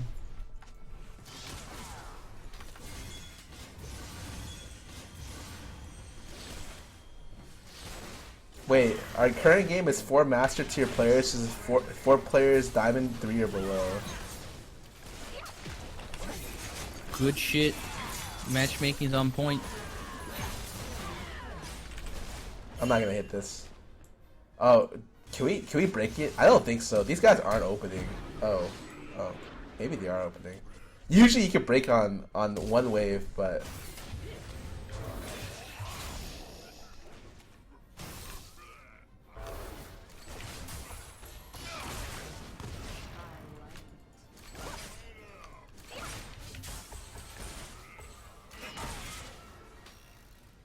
yeah, we probably need one more.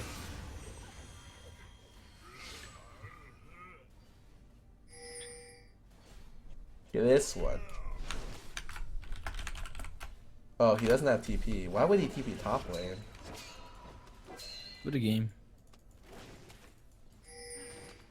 Oh, he's proxying us! Alright, here we go, Yuna.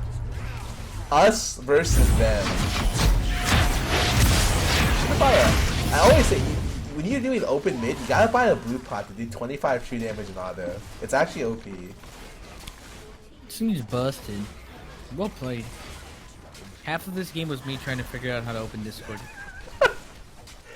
But it's okay. You broke your loss streak. Well played. I'm the greatest player.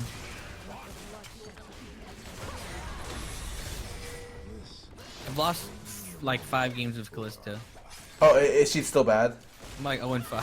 I don't even know, dude.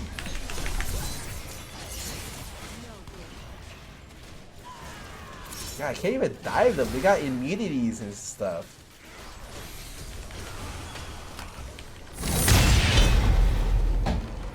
Good game, as they say.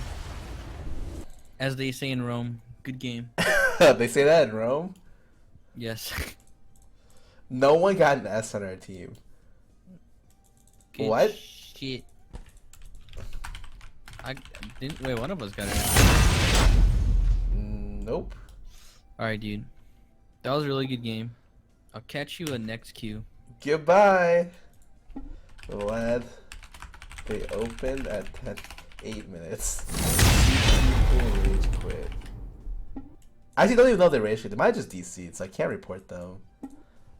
I'm gonna go play some ads, dude. I really feel like I deserve that.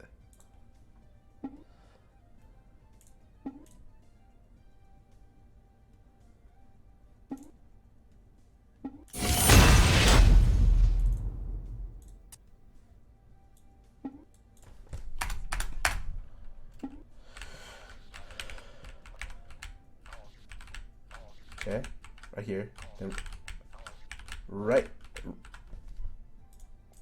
Okay.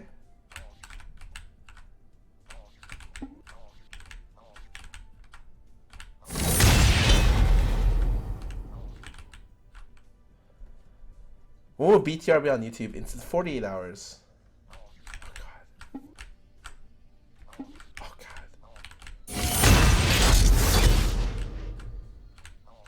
Oh my god. Oh! Oh! I did it! Wait. Oh. Whew. Who cares? 294. That's not that bad. I said it would be 200. I just didn't say what number. Ironman, thanks for the sub. Welcome to the stream. What did I just walk into?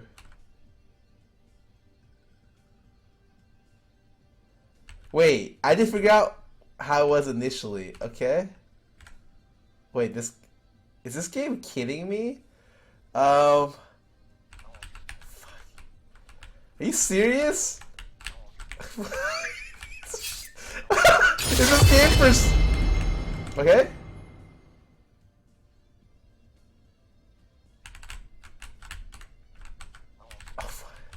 I have to look at it and pretend like I know how to do it. I think it's fine. Don't you trust me? Nice. Oh no.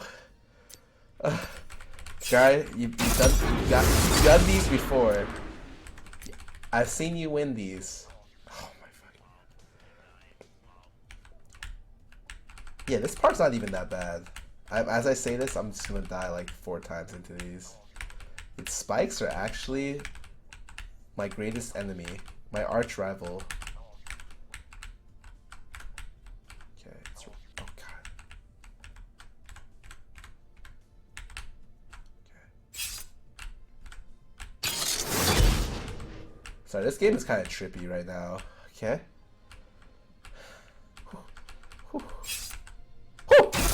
Oh no. Okay. Something stupid is gonna happen. Oh, nothing stupid happened. Nice.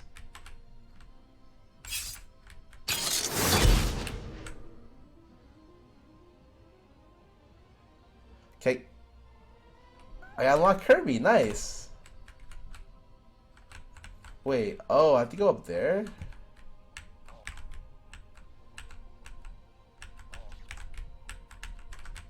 Wait, I went the wrong way. Oh my god. Oh, no I didn't.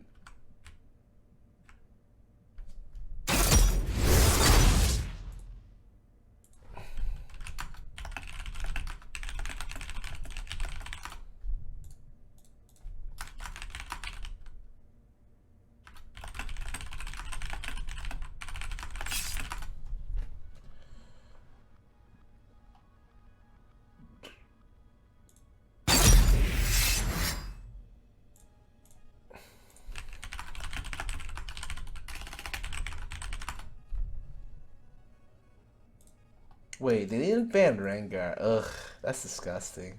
Whatever. We'll see how it works.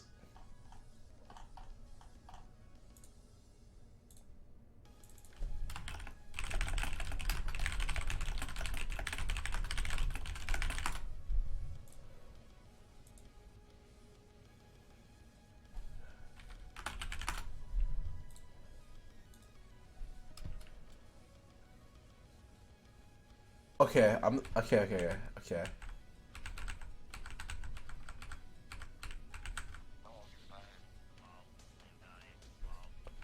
It sinks down. This game has taught me nothing but that life is unfair. But it's okay, because... You son of a... I understand. You only can stay on it for a little bit, and then you gotta get off because it sinks into the spikes.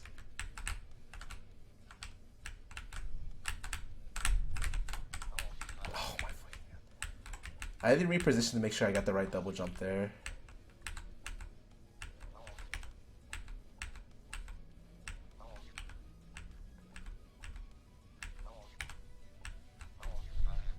Right, I need to get smite. Sorry, thank you. Appreciate it, guys.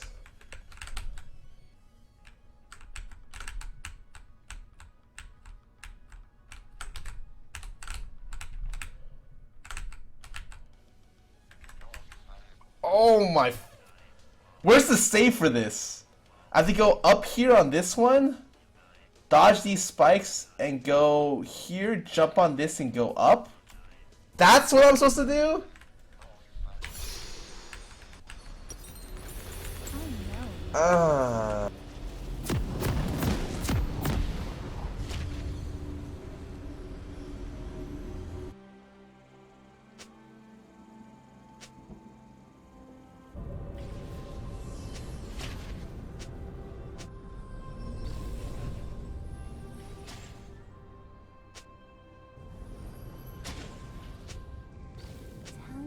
Welcome to Summoner's Rift.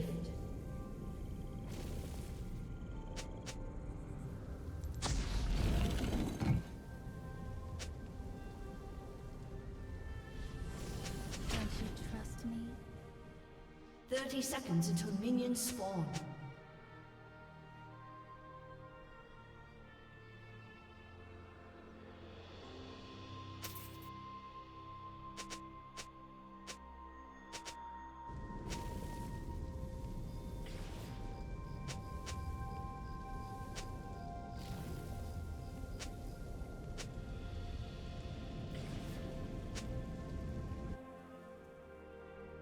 Minions have spawned.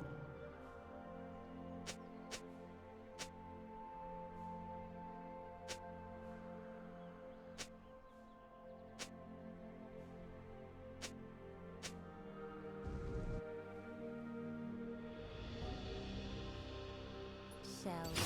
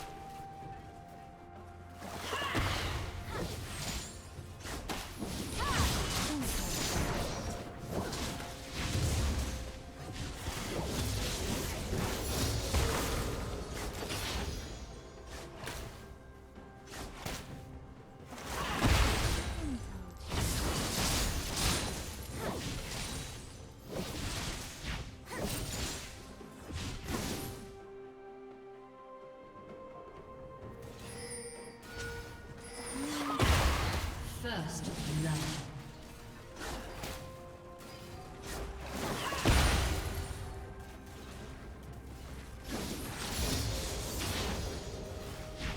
Don't hold back.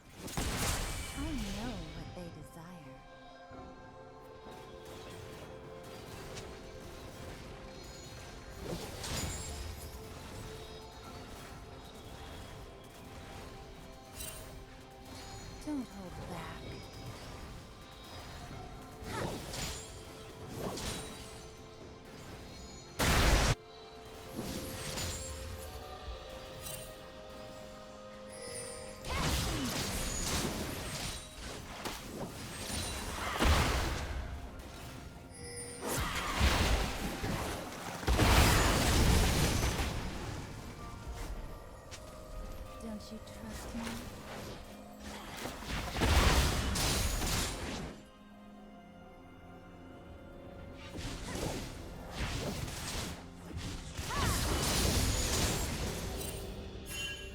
Tell me a secret.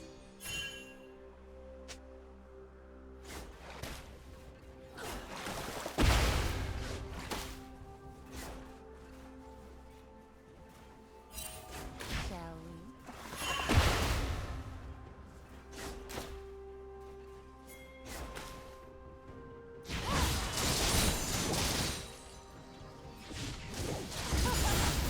Don't hold back.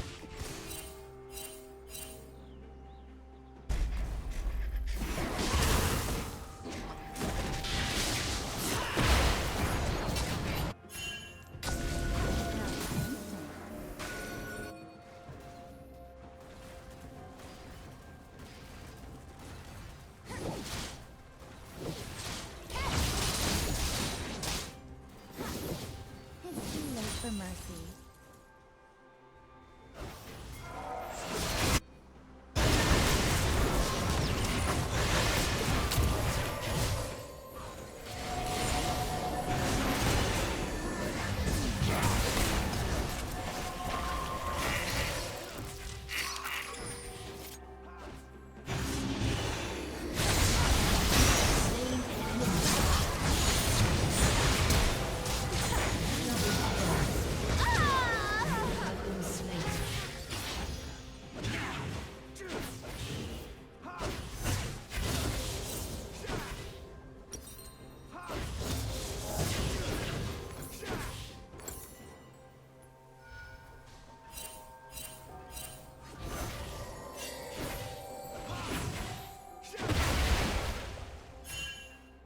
How tempting.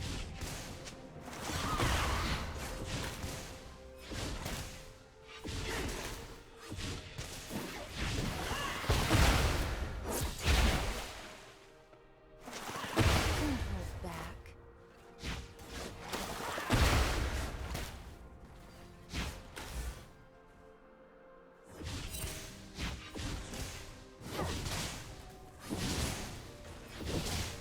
Playtime's over.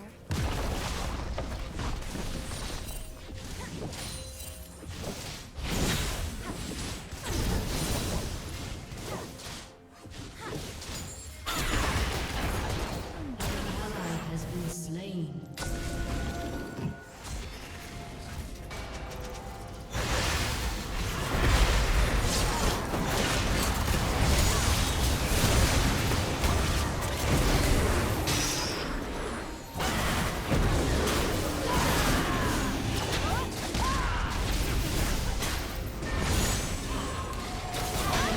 Killing spree. An enemy has been slain.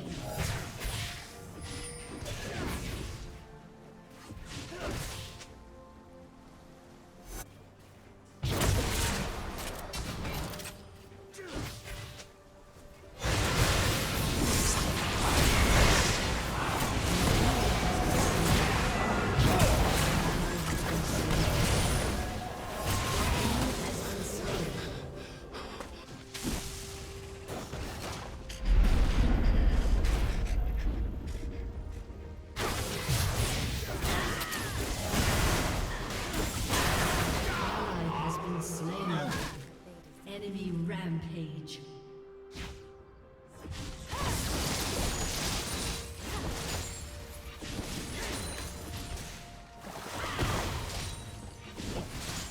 Don't you trust me?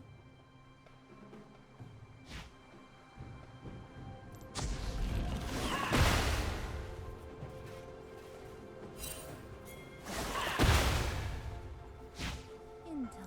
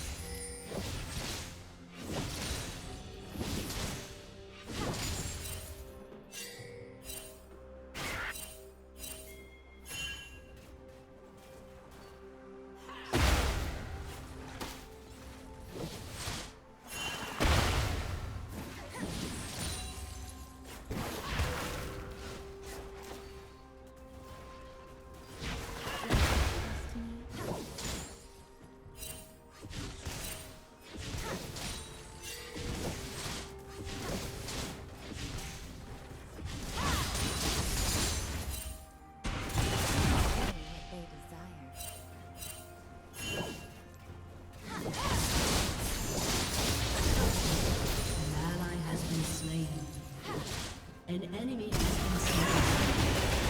An enemy has been slain. Unstoppable.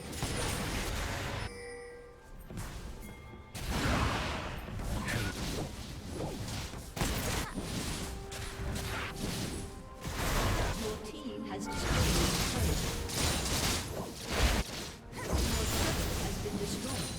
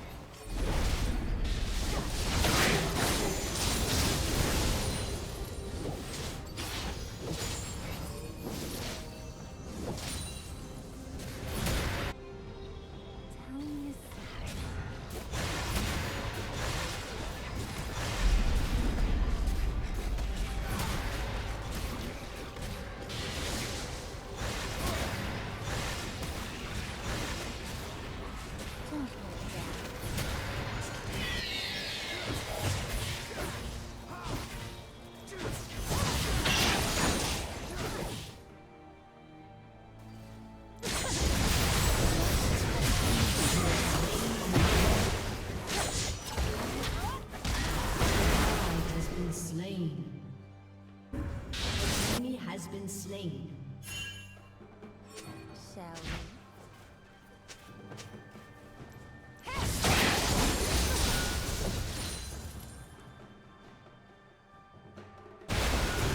Rampage. Your team has destroyed.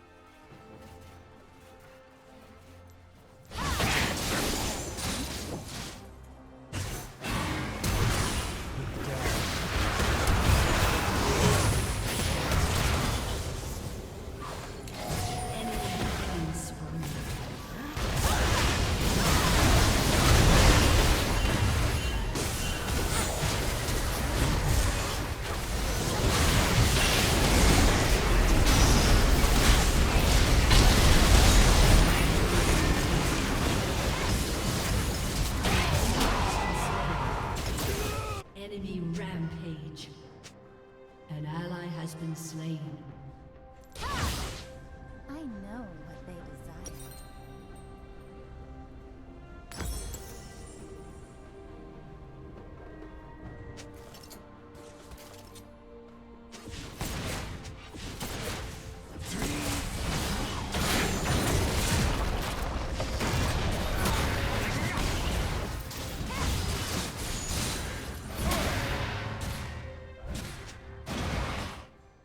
Indulge me.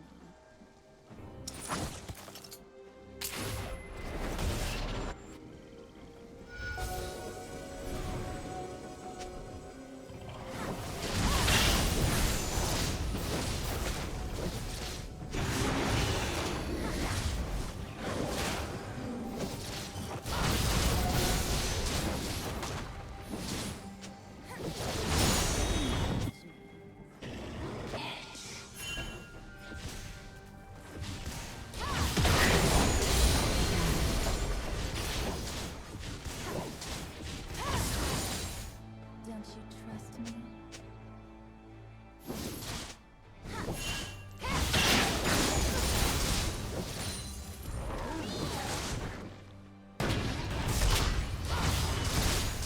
I know what Your team has destroyed a turret.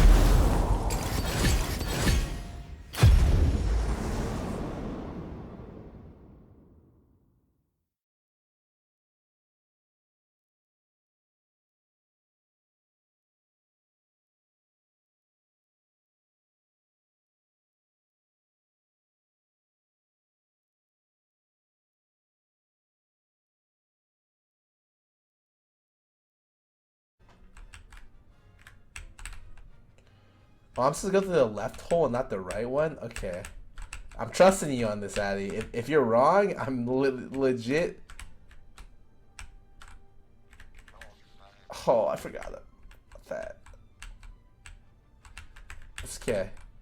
Slowly but surely, you'll see me improve as not only a player, but a person, as I struggle to defeat the mighty Bashi in yet another series of Skara and its unfortunate series of events.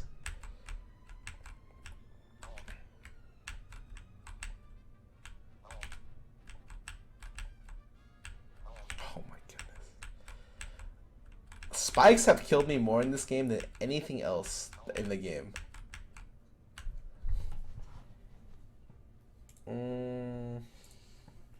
I will play Jin.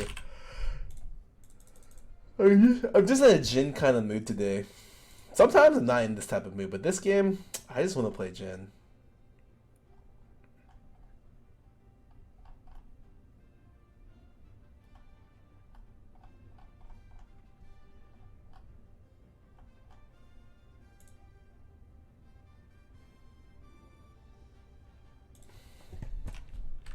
Hopefully I get shield support. If not, I might switch to the health.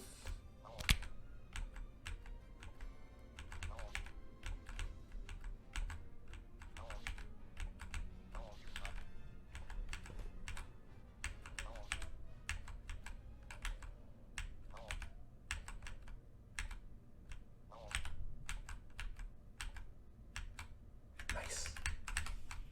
Small steps, small steps.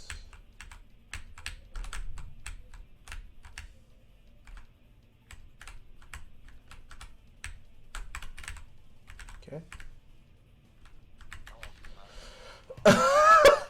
Oh, so close. Okay, I can still do shield with that. Works on Morgana's E. It works on lifesteal, so late game it's better than health. Early game, actually, why am I playing for late game? Just give me this.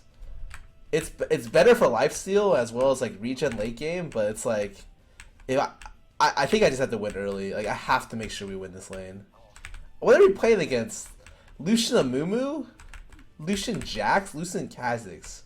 Whatever it is, it's some wonky lane, and I have to make sure I don't die.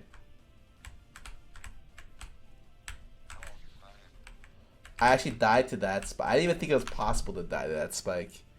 But I defy common sense.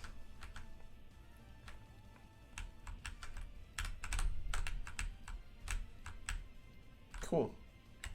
No.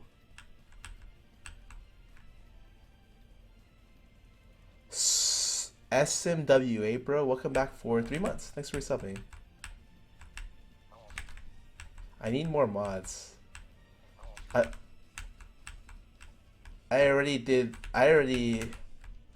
Honestly, I think it's only late in the. I have a lot of European mods. That's why. It's so when they all go to sleep around this time, sometimes it's hard. I don't read all the notes I write down. The notes are for viewers. In fact, I don't save them.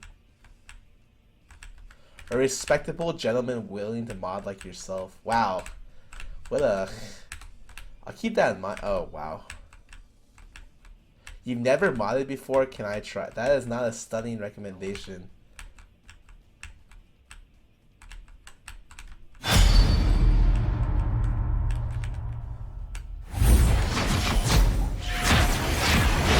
I mean, that's probably more important. Oh, wait. My cursor's on the screen. Oh, God, that's fine. Okay. Let's kill some people. You ready to have a good time on the field of justice? Yes, I am. It is. They are puppets, tied with their strings, and then they dance. Isn't it?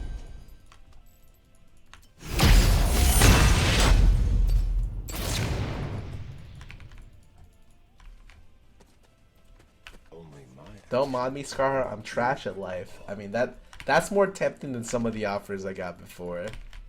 Yeah, award from the Association of Good Modders for best modders there is. That's really tempting. What advice can you give for healthy living? Well, You lack imagination. I think it's nice to be able to keep your own schedule. That's like one of the things that like helps with not so much with personal health, but in terms of just being able to setting your schedule means that like, you're in control, you know. Only to the audience. Minions have spawned.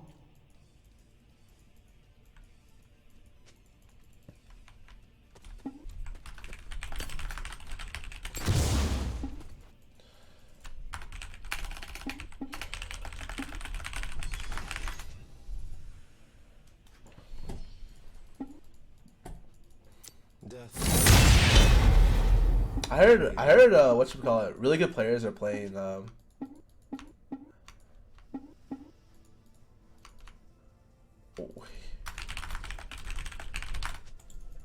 Smiles, everyone. Cleanse Katarina. Holy shit! Now I've seen it all. Tells me. No poet's words could match my craft. Auto this guy.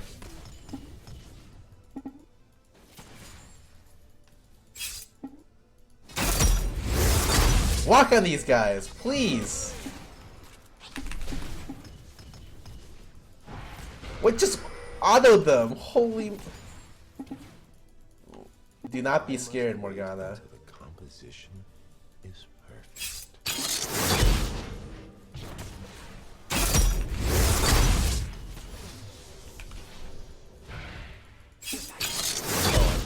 Whoops. I don't mind missing CS over going for harass.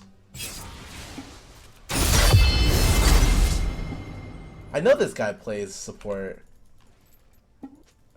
The work is what matters.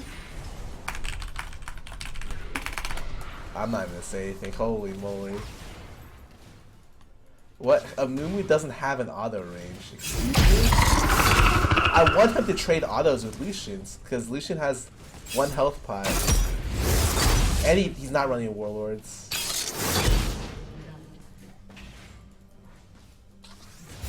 I will keep going. What?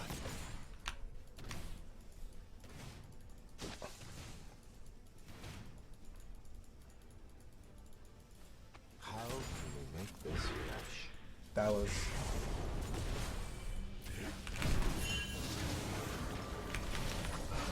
My genius will be understood.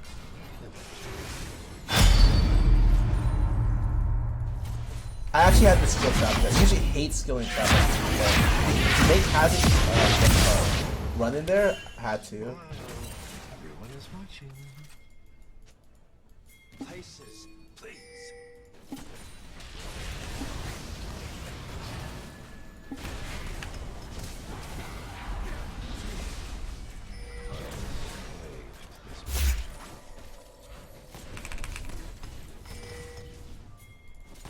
Where's...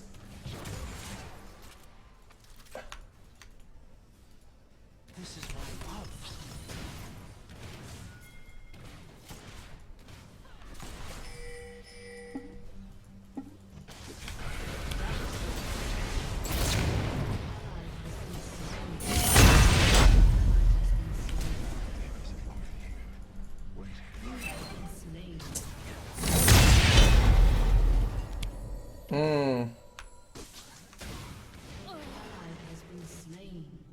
Holy moly, what a bad game. Where am I going?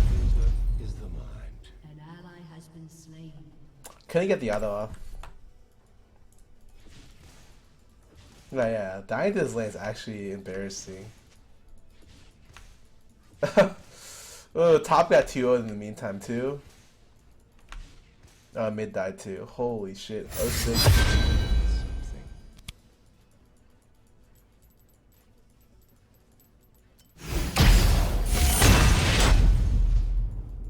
I shall choreograph this affair.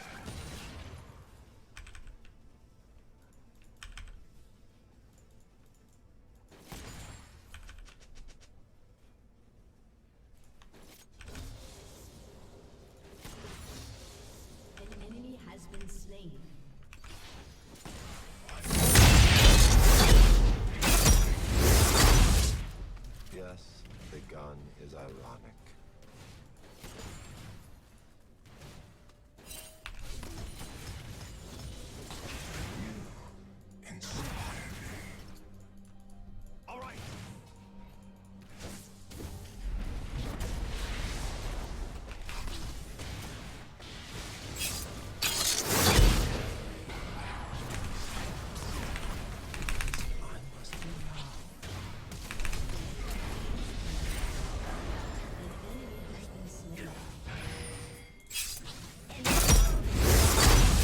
It's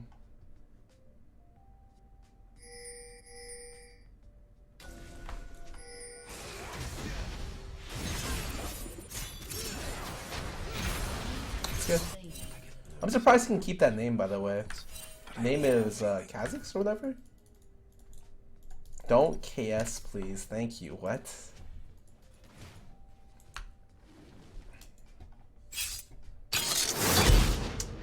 This buy you would never buy on Cat, because you only would buy this buy if you had exactly 700 gold on the back.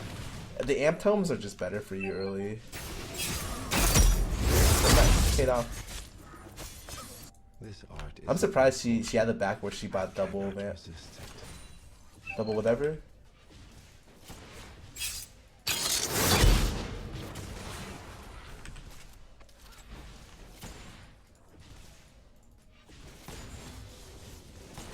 You will learn what beauty truly is. 4080 carry. Composition.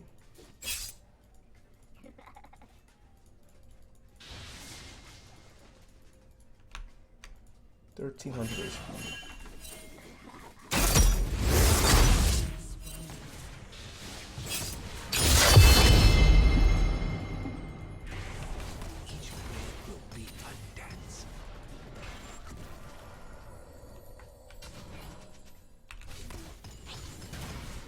If I keep this outfit dirty, I'm going to be so annoyed. Is the Mumu 6 yet?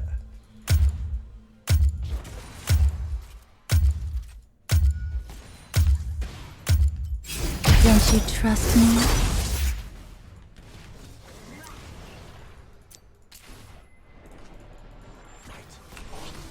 Oh, right on point. Nice. Still alive, sir. An icon doesn't have to explain himself.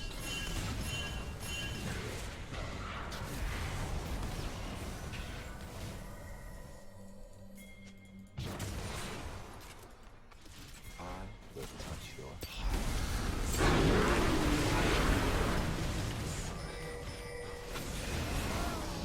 Slain. Killing spree.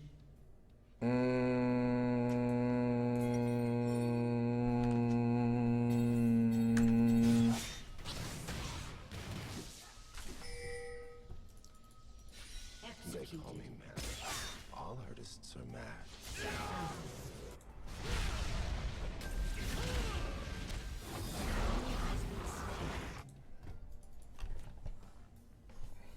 That sucks. I mean, the fact that we're still winning lane after we lost, got double killed is like pretty funny.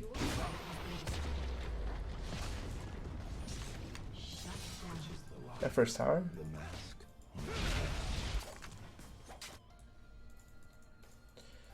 I would like to roam mid if I was level 6. 'Cause I'm not level 6 yet, it's like really weird. We were still able to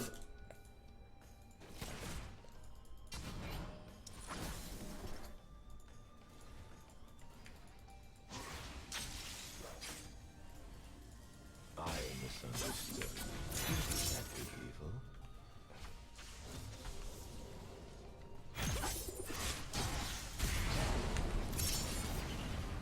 Inspires.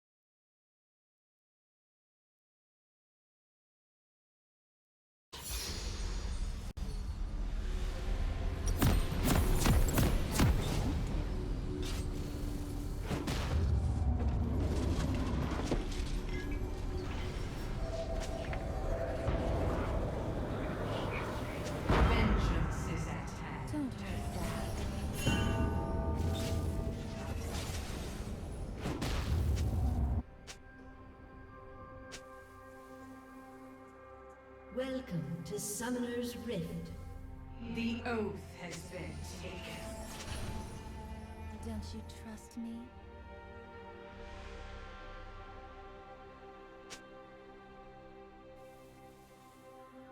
"30 seconds until minions spawn.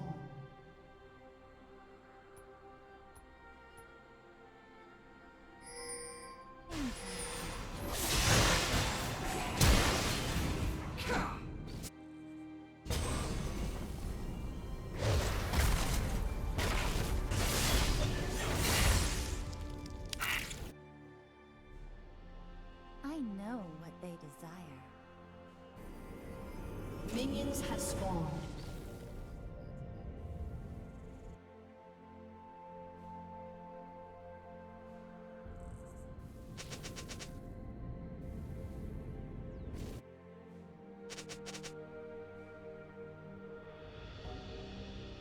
Tell me a secret.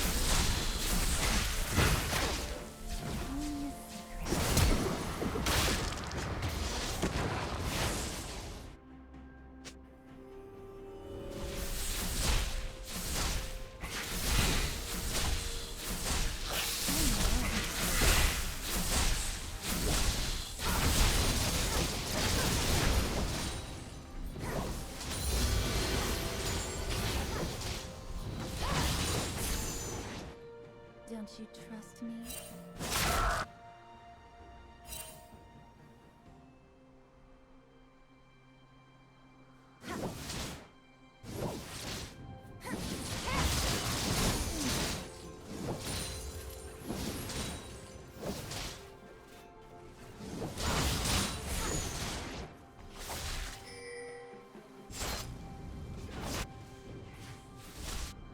Shall we?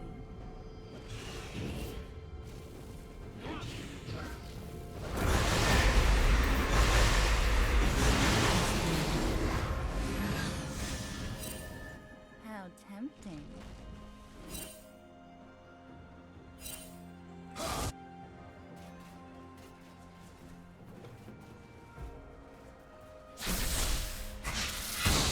Don't hold back.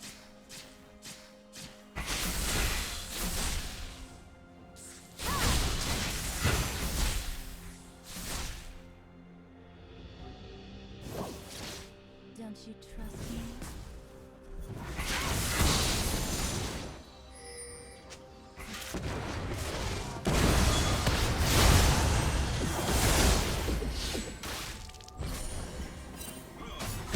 Ally has been slain.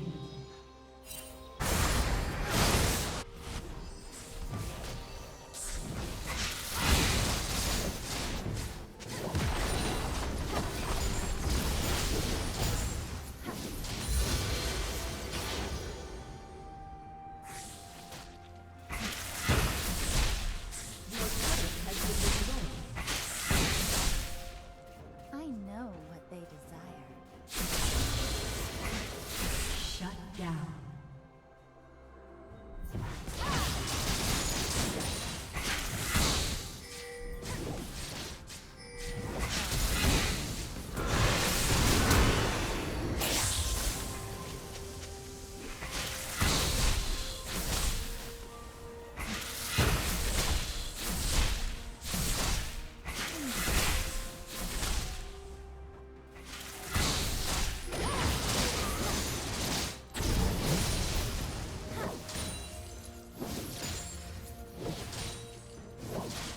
It's too late for mercy.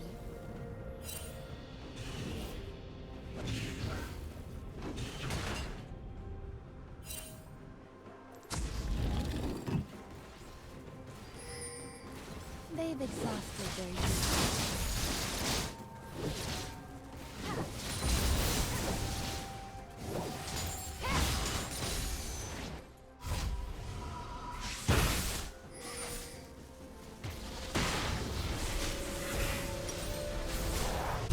Don't hold back.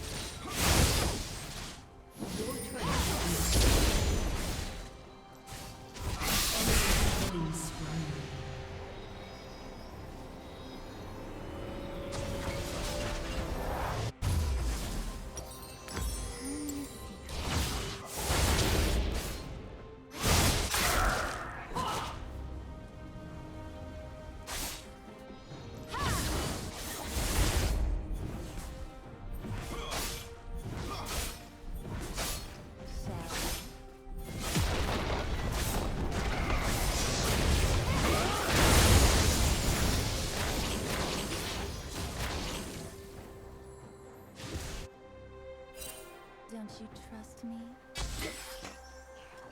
Your team has destroyed a turret.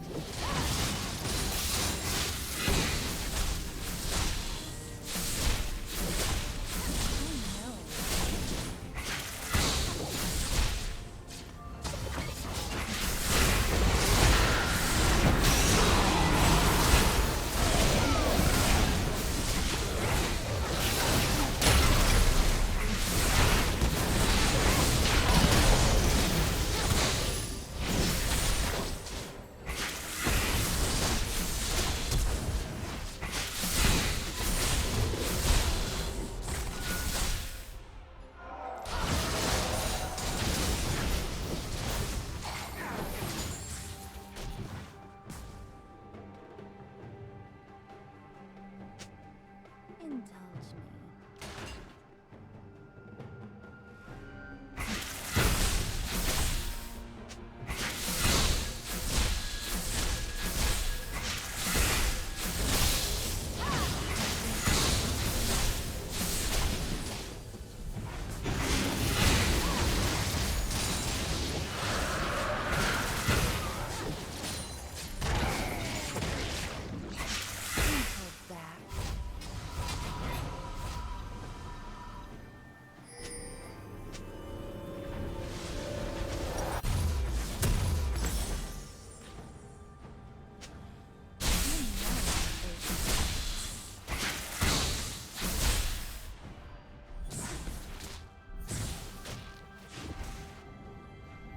Your turret has been destroyed.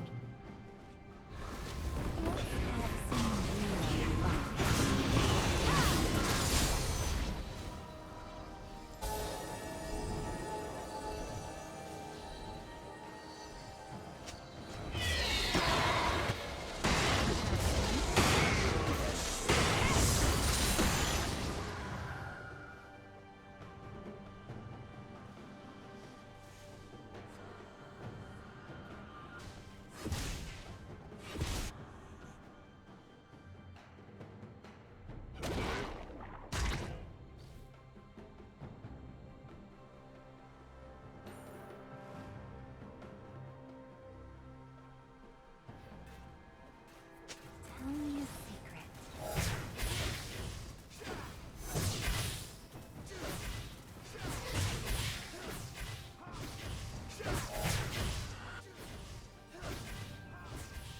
I know what they desire.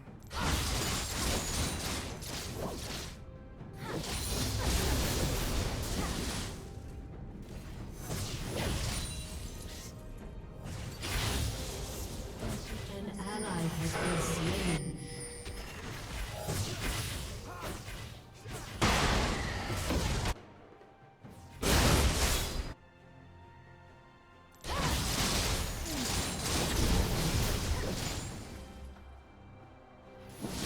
An enemy has been slain.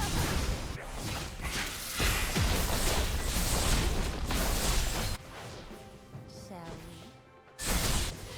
Your turret has been destroyed. Tell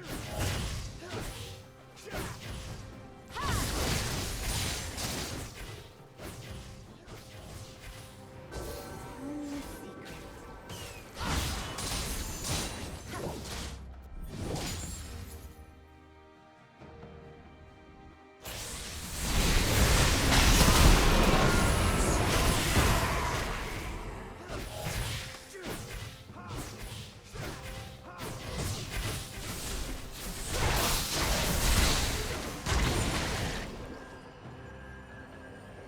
tempting.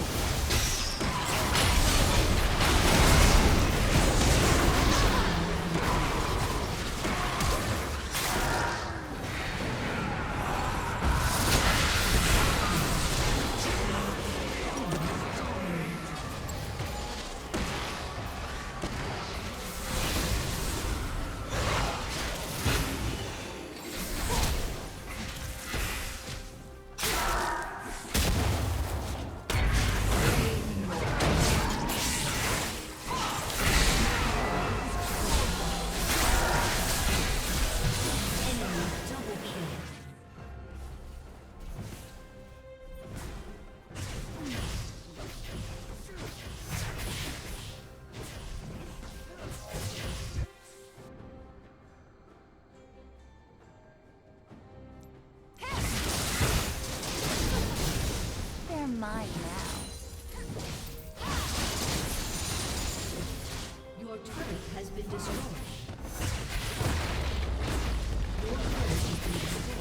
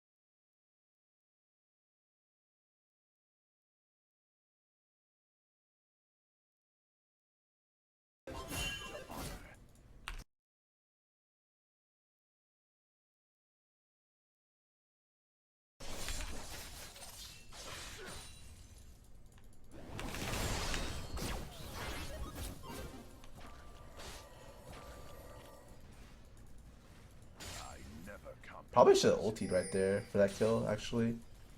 Because she definitely didn't expect what I did right there. That's like that's like a specific talent combo. Because my ulti the ulti for my Q got half cooldown. So she didn't expect it to be up again for me to be able to proc the passive. That's a really, like, I could have chunked her for like her flash right there for sure with ulti.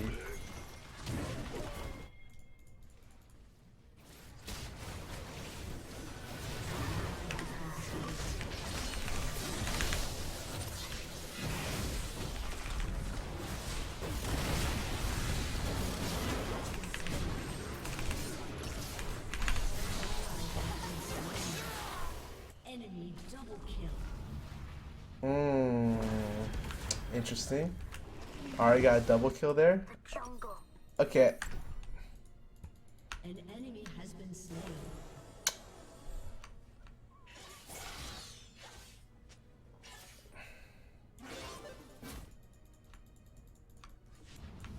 I don't know, like, what does Teemo support give us? Actually, wait, Cassio had heal? Looping Poops. Welcome back for 2 months. Thanks for subbing. I mean, I don't think it's my personal champion. I think it's like, what do I have to deal with, man? It's really, really hard to win games like this. I think it's okay. Like, at least my top lane's winning. I'm happy about that. But I don't want to fight bot side. I just got the better flank angle, and I was like, okay, I can win this, but guess not. Zac passive is OP. 4 more glory. Thanks for the sub. Welcome to the stream.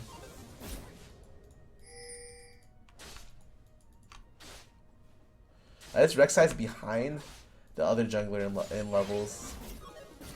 That's pretty bad. I mean, whatever. It's unlucky early. Whoa.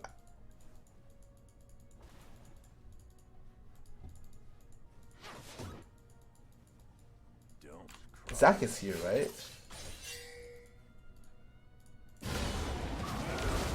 Oh, Zac is top. Nice rest. Your allegiances mean nothing. An enemy has been slain. An enemy has been slain. Ooh, they turned it.